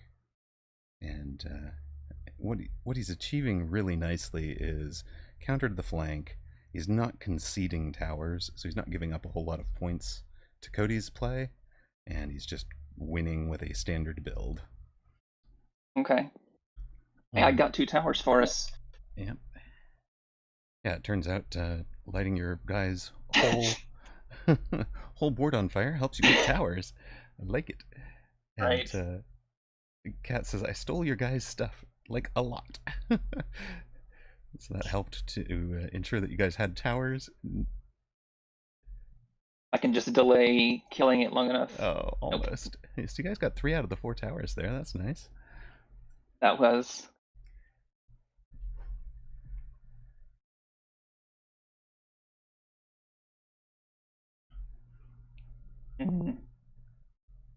Yeah, he's just lightningable.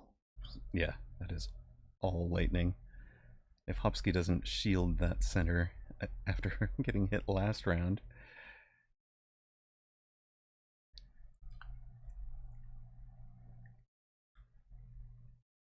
Apuchi looks likely to finish out here. Nice. Tell my... apparently. I would have leveled it. You've got the 150. Yeah, but I've not taken any deploys.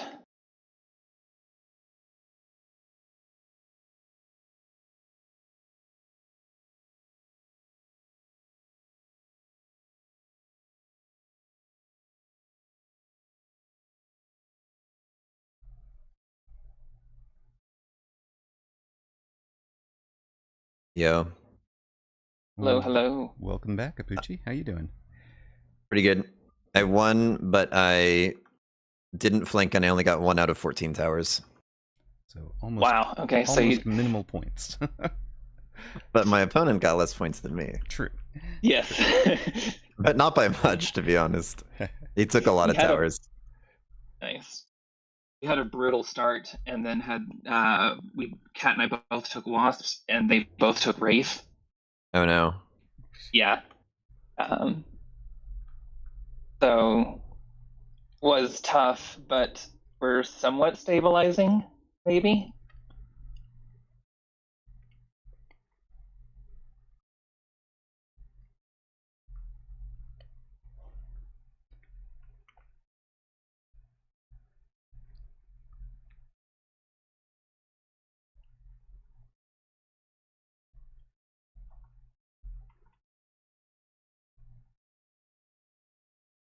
We have also been doing not a lot of tower taking.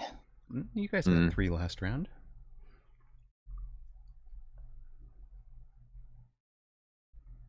Yeah, I'm not going to be able to. Yep. Oof.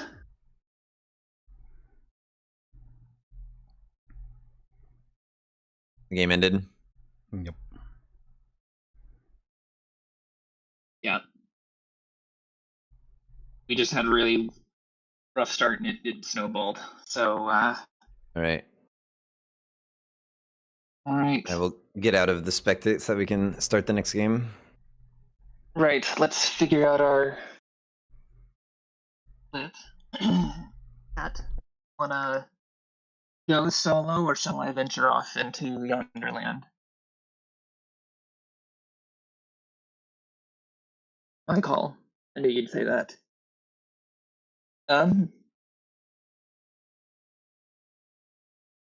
I'll stick it out here then with Apuchi.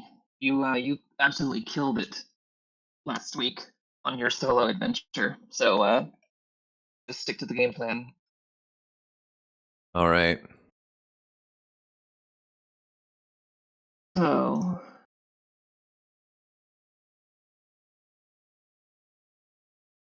All right, I'm going to mute here and go catch Cat. Cat, you can join me in my booth if you want.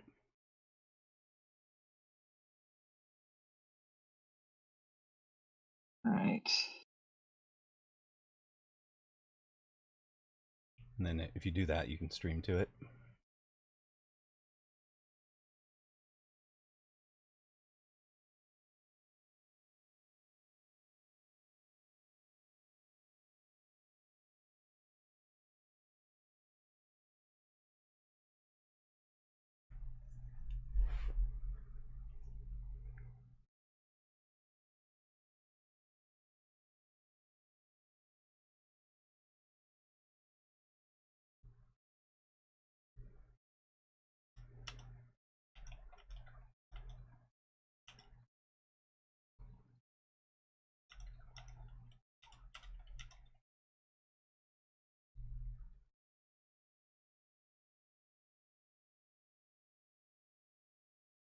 I may have Cody. I don't know. I don't have Hoppy, so I couldn't invite whoever that was.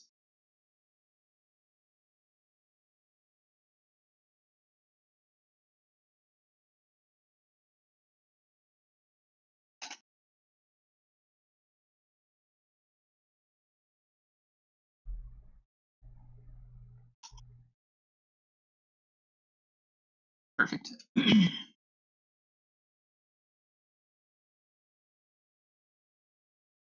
Oh, Void said they're in game and had Discord settings as mute, so missed the queue. Gotcha. I've been invited.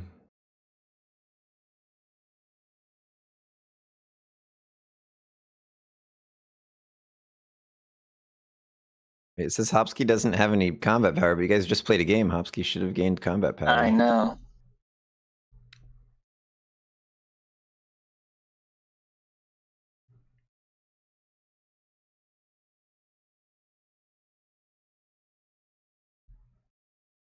All right. I've got Cat Say Muse game up here. We've got oh, I can't change anything. Blood versus Cat. Cat has a steel ball pack, and I just love watching this tournament format. Almost seems like it was built for the way that Cat plays this game. Always so much fun to watch.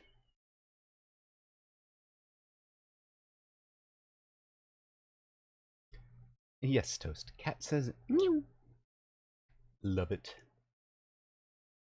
And there's all sorts of fun emotes off of Cat's stream also. If you wound up subbed to Cat, there's all sorts of fun emojis. So Cat coming out aggro right side. Yes, there's the Mew. paying attention to chat as well as game. Blood has only a. There we go. One day you won't play aggro and will ban your account thinking it's not you. It's true.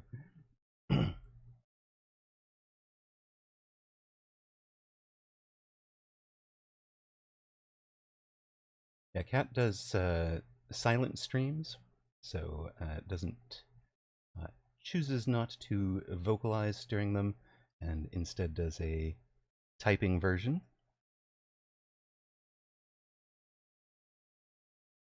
So it actually has a chat bubble. Yeah, it has a chat bubble on screen.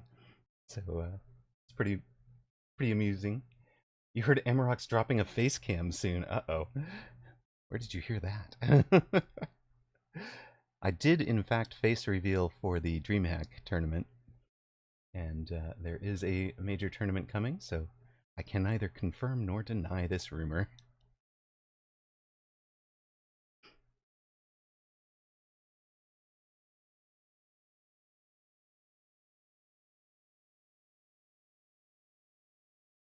I made this up. Sorry if I spoiled anything. No, I was just neither confirming nor denying. Nothing is spoiled. So I love, this is a subtle thing that Cat is doing, a early left-sided flank. So it doesn't even have to be very deep, right? Like all those kind of top of the flank sorts of things are pretty cool to help you get started for triple threat tricksters points.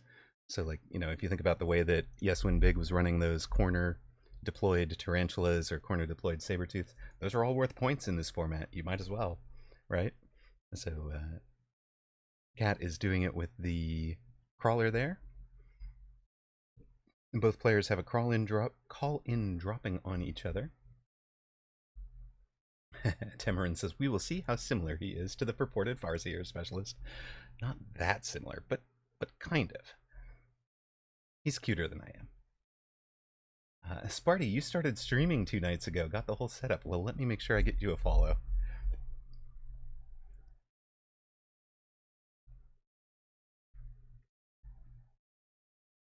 Cat's very annoyed by his orange man there.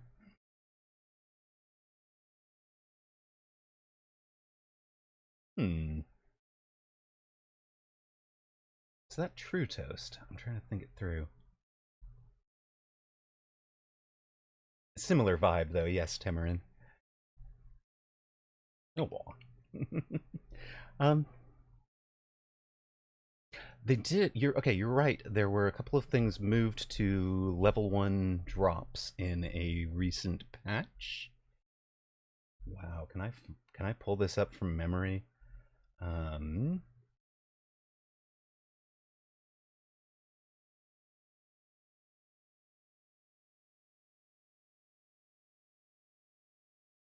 Yep, okay. Fortified Overlord was reduced from level 2 to level 1. That would do it.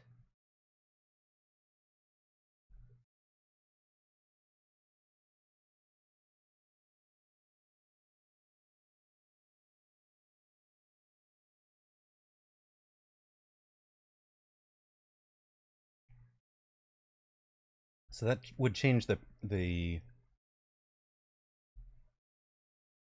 frequency just a little bit. You imagine Sacco piloting them. See, I still have Rat Suri identified as the Rhino player in my head. And he doesn't use them anywhere near as much anymore. He uses all sorts of other things for the same purposes that he used to. Someday Rhino will be super buff again.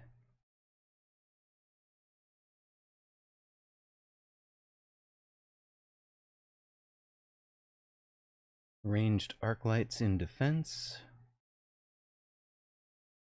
And the Tower of Power of Fangs. So we're going to be stuck going through things very slowly here.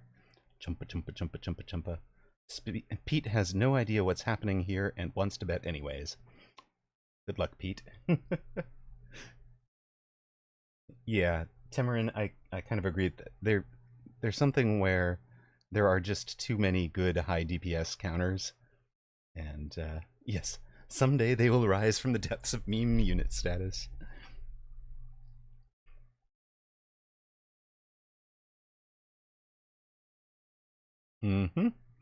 Switching out of fire.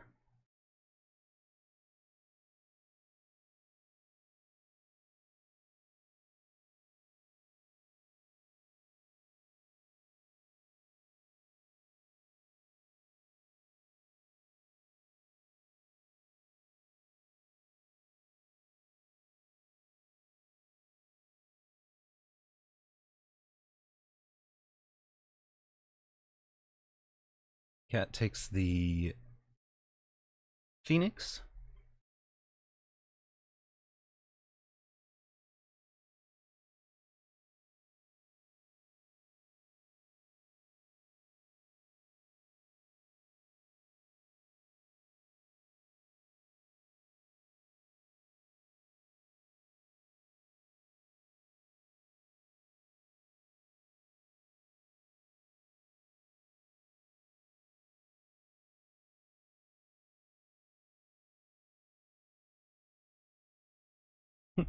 Blitz says, my flank score will be easy. I do none. My tower take will also be easy. I do none.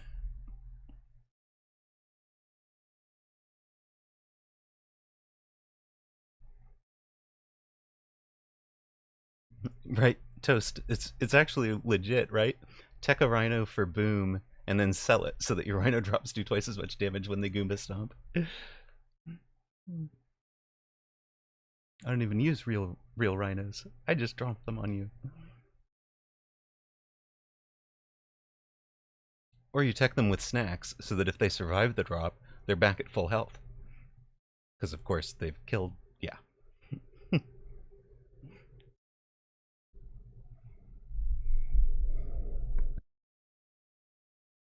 Right?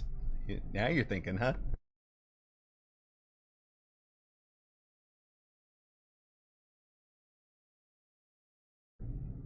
Yeah, Mr. Zekic, all of those call-ins, or Mr. Zyke, all of those call-ins will pick up whatever text you have. So your underground crawler threat, right? You can give that replicate.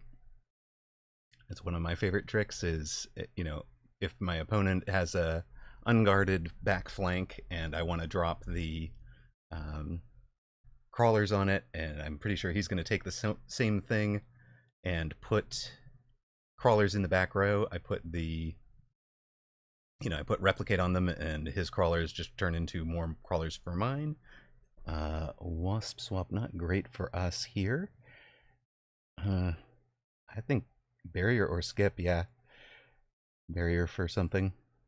We're going flank. Oh, I love this. Lots of flank hit points. Lots of flank coverage.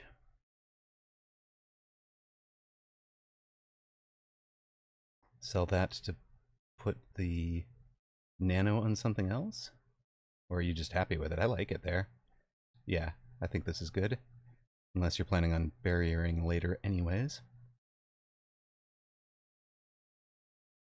A missile will slow down that rhino. Sell out of a steel ball.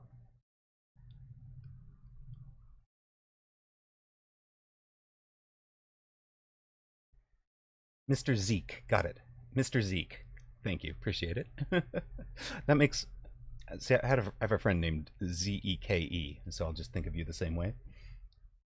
But yeah, so these wasps, if there were any techs for blood, those wasp call-ins would have had whatever those wasp techs are. So range, ground specialist, etc. And you get the... Yes, we are watching Cat Say Mew Decaf. Hello, hello. Welcome in. And this is the Triple Threat Tricksters tournament between the two weekend tournaments. So Team Melter, which is Apuchi, Amaroq, Alpha Titan, and Cat Say Mew, are the defending champions. The tournament is kind of a crazy scoring in that you are rewarded for flanks. So if it looks like Cat Say Mew is playing a absolutely crazy build with double flank giants, it's there's a reason for it. Quick teleport, so good. But yes, the rhino or the steel ball, of course, is better for us.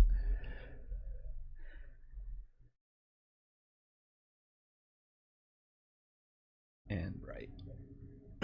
We did sell the rhino. We put the nano repair on this other fort.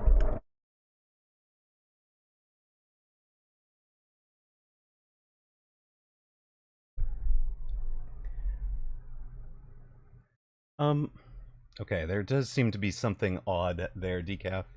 I'm trying to capture Chrome, but it doesn't. It wants to be slightly different size. I think it's that I basically just gave up on it, honestly. It's like, yeah, okay.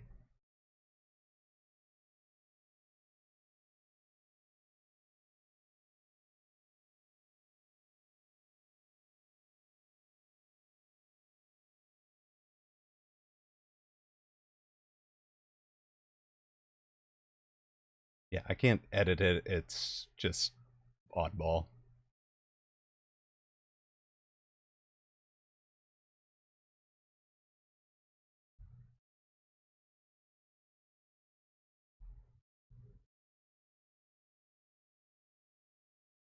No, nobody has ever told me that, Sparty. I don't even know who that person is.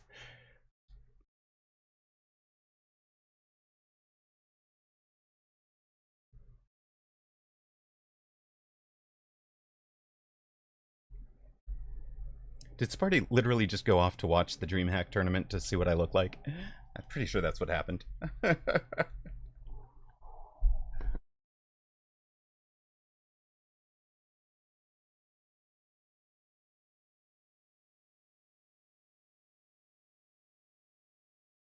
Oh, okay. Actor from Game of Thrones. Yeah, yeah.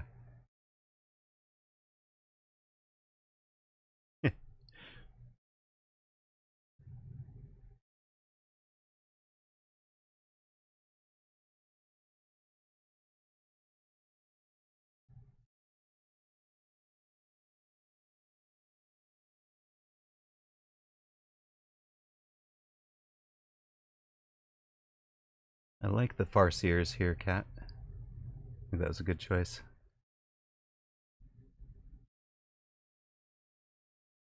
Especially considering the, the Wasp later.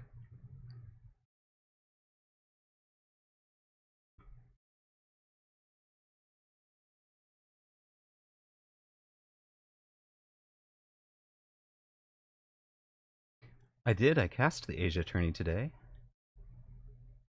Should be available in VOD or YouTube Live. It's true, Tamarin. The face reveal is already done.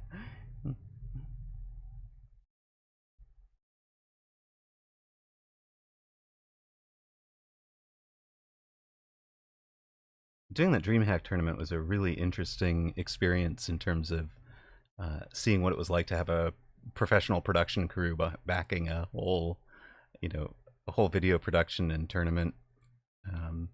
Having a producer in your ear talking about the camera angles and cutting from one thing to another. Yeah, it's true. Actually, I'm not intentionally hiding my face. I'm actually covering Kiddo. So nice. You won against his oil fire Vulcans against blue hair, but then you've been having a lot of fun with it today. Yeah, we saw it. It was it's a very strong build. Yeah, another barrier saves us ever having to tech Fortress Barrier. We've got 2 barriers on them. I love it. Every fort gets an item.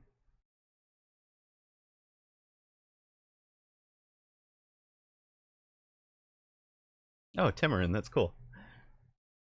Yeah, that's the tournament that I was hired to cast over summer. It was pretty neat. And then, of course, got hired to cast the Mechabellum Launch Clash on October 6th and the qualifiers tomorrow. So, really looking forward to that. We had 160 applicants, guys. It was crazy. Cannot believe we had 160 people went looking to qualify for 16 slots. So, 1 out of 10 makes it through. What do you do against Vulcan, Oil, and Fire? Air. You go air. You also go Fangs. Fang with range, so that they're walking forward slowly. And there you go. You have to have some late arriving chaff, so Fangs or Wasps are your chaff. Sparty says, I'm in the qualifiers. How far do you have to make it? It's play until you are either in or have lost twice. So if you win all of your matches, you play 3 times and you're in. Win, win, win, you're in. If you lose one of the first 2 matches, you're going to wind up having to play 5 to get in. If you lose your 3rd match, you're going to have to play 4 to get in. So it's either win 3 or win 4, and lose no more than 1. So if you lose, if you lose your first round match, then it's like, okay, just win the next 4 and you're in. Easiest way to think of it.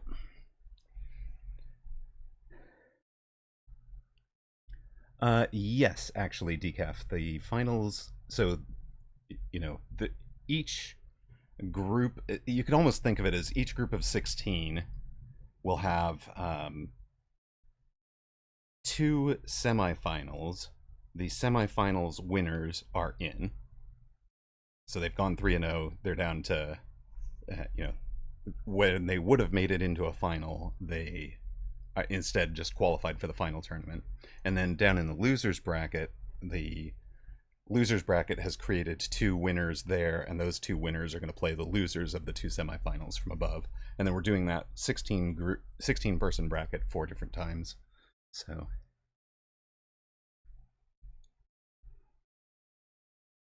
I feel like I'm helping Kat not at all here.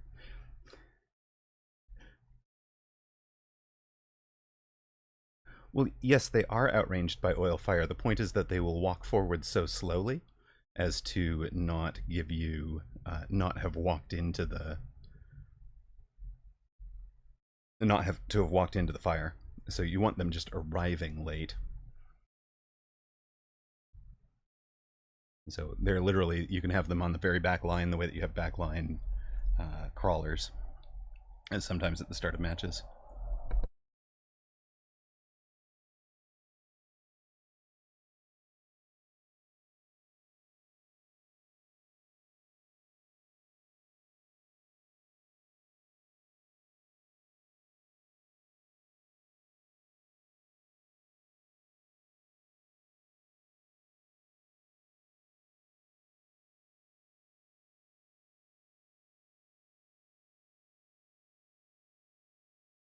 There are, in fact, airplanes in my area. We are near a military base, and they're doing exercises today.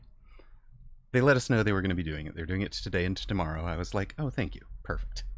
So I will have to dip out every now and then. They seem to go basically straight over the sound stage here. Yes, and yesterday and the day before. It was pretty loud. Kat has finished this out in 9 rounds with lots and lots of flank score. Has the autosave. That is part of the, part of this game is or part of this tournament, you save the replays, submit the replays to the tournament organizer, and they'll help make sure that everything is tallied properly. Basically validating everything. He's got a script to run on replay files now, which is pretty cool.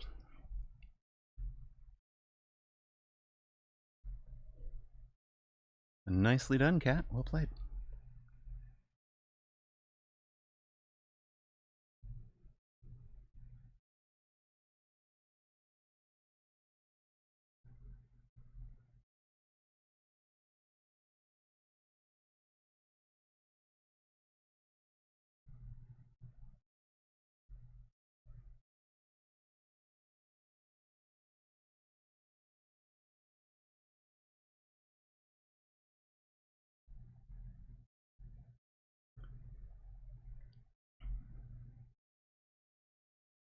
All right, I'm going to jump back over into the other broadcast booth and see what we can find there.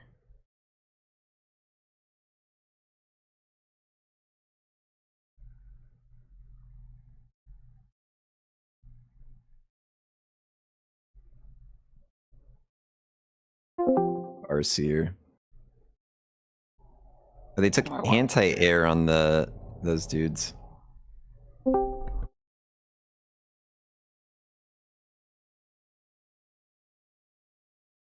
EMP Farseer, or is that just a bait?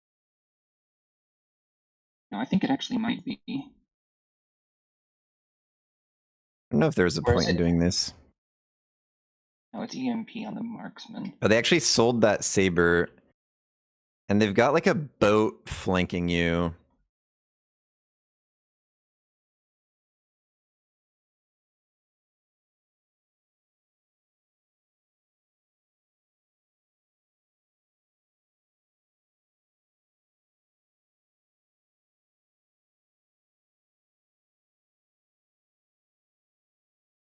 I am stonking like a freaking madman right now because I have 2 intensives and an enhancement module. Oh, that's nice. So Kat 15 seconds. won on his side and scored a whole bunch of trickster points. Very nice.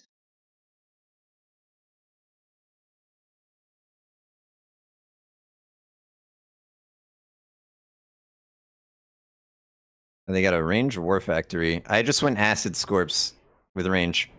They're gonna be kind of sad about that. I ran out of time.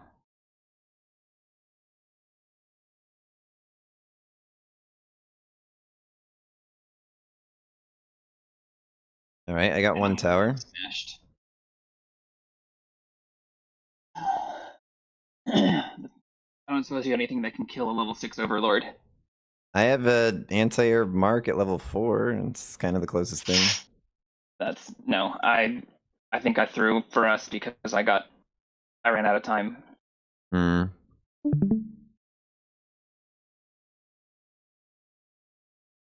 Yeah, Mark will kill a few things, but I don't know that he'll. it's- Oh, they got a bunch of. They Yeah. got another tower. Nice.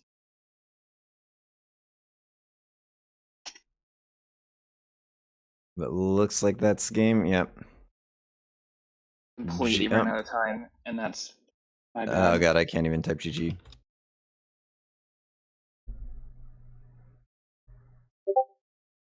Oh, it's gonna be really hard to count the flank percentage. Or the tool counts flank percentage, right? We just need tower kill numbers. Right. We'll have to do a little bit of math to make sure that we're correct, but we did get a gig amount of towers. I really should have tried to win that better. That's really, really unfortunate. Yeah. Sorry. It's all good. This game was very confusing. I think we had this if I was better focused, but okay. Shake it off. It'll be me and Yep. Hopsky.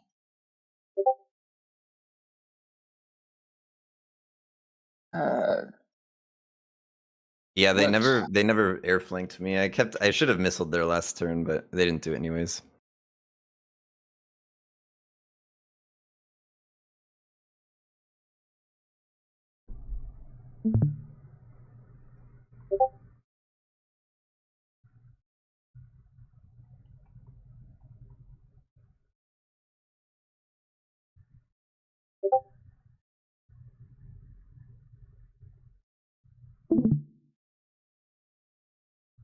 I just got invited by 2 different people. Who do I accept? I'll accept this one. They're both in it. Oh, that's crazy.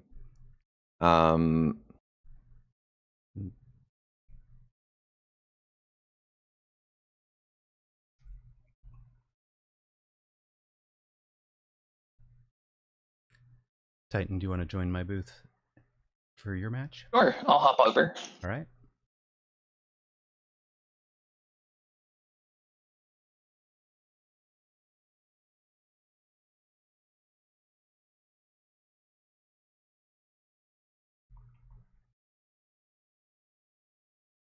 Hello, Welcome, hello. welcome.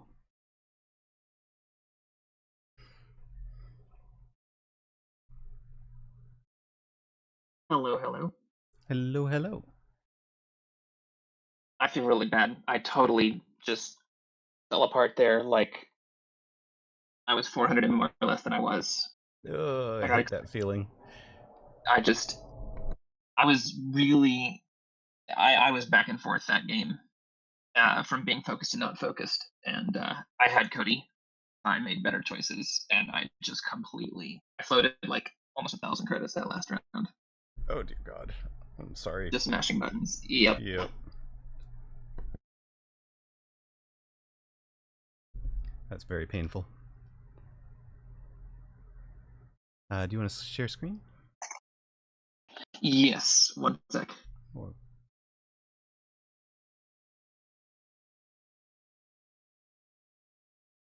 And yes, apologies, Tamarin. Discord attacks. I clicked disable instead of X on that at some point during that tournament match to try and fix the aspect ratio.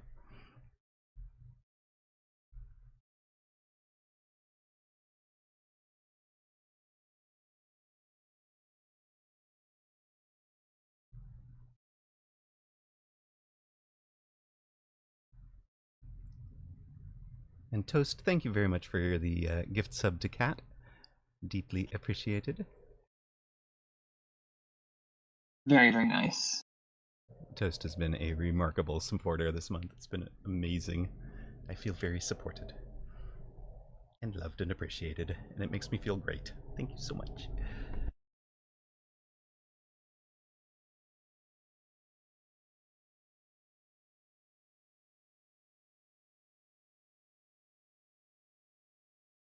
So can we not invite our followers? Can I just No, you cannot click follow on Hops? Yeah, you cannot invite a follower. You have to invite them from Gotcha. chat, from Orange Chat. There we go. He invited me. Perfect.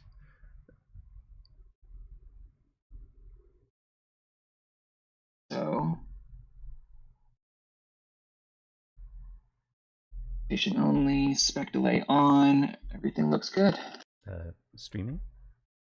Yes.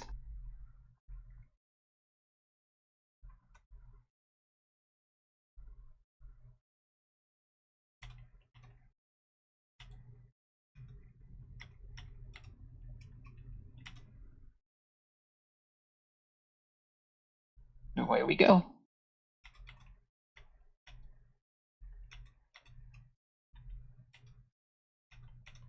So I'm 0 for 2 on having starts that I like, so I'd really enjoy having a start that I'm happy with. Yeah, well, better luck this time. How's that? Okay.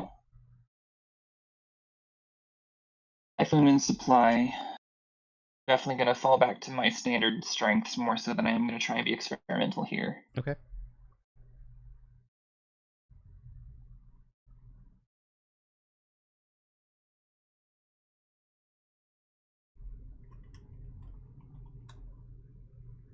Take some Typhoon. Typhoon, I love it.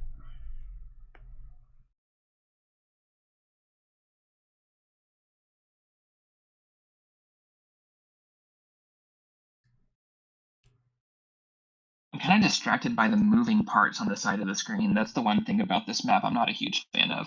Right. The land. Other than that, I actually really love the aesthetic. Yeah, I love the aesthetic. I hate the shadow that flies overhead. Yeah, and the visuals are this game already has enough graphics it's trying to track.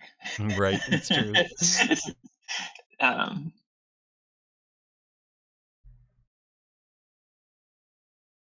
50 seconds. Sure, cover all the possible flank shenanigans.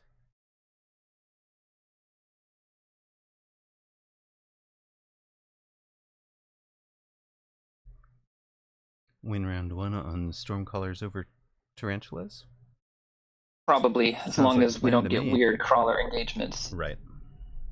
But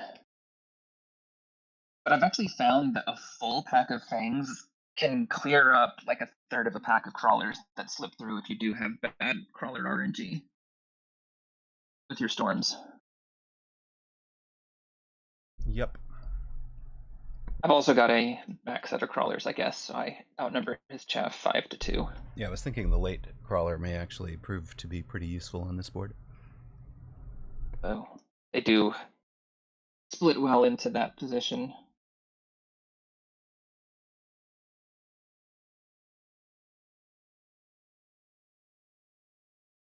We got tarantula locks. I love it. There's the fangs cleaning up the crawlers, and then the Yep. fangs get in front of the storms. Beautiful. Let's go. Show me how it's done, Sensei.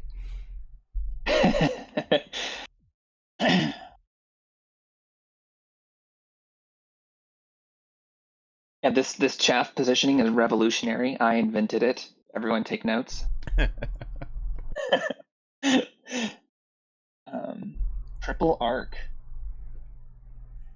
Interesting. What about the triple arc and drop 2 of them in the flanks? For flank percentage and pull. His marksmen cover a arc light flank fairly well. All right. Let's see. Spans are good though. I'm wondering about Rhino, actually. It bullies everything on the board Okay. really well. 45.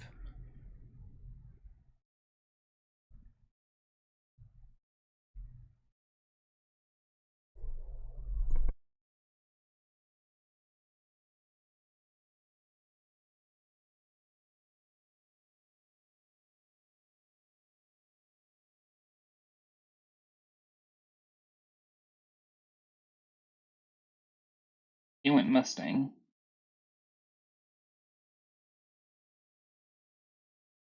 Yeah, I think that Mustang's a pretty good pick for him. Not that it's going to help against the Rhino, but you know. He fixed his chaff positioning so we didn't get the good locks on tarantulas this time. Right.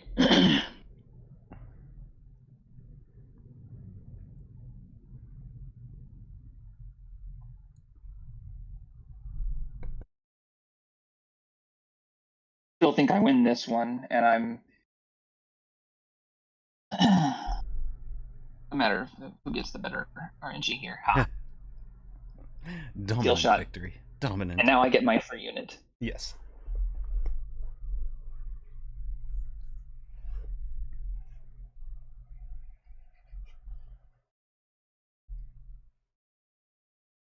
There's now sub-mark drops. That's sad.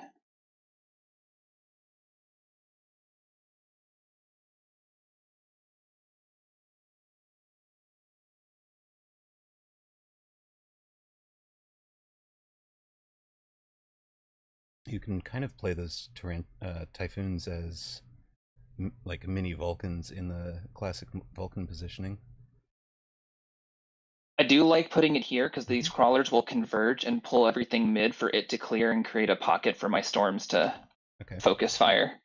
Do you want it to run a line further up than that, or is that a happy place for it? No, the speed is an issue for that. Yep. I do know that I want range here because I want to be able to win that engage. Right. 30 seconds.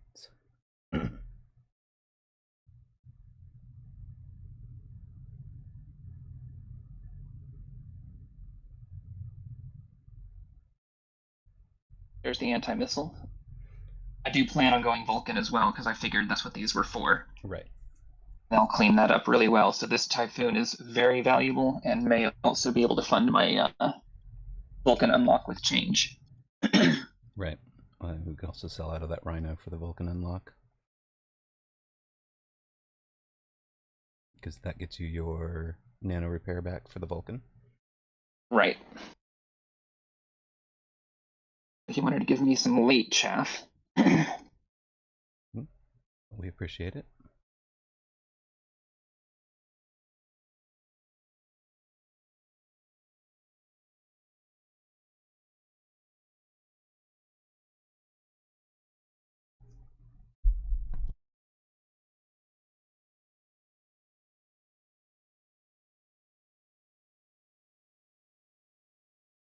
Oh, my Rhino is going to go get some towers, apparently, instead of...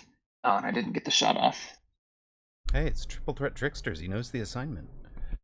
Well, the assignment was protect my line. No. The assignment was get towers. I know assignment. I go punch tower. It's what I do. My marksmen shoot all the wrong units. That's really unfortunate, actually. Yes. And all of his marksman level. Oh, but apparently he's going to just win the round. I punch units. Now, it's what I do. Sorry I left you guys. I came back. Yeah. Rather you hadn't have. True. But I got tower. Shield drop. Shield drop's pretty solid into his board. Rhino for tower take? Or shield drop for just good? He doesn't really have any open angles. Okay, got it.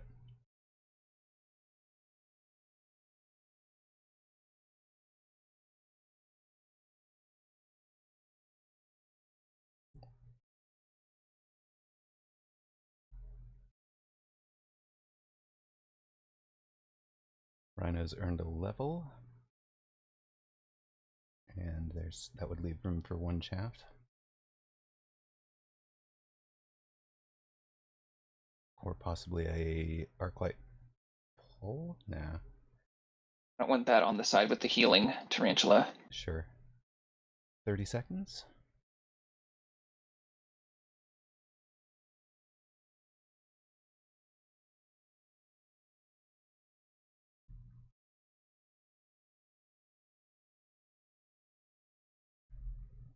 There's his Vulcans, I figured.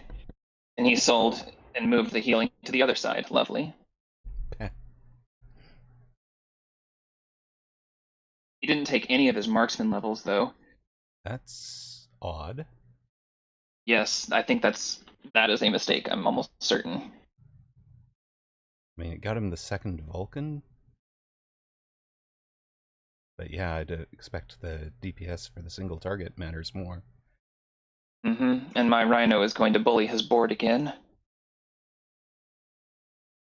I don't think he has a single thing that can kill a level 3 healing Rhino. It heals through the entirety of a Vulcan damage. It's just like, nah, no problem. Good, I got the kill on that tarantula, so now my marksman level. Now I go get tower again, right? That's my job. Now I go get other tower. I get all the towers for us.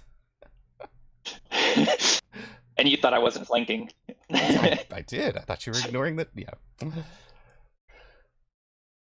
See, guys, I knew which assignment was. Now all my levels. Ants module. Stonking out of anti-missile to... Oh, okay.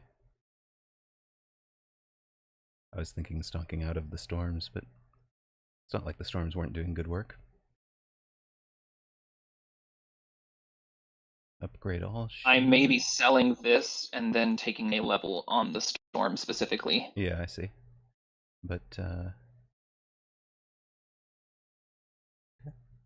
is in fact the plan.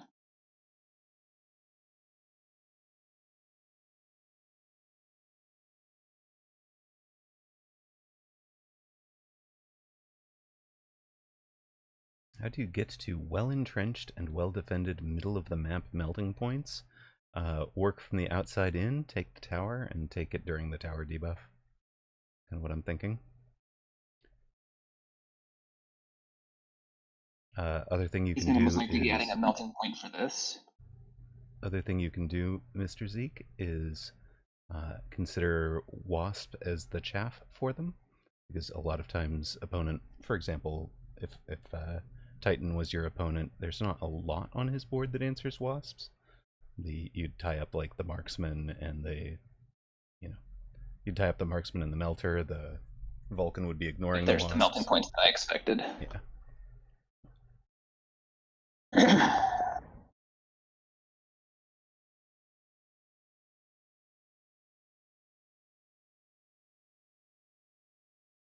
Yeah, one of the cool things you can do, Mr. Zeke, is save replay, and then as you're watching replay, there's a let me test this for one round. And you basically create a community challenge out of your board where you get to play exactly one round against exactly what your opponent did.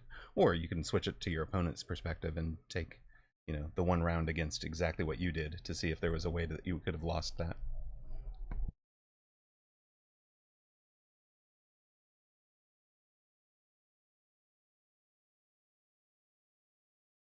Ooh. Guess who has an enhancement module and now has intensive?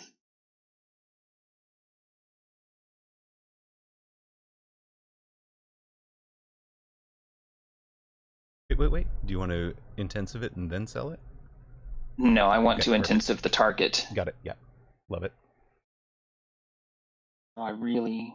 But you're on intensive right now, not on sell. Damage. You're on intensive, not on sell. Okay. Thank you for that catch. I do want to... 50 seconds. This, though. Both actually switch.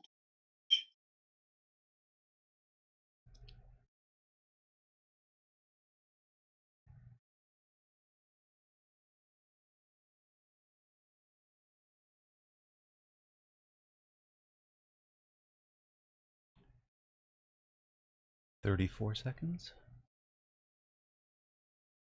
Yep, good. Elite marksman 450 to spend. Bottom right flank is undefended. Thank you. 15. Good work. Really solid round. I think you're going to get those anti-missile turrets too. Maybe not. But yeah, the stupid melters are going to come too far forward. They just walk over them. But my marksmen are in a much, much better position than his are.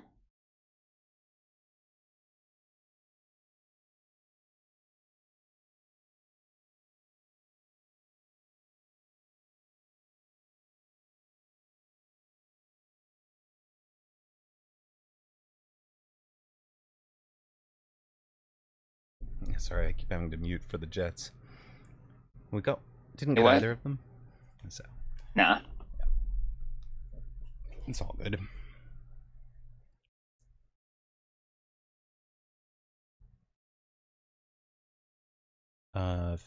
We don't want the Phoenix. We've already got our single target. Yeah.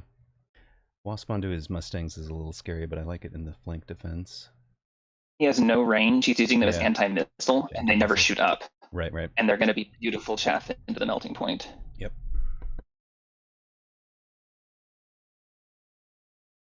Ooh, that was a tasty level. Love it. 60 seconds.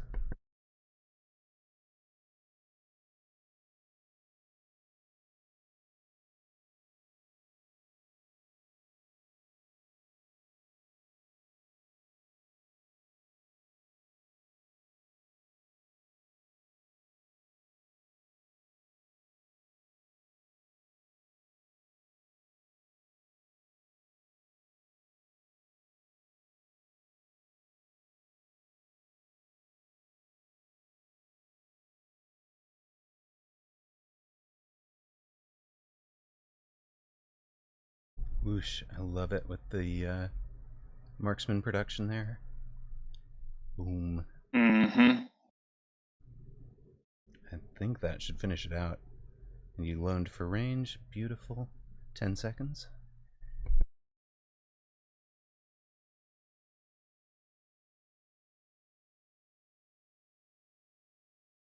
Now we're basically playing a mirror where I think I've just overall made slightly better plays in the majority of the decision making, although he did shield his wasps. And yet my ranged fangs actually win the wasp war. Yeah, this is what I was talking about earlier, Mr. Zeke, where the ranged, or maybe it was for decaf, where the ranged fangs didn't walk into this fire until all the way at the end of the round. You saw they were tanking that one melting point on the far left right up until the end of the round. So very nicely done there, Titan. That ranged fang was an inspired choice, and your positioning for them was great. Thank you. I've fallen in love with ranged fang. I take it about twice as often as I take shielded fang these days. It's really, really good, and it keeps them alive against fire on the ground in particular. It's also really, really good into Vulcan and Stormcaller, because if they're relying on that for their clear, their own crawlers advance, which delays your chaff arrival as if it was further back. Right. And so it never gets shot, and it's really, really strong. Yep. We can switch back over to Team Melter chat. Yes. I also have no idea how much money I made off of that enhancement module, but that was wild. A lot, I think, is the technical answer. Yeah. 550, I think. Yeah, and then of course.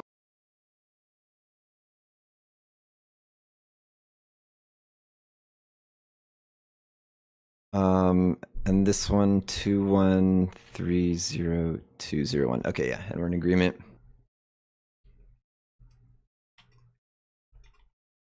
Yo. How'd it go? We lost. Cat's mouse like slipped onto the end deployment button in the penultimate round. Oh Ouch. no. And we held with a few health. So then he deployed a couple of war factories and won his side, but it was my opponent's flame turn, and I was like a crawler fort board and died. Ooh. Okay, well, I won mine, so we went. 3 and We 3. We didn't just tied. hard lose, but it was a standard Andy. I out Vulcan marksman his Vulcan melter, so I got like I think I got 5 tower kills, and that was it. Our Rhino went ham for a little bit, so it got some tower kills. Yes, an early Rhino popped off. Yep. But we're 3 and 3, so no hard straight losing rounds. Yep. Nice All right. work, gang. Well, I am off for today then. All right, man. Well, thank you very much for the games. Yep. Are you still streaming, Amaroq? Yeah, I'll stream through the Americas, Right. I think. I'm going to send Oh, big raid. the raid over to you. Oh, appreciate it. Thank you, thank you. All right, chat. Thank you all for hanging out, everyone. And I will catch you tomorrow streaming the qualifiers. Very exciting. Mhm. Looking forward to that. Oh yes. All right. Peace out, y'all. Cheers. Yeah. Raid now. And stop streaming. And hang up the Back over Discord your call. booth. And hang up the Discord call. If I can find it. Welcome. All right. Welcome in, Apucci viewers, and thank you, Apucci, for the raid. Welcome, welcome. That promo guy insta-follow gets raided over and clicked the follow button like instantly. In fact, he clicked the follow button so quick that your follow notification arrived before the raid notification. Well played. Okay, I mean, you just can't beat that. Well, Titan, would you like to play some 2v2? Do you want to keep working? I would be happy to. All right. I was going to say, did you want to keep working with Kat, or do you want to work with me? Because if the two of you want to keep bumping... Why is Kat blacked out? And how are you both followed and blacklisted? I'm so confused. Did you accidentally click something? No. Kat's name is... That's very strange then. Well, I mean, I do have like the strictest filtering, so perhaps it is filtering by Oh, it probably sees Mew and Or doesn't know cat. what it is and is. Surely cat isn't like a suspicious term. Well, I don't know. Filter because of the new symbol, perhaps. It's pretty awesome. Right. It's got to be like, I don't know what this is. Better safe than sorry is probably the It's logic. probably the logic here, yeah. Filter because of the Muse symbol, probably. Well, do you two want to work together, or do you want to play with me? What do you want to do here, guys? I would be very happy to stick around and game a bit. I know that America's is around the corner. Yeah, And we're planning- I had told you that I'd be happy to co-cast with that. So Yeah, let's just. We're planning to Power cast that through. together. Works for me. Yes, yes. I should, if you would be so kind as to remind me to make dinner before that happens. In fact, maybe I'll turn Yes. the oven on. You're gonna go do some free-for-all. Okay, fair enough. In fact, Titan, do you want to... I was seeing stutter on your end. Do you want to reboot game before we match? I can do that. I also actually, I'll take like 60 seconds to fix me something really quick, Yeah. and I'll be right. Wow. Perfect. So we will be right back. Appreciate the Apucci viewers. We're not going to raid you anywhere. We're not going to run an ad or anything. We'll just be silent for a couple of seconds, and then we'll queue up again. I shouldn't have deleted Titan from my... Oh well.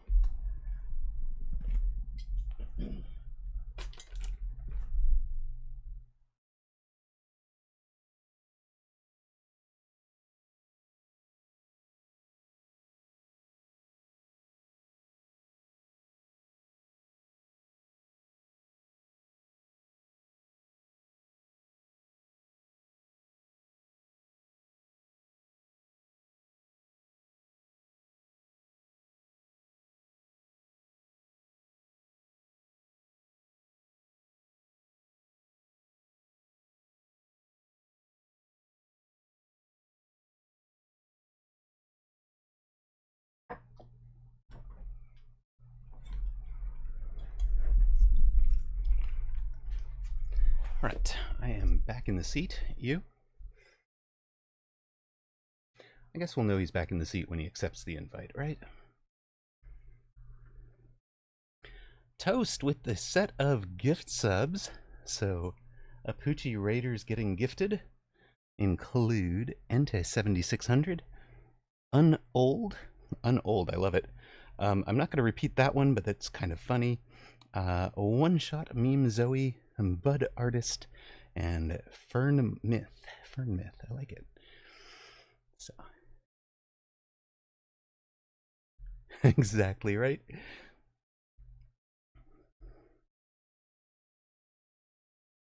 Hello, Cody. Good games. I did watch those games. You were playing really well. Yes, that was stressful. Getting all three of them back to back to back, and then facing Apuchi head to head. But is it the case that your team won every single twos and lost every single ones? Is that what I think it is, right? You guys won Yes, the that twos is what every happened. single time. Now I feel like I let my team down by not being here. Because there's my strength. Of course, I'd have probably lost one of the ones and not bought us the twos, but I completely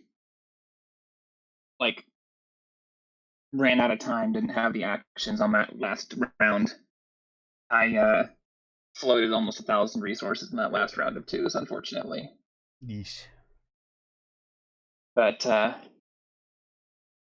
you getting the enhance module and then double in intensive, he had like a level 4 boat on round 5, and he didn't pay for a single level. Oof. It was gross. Oh, did you skip? That's right, you took the ion instead of the second intensive. You ioned my board. Anyway, yes, okay, I'm back and you've queued us up. Perfect. Yeah, as soon as you'd accepted, I tried to queue. So we'll get in. Perfect. Whoa, Blue has finished the drive, gotten out of the hurricane. Hold on, it says connected at 360p on my computer, hooked up to a generator, connected to my wife's phone's hotspot, living 500 miles from where the hurricane hit land. Holy smokes. That's a day. Yikes. How much wind are you getting? And I do hope everybody else out there is all right from our many viewers. That is some dedication when it comes to the lengths we will go to get your daily dose of Amaroq. Addictive, right? Hashtag addictive. Let's go. Hashtag content. All right. This is not to be confused with blood. We have blood water and Nargothrond. This is blood distilled, or diluted, excuse me. And funny enough, blood's actually Yes, blood is a chemist. None now, but when it hit yesterday, it was 60-mile-per-hour gusts, trees down everywhere because it rained for the 2 days. Ooish. Yeah. Wow. Oy vey. I'm not in love with these. Yeah. I'll take Quick Supply because she's the cutest. I mean, it's Arclight Sledge. You're gonna make me laugh and not make my own choice. I have all the tarantula picks. Oh, great. I'm gonna take so. Yeah. Oh, we're on standard map. Oh, goodness. All right, then. Well, I'm glad I'm in something I can pilot standard. Right.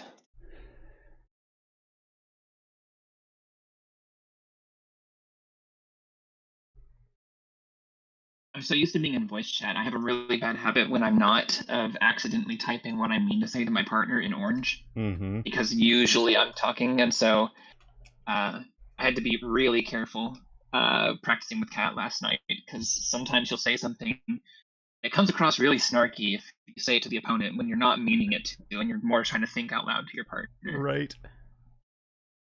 Okay. So, Cat says, I'm hoping it's something in there. Oh, so for the devs fixing the settings, resetting on update. Yeah, I have filed that one already. It's lower priority than things they have worked on. And Toast's Tamarin was referring to me choosing the quick supply specialist on basis of the cuteness of the avatar rather than. I mean, I didn't like any of my packs, so I was kind of following the. Kind of joking. It is perfect internet logic. Nothing wrong with that. Exactly. Perfect content logic. Hey, welcome in, Faded. How are you? Ah, you were over in Apuchi's. Makes good sense to me. Hope you've had a good day. So I'm going to step away to pick out my food. I will mute myself, so just don't fast forward. Got it. My person is on an interesting deployment. Cat, what should we do with this person? They have deployed everything behind the towers. Am I allowed to just tower cheese them with stormcallers now?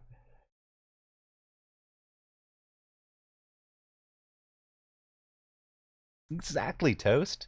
S tier spec. Right, I should still do it. It's that or just classic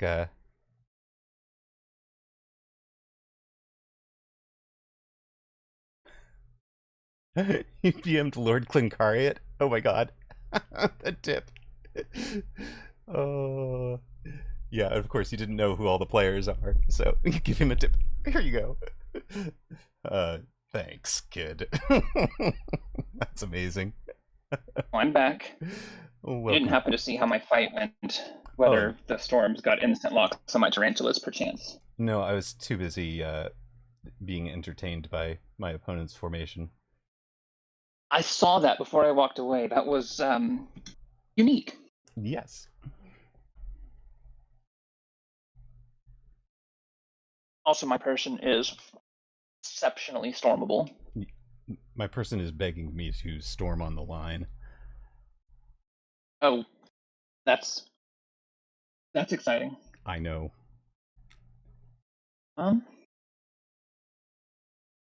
This is an advanced shield device. This is the value.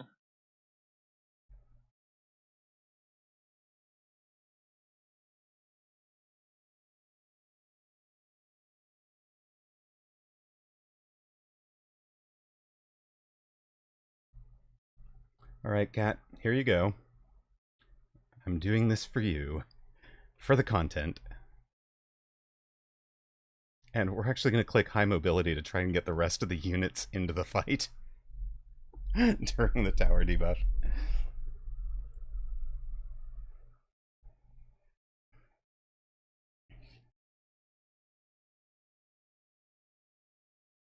Oh no, they actually made the Toast formation. This is the flying T for Toast.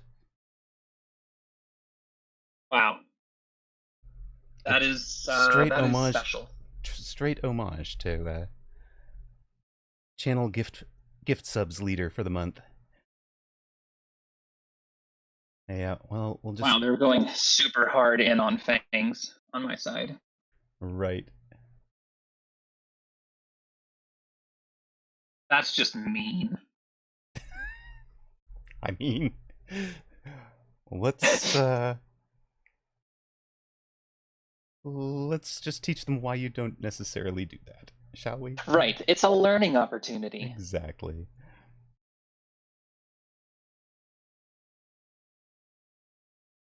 And yes, Decaf, I do have a very fertile imagination. Kiddo, when they were very little, got a like the Alice in Wonderland style of just the constant story made up on the spot for Kiddo, lost to the myths of time because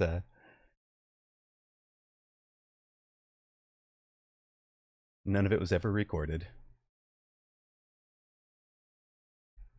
It's true, Joffrey Benedict. You're not wrong. Deploy further back so the debuff's over before the units clash.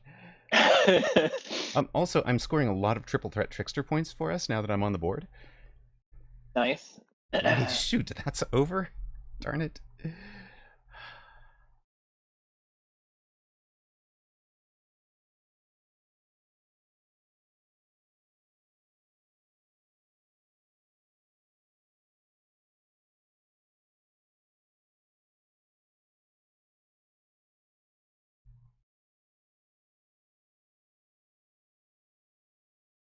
Is saberable. I have chaff for that, and they have no proper chaff clear. You POV'd a crawler. Oh my goodness. Help. You're a bad influence.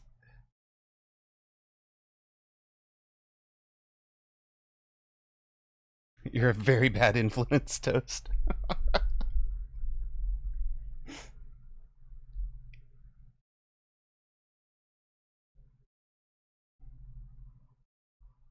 So, well, apparently now I control the camera. I see that. You can right click to fix that, I think. Well, I don't want to. I just want to click end deploy. I see. Fine. It's actually distracting me in my peripheral vision having that bounce like that. I'm like trying to ignore it. The best part is that Toast's most recent emoji is perfectly timed to the crawler bounce on my screen. So I'm just like bopping my head. Okay, you've taken some anti-missile. I approve-ish. Ouch, we're running into the flames. It has not gone well for our POV crawlerness. More POV crawlers. Oh dear. That's right. Bite the badgers. Bite them. Okay, we actually have found the crawlers that have lived to get in on the... Oh my goodness. Hi. We are here. We don't care about your back line. Unit unlocked because of your bouncing periphery, so I had to actually minimize the view. But I'm good. It's my fault, but they are called the drill puppies for a reason, Decaf. And we ended up in a slide, so we're very American. I wonder. We're very Amaroqy. Yes. You saw the round 4 super supply. Well, we're on almost perfect health. Sure. We can greed. Okay, we can greed.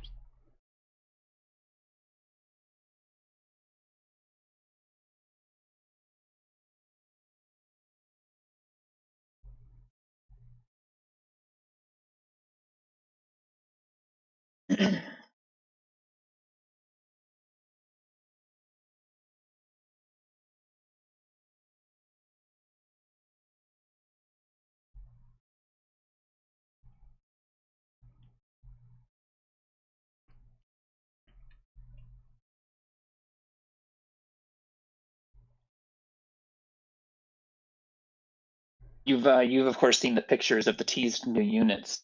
Yes. One of them legitimately looked like a robot dog, and my hypothesis is that is a chaff unit. Oh, a puppy. Oh, I don't want the puppy to be chaff. My suspicion is that it'll be like a 12-pack like wasps. And that it'll be a 60 range kind of true hybrid, not a range tech style. So that way we true have a mid-range chaff, because fangs can be the long range, crawlers will be the melee range. Right. And we'll have a no range tech range unit in keeping with like Typhoon style. Right. Makes some sense. Janos, it's theoretically a family-friendly channel, so we try to avoid the... You're pulling a lot of my guys' chaff on the side that I tried to open them. Oh, okay, sorry. Well, pulling a whole bunch of their chaff was on purpose, but... I see. Because I was like, I'll Let just me know if open you're up. going to do a poll on my person. Oh, okay. Sorry. I just saw how pullable they were.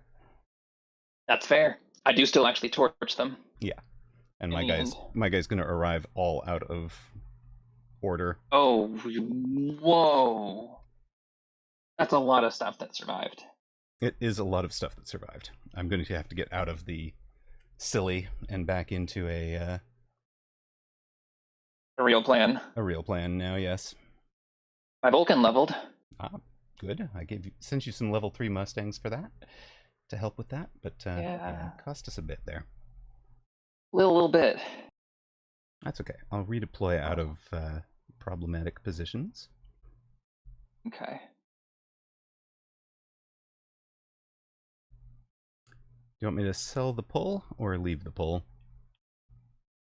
I would like it to be sold, I think. Mhm. I put my Vulcan where it will draw all of that. Okay, perfect.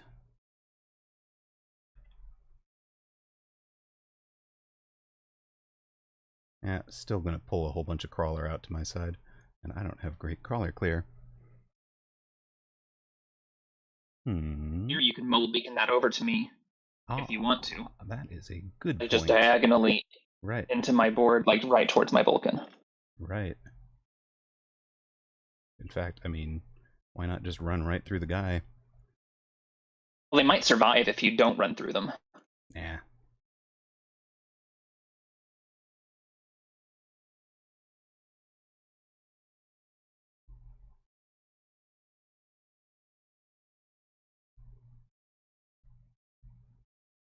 Some gummy bear has faith in us.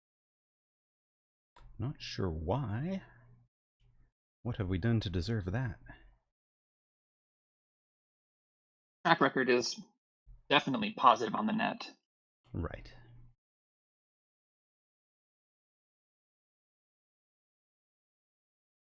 My guy has taken anti-missile, even though he has level 3 Mustangs. Mm-hmm.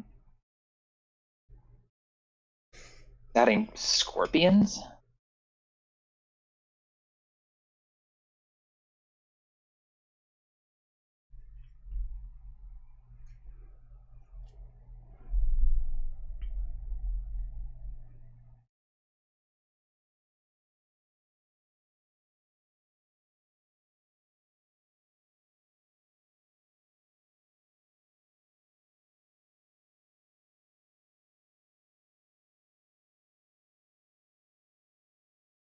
It has been around since the start, Toast. It's amazing. Oh, my guy just dies to Vulcan, unfortunately. For him. Fortunately for us, unfortunately for him. My guy is busily losing everything. If you don't mind not finishing your board quickly enough, I can take out a anti-missile device. So it turns out one round of fixing problems fixed my problems. We're here to win now. Actually, a lot of that was dropping oil. So if you would like to do it again, the oil is far left crawler to tower. If you want to make sure I win it that hard.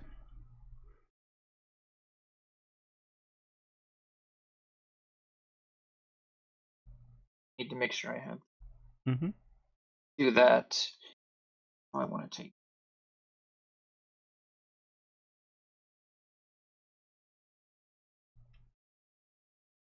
I think this is. Sell the balls thing.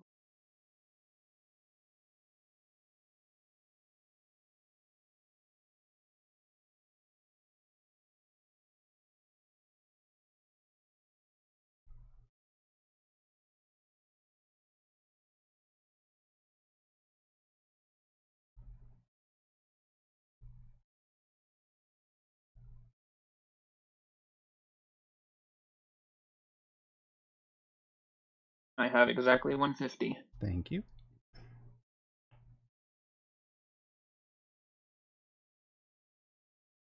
Like this. That's great. Does he run into that before you get to him? Nope. Okay. It was perfect where it was, I think, as long as my crawlers get into it. Gotcha. So you okay? I made sure my crawlers were in it, but from the very start, but it didn't turn out to matter. There. But yeah, that's what we're looking for, because everything over there gets pulled. And Decaf has been Like, wait a snoozing minute, you don't ads get oil to ensure again. that you guys don't see one. It says we've got basically 1 minute to finish this match. No pressure.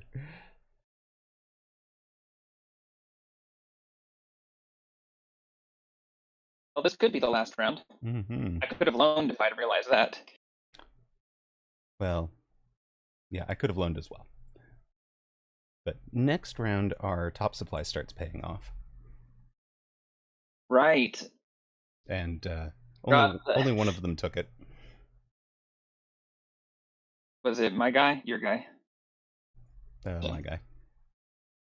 Well, I think I have enough left on my side of the board to win. No, I've still got pretty much everything.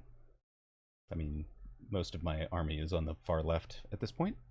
So losing the mid was expected. We come around and, finish out. Nice. And there you go. With 6 seconds to spare. Just obey the mods. It's the rule. Have to obey the mods. GG, guys. It's almost like we're professional at this, Decaf. Don't tell anyone we're not.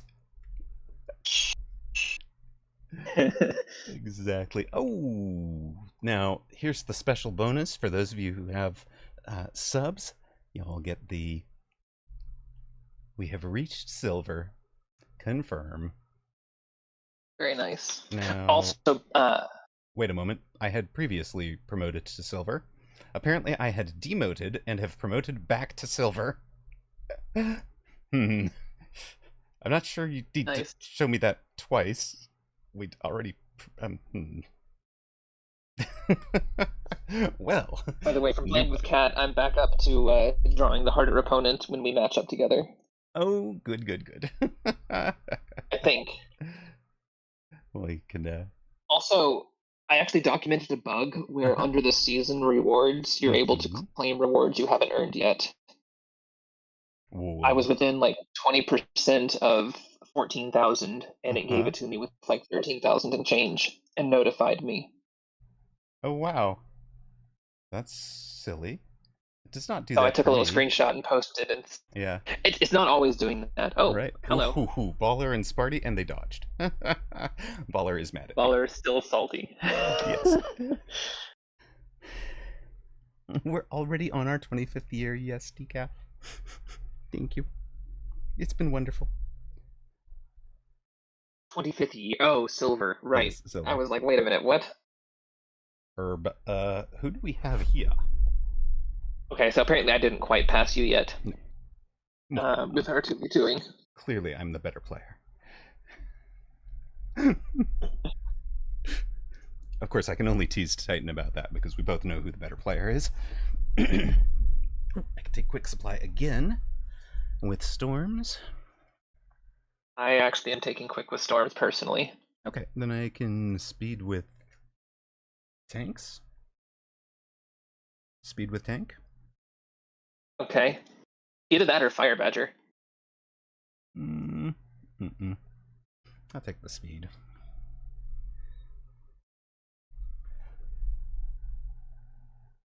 Ooh, we have Iron Commander. Wow. All right. Well, Iron Commander? No, a solid 1v1 player on my side of the board. Gotcha.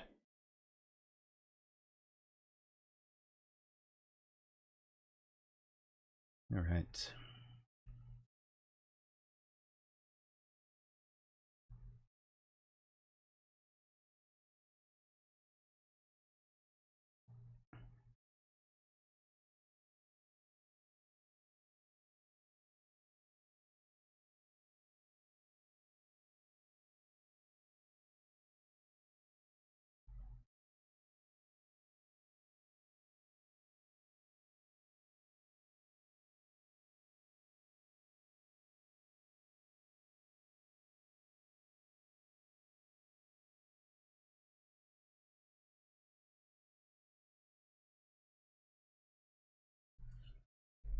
Iron Commander is in standard with the storms way at the back. Curse to My me. guy is doing a bit of a sledge push, probably wants to be fort and or war factory. Right. Yeah, we have speed tanks that will potentially develop into speed factory. But for now, it's going to be speed tanks get to tower, and we'll see what develops. You have been speed tanked on the other side? Yep, okay. Perfect meter have- board. I mean, right down to the surviving units here. Wait, Except no. I'm quick and they get a typhoon. Ah, well then. Quite perfect mirror.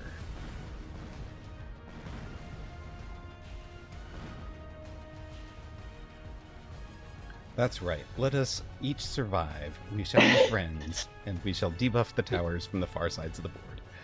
Actually, this may work out really well to your advantage because of the tower timing. Yep. Not perfectly, though. I think don't know if everything's it's- worn off. Yeah.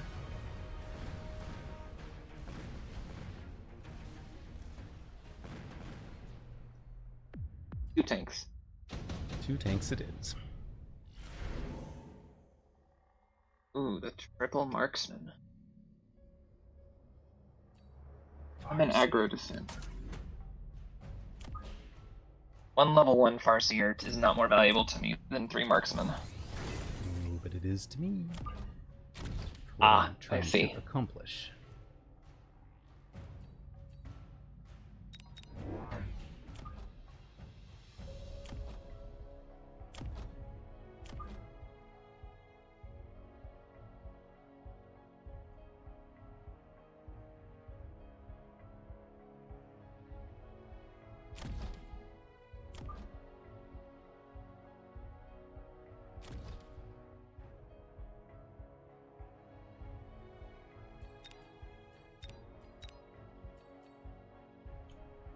Is there that much?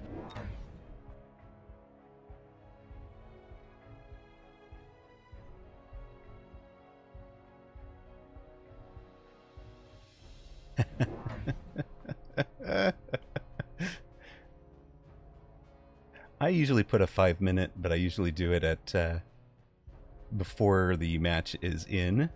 So submissions closed. You guys got about 11k wagered on it. So odds are 2-1 essentially for Commander plus. I don't know what. Oh, nukers? Oh, nukers. Okay. Perfect. And yeah, he's got the Did they shield bubble take? up, which is really wise. I think my guy took and sold something. Okay. My guy's trying to get the bubble to prevent the sledges from leveling. We've taken the bubble down.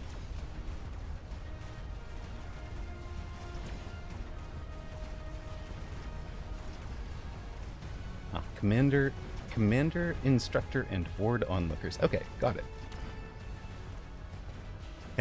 Fair enough. Yeah, my guy, is gonna win this outside. I want forts now. Yep. Or war factory. Yeah, I'm thinking War Factory for me, but it'll take me a moment to get there.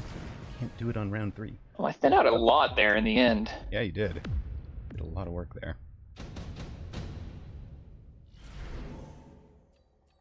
Really wanted a fortress. Mm, Drop. Or do I go hacker?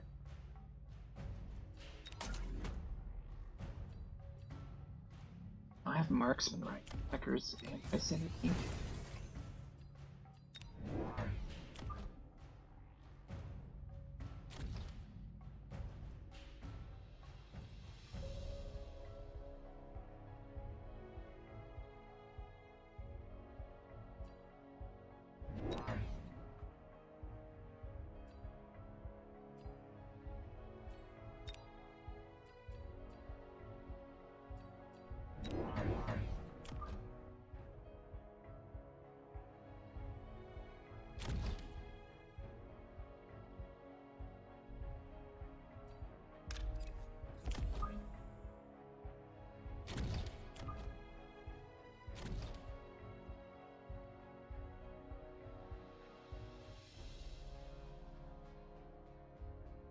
I have seen 5 tech war factories toast. I've never seen 6 tech in a 1v1 or 2v2.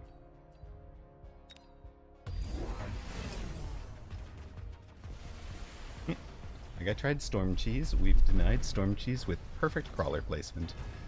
And your storms. Lovely. Please do Perfect.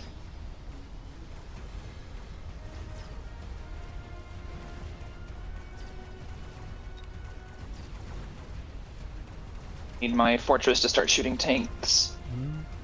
Good.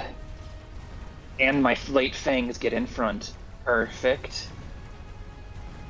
Was there a call-in they used to snipe your tower, or was that just positioning on their One part? crawler got all the way in. Gotcha. Well, my fortress ate 3 packs of level 2 sledges and leveled. That's amazing. And my marksman leveled, which means if they try to boat or wraith me now, I have blue marksmen behind.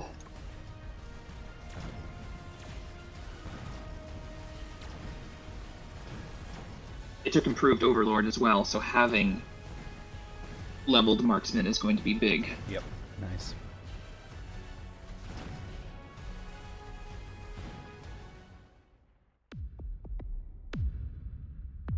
Check the War Factory text before next game. Oh dear. Ooh. I want the amp core on my level 2 fort. Yep. I'm also going to amp core then. Where the storm? Right.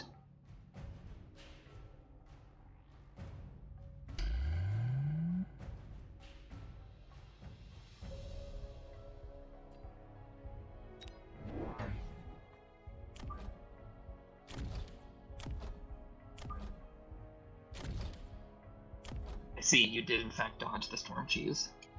I see what happened there.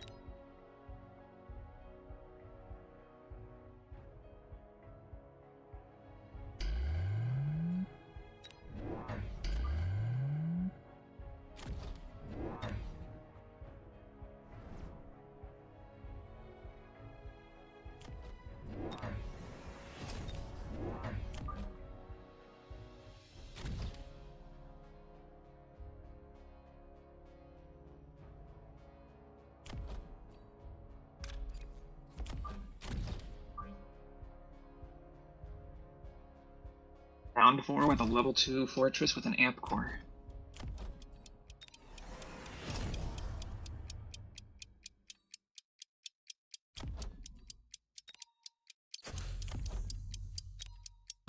I like it. There's the overlord with a nano repair.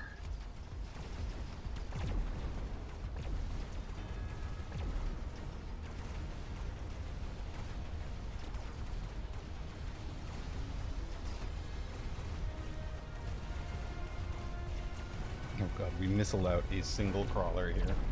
For 50. Oh. Big value.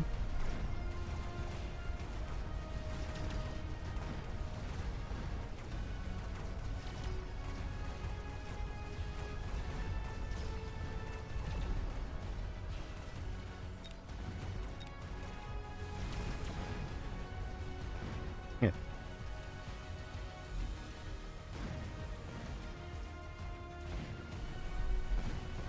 As overlord dies, Nice. I'll be taking anti-air on my marksman.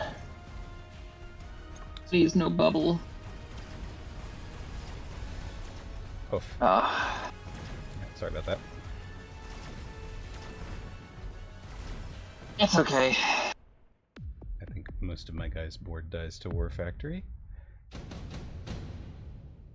Copy that.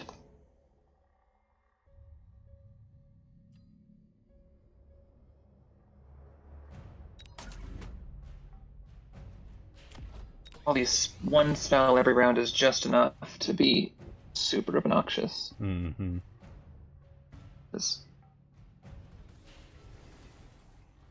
Can't afford to let my fortress get acided.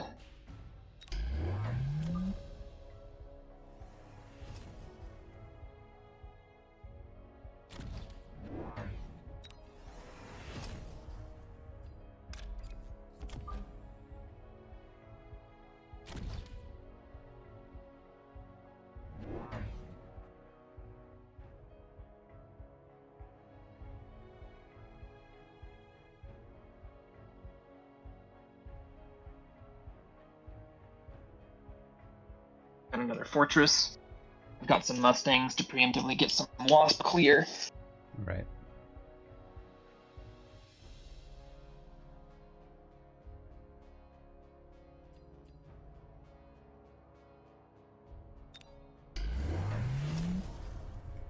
Two more Overlords instead. I have a level 3 and a level 2 AA marksman.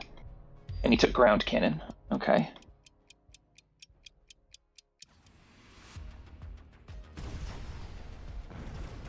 You're just going to accept that you have bad chaff clear. Oh, and he's selling out of sledges.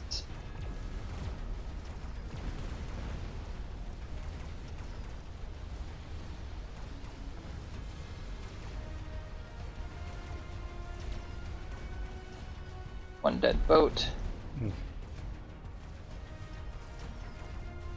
me just pivot to hacker here. Hack the mines and send them back the other direction.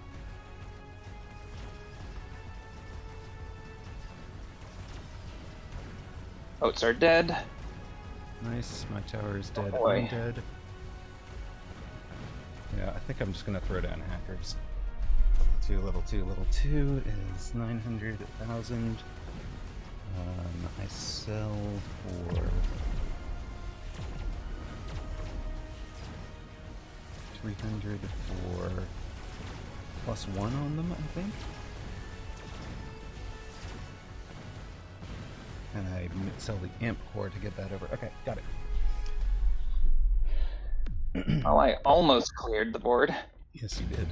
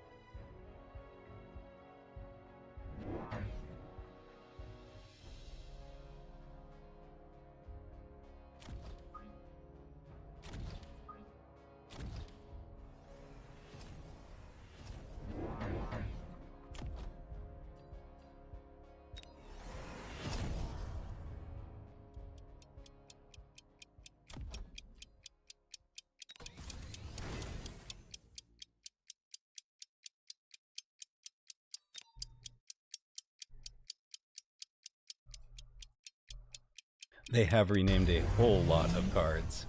Decaf, it's true.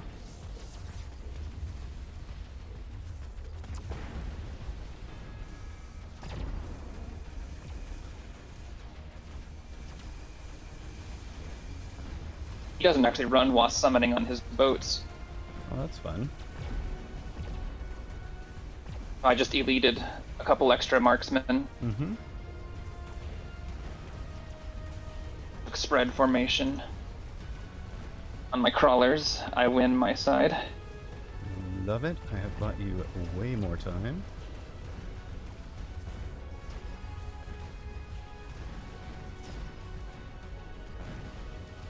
There Oh, go. you are hacking a healing Mm-hmm. healing tarantula, huh? We've hacked Nice. everything, buddy.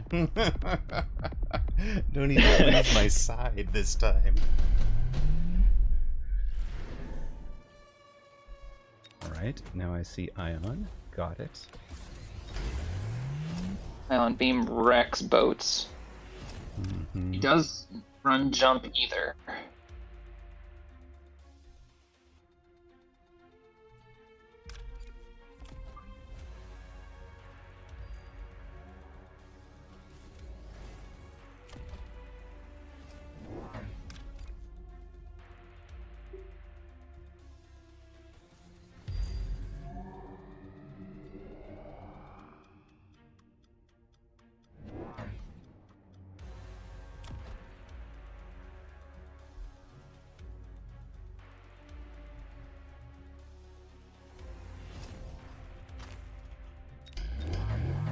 Decaf, they actually had a half decent reason there, which was to try and ensure word consistency. They handed off to, I suspect they had done AI translations and were handing off to a real translation team.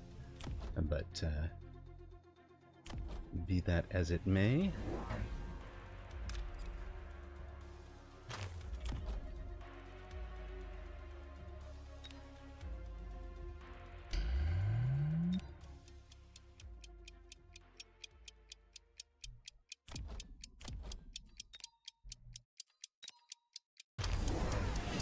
They're double ioning me. I see. I'm ioning my guy, and you're ioning yours, okay?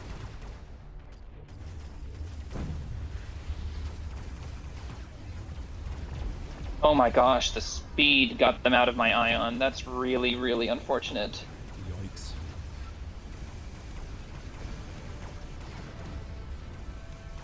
I think I might actually still win, question mark. They actually lose so hard on They this don't. side because I ioned into their overlords. But I have no more upshoot unless I hack Their some. boat's level now.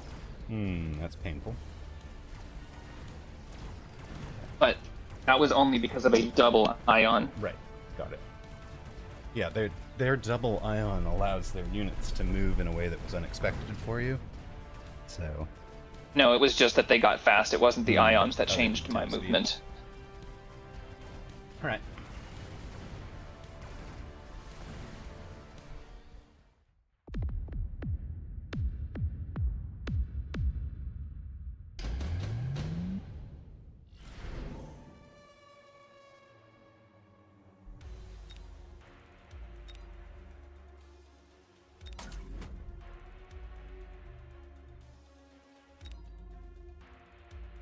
Loan and potentially missile out with those? Missile doesn't really assault. Enhanced missile doesn't really help that much for me. Really? It helps a ton for me. Really, because they have chaff in front of everything. The damage won't do I anything. see.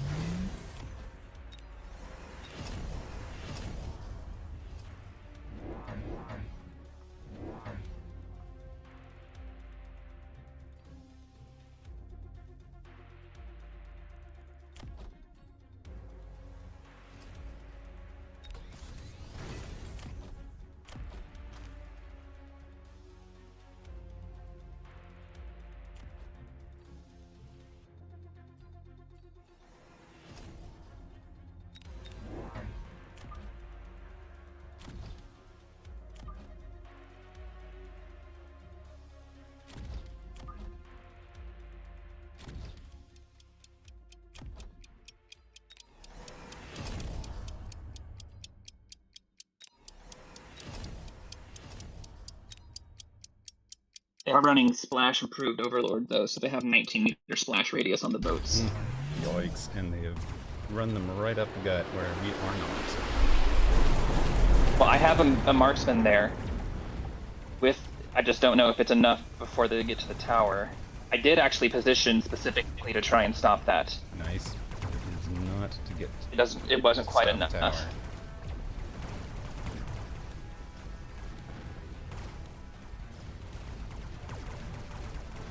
And GG's, I think.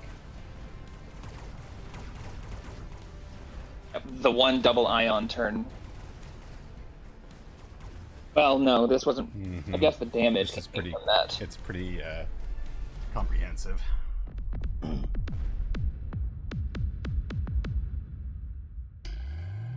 Got locks on actually each one of those boats, so I was like 3 seconds away from deleting their entire line. But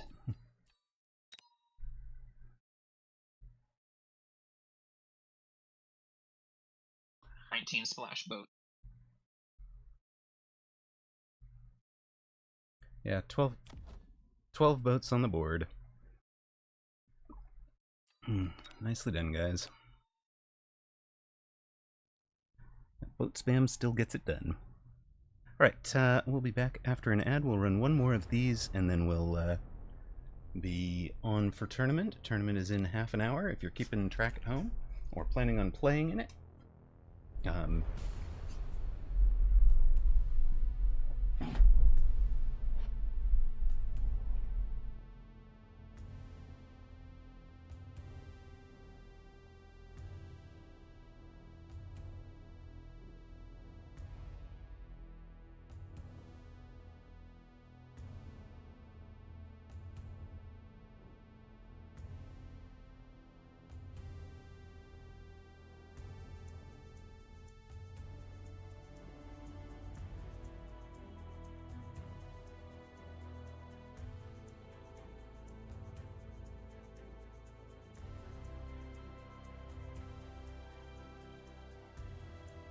You queuing us for the next one or no?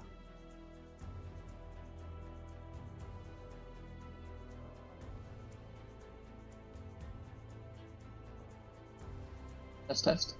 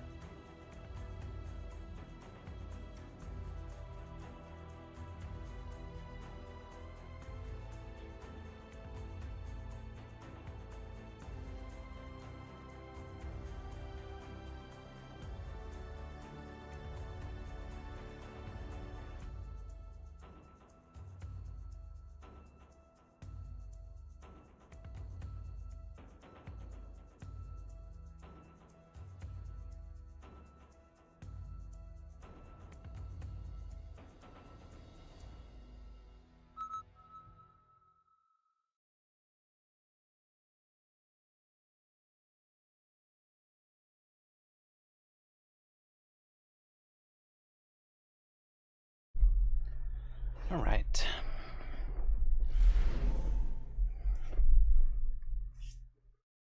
Quick storm crawl. Okay. Probably saber ball crawl for me. Okay.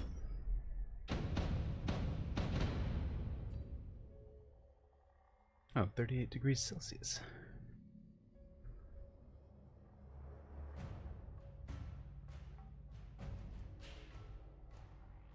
Oh, a decaf. I'm glad you're doing that for your people. Right. That is very important to have.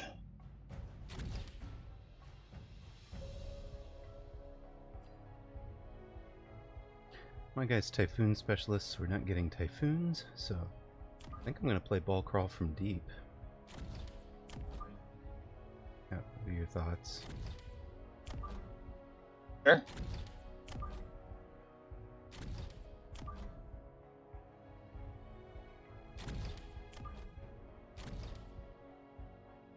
long as you have decent crawler clear, your balls will beat his tarantulas.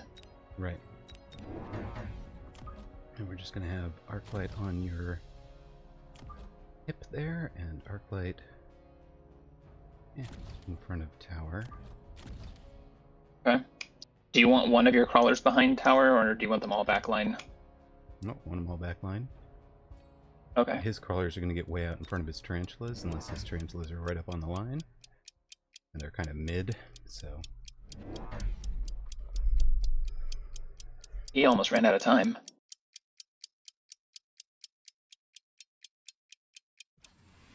Yeah, they did add some fangs.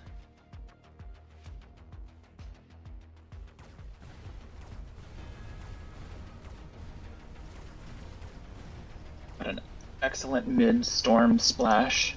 Nice.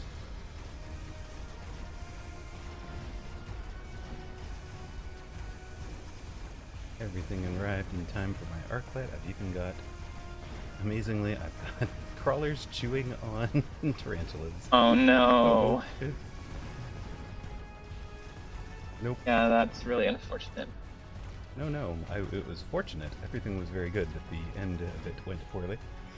But the Right. Well, statements were all your balls correct. were on fangs. Your balls Yes. were shooting fangs while your Yes. arc light was shooting tarantula.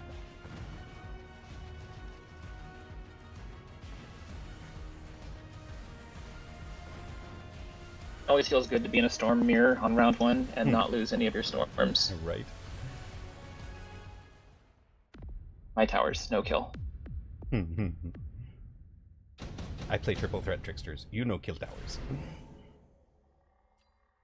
Ooh, subsidized marksman? Sure. If you want to push into me, I am happy to have it.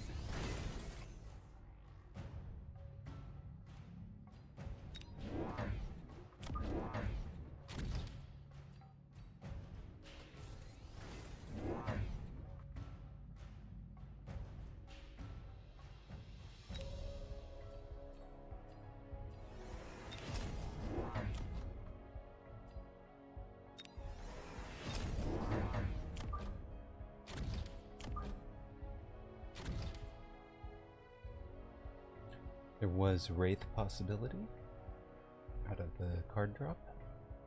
You've got marksman. Okay, never mind. Copy.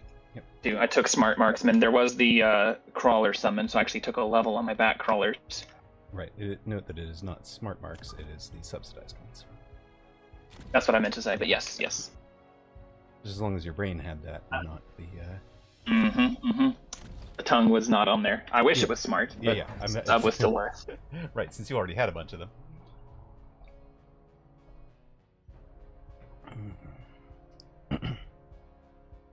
Opponent hasn't decided what to do yet. Like they're adding arc lights.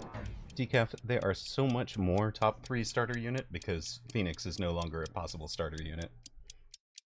And that change moved Stormcaller to the top of the hill, I think.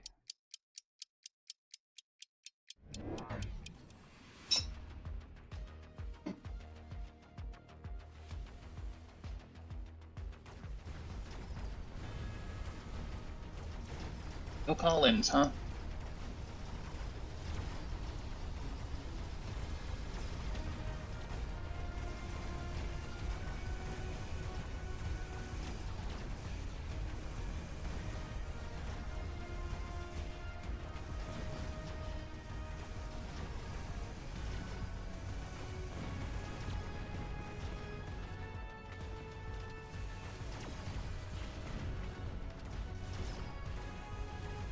Well, it's time to get a crawler clear drop.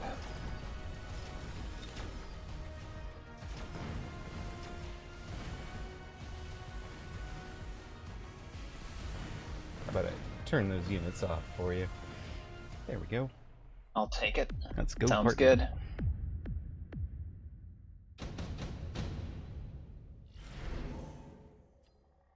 Oh, Would you like asking that? you shall receive. I had clicked before you finished the question. Love it. Well, would I like Farseer to go with my steel balls? Yes, please.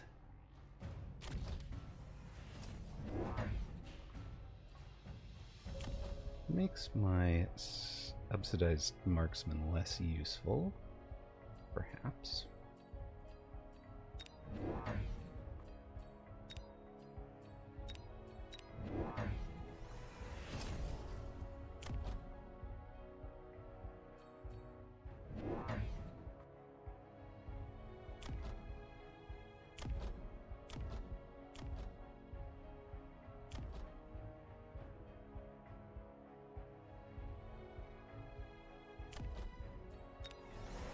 I have now officially spent my quick money. I'm saving it until now, huh?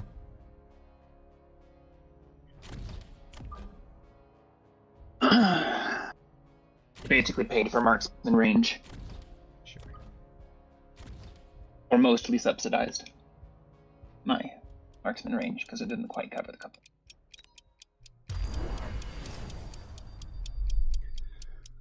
My guy took underground, so that's popping off. Is trying to pull my back line apart with and trying to do mines, spider mines. Okay. So he took and held. Yeah. that. Yeah, well, we know he's been running I think out that of was a time, mistake. Right.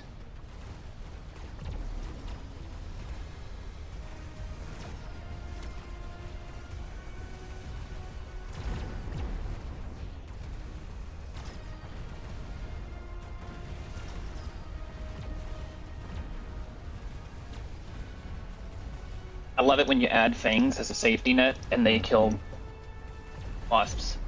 Right? Nice. I need to range my fire badgers. Because they got a little too far forward. But I win my side hard. And all of my... oh. Half of my marksmen leveled up. Yes, Ooh, Decaf. a There blue are farce a here. lot of patch notes Oh, to the- review for sure, and new tests in the training ground to run for sure as well. Nicely done, partner.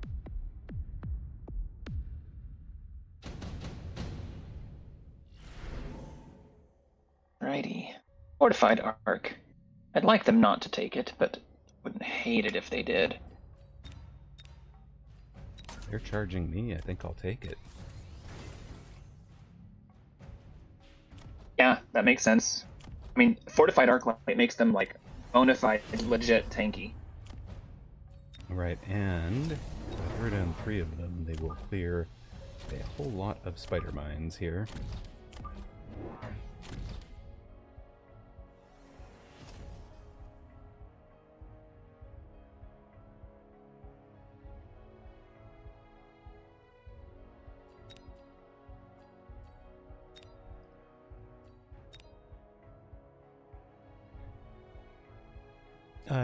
Decaf, experiments with mass storms are that eventually mass storm overwhelms all anti-missile right now, but it takes it a long while. Like, you have to get up to the 16 or 20 level. And even then, now you're super grounded, which makes you vulnerable to possibility of air. Right, the rest of your comp has to be anti-airable.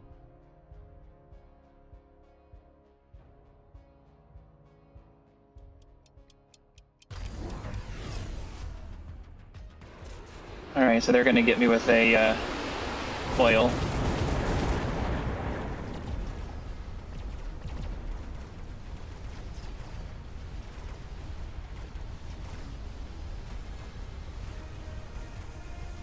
They didn't actually take Fortified Arc, even though they have 5 of them.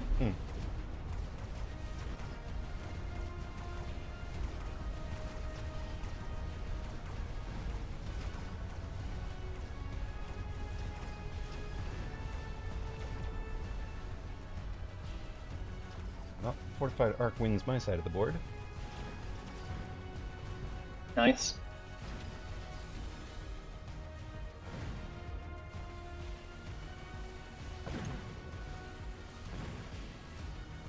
Oh, they're going Splash Storms, not running fire.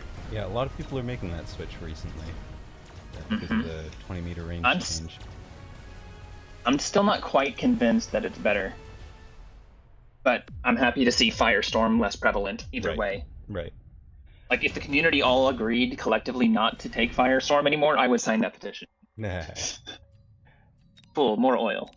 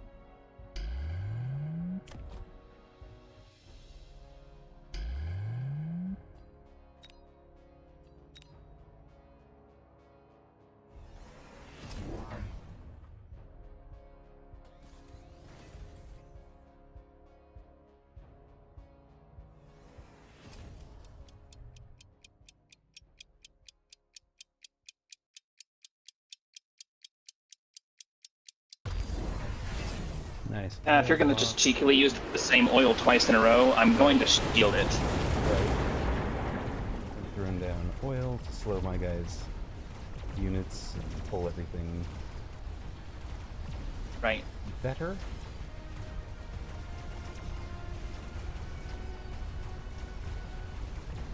This is what happens when you don't get to cheese me with oil.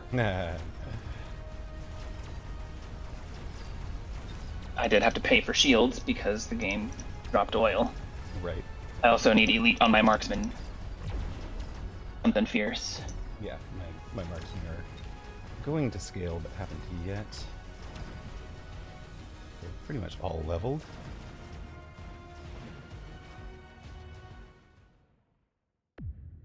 And my marksmen are kind of popping off. Right.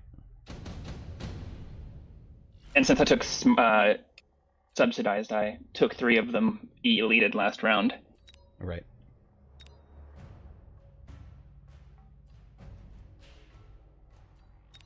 Any of these.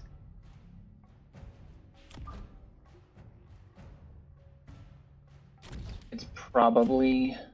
He doesn't vote. He might Sandworm. Maybe I Sandworm. It sells for the same. Yeah, Sandworm's the best option for me as a late game tank unit.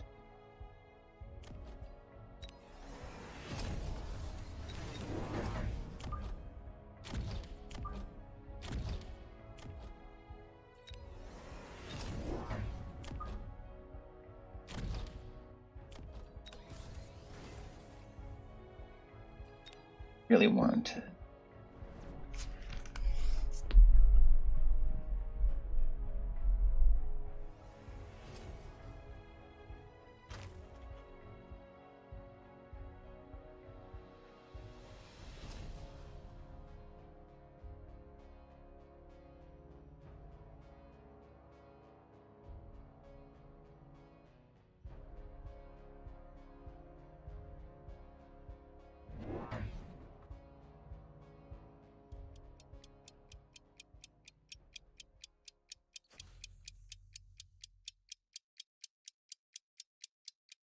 I forgot my mobile beacon. That's unfortunate.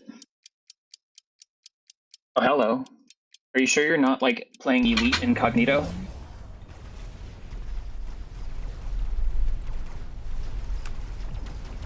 My guy's trying loose crawler. We're trying blowing up all of the bombs that he keeps helpfully dropping for us.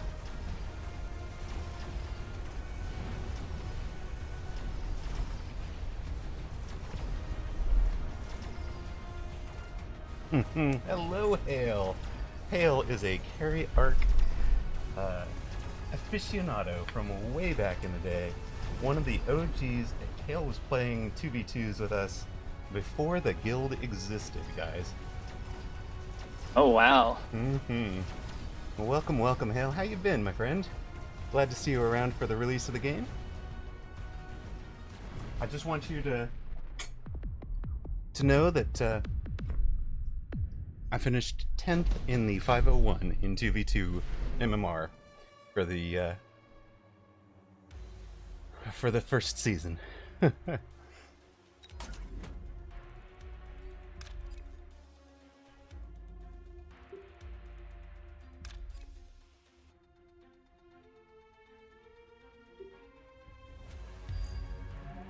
Thank you. Figured you would appreciate what that meant.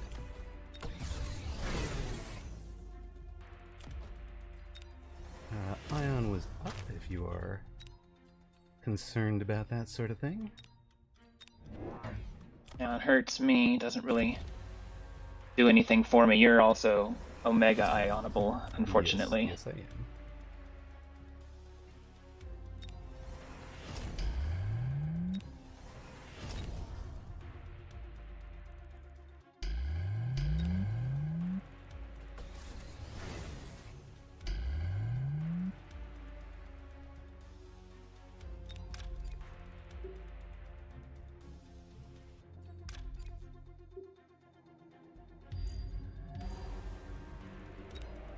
Hello, Dachshund. Woof.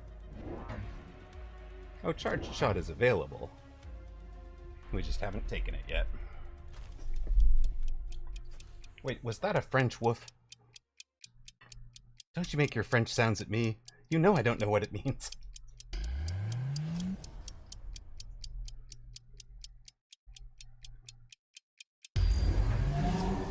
Oh, double ion. No for my guy. ion. Double ion on me. So, yeah. I it's- see. it's So they going double to- yes, you. yes, yes. But not no ion. But is my guy just okay with losing then? And he thinks that he can beat me with what's left over? That seems to be the implication.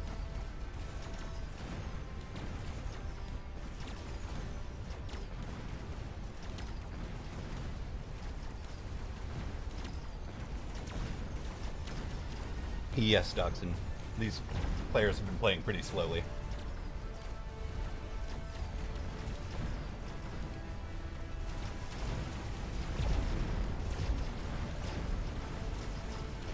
No, they did not like me. Well, I had to fight a ton of your guys' stuff in the middle. Mm-hmm.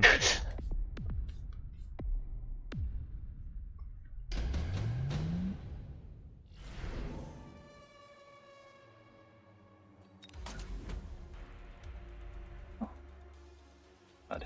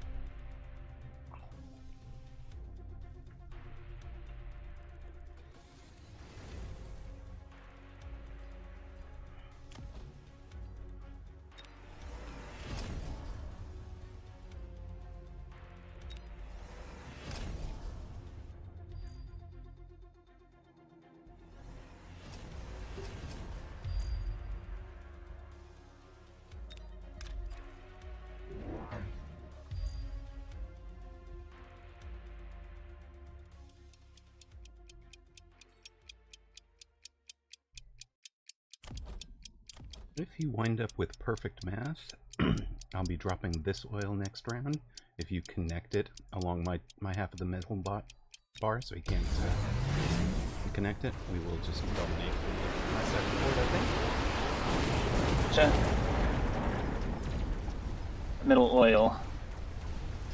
Was that my guys, I guess? Yeah. I just missed it. Zoom.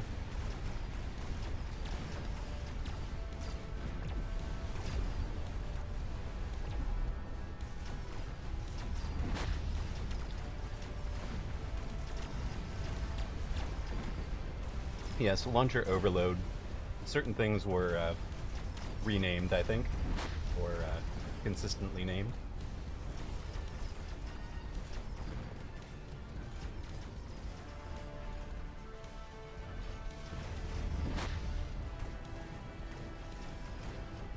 On my way with 1350.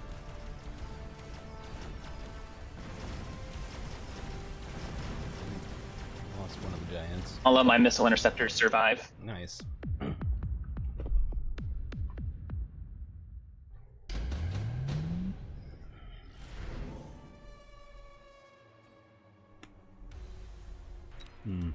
I'll acid the front of my board. Mm-hmm. But maybe I can acid where their worms fight. I feel like that's risky.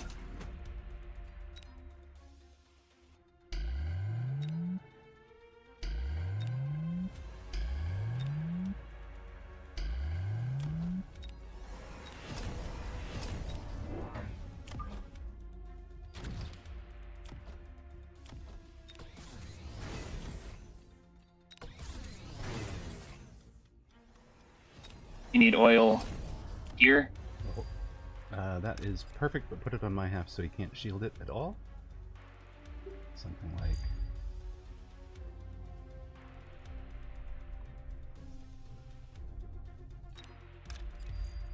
Thank you. Okay. 5 seconds.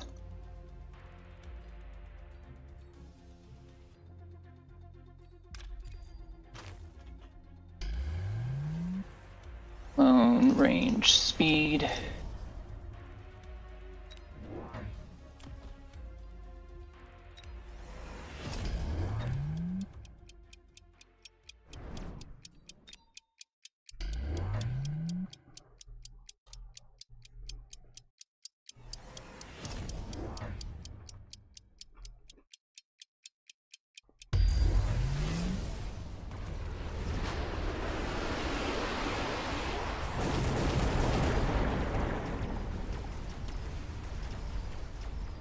My guy's whole board shall burn. Very nice. And I actually don't fight in the acid very much at all. Just organically, he put it like in the worst. I mean, one of them is standing in it, Sweet. but my blue fort makes it to his tower in a range war with the bubble intact. Oh, goodness.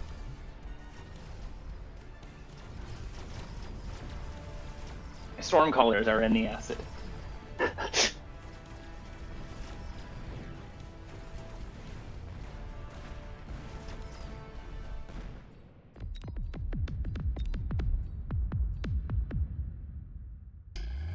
Well, there we go. Carry everything. I was about to bubble that place they keep shielding, and I was like, I wish I could cross over to your side. And I was like, I have a fortress. I just bought a fortress instead. 60 seconds to tourney. I am going to quickly click end stream and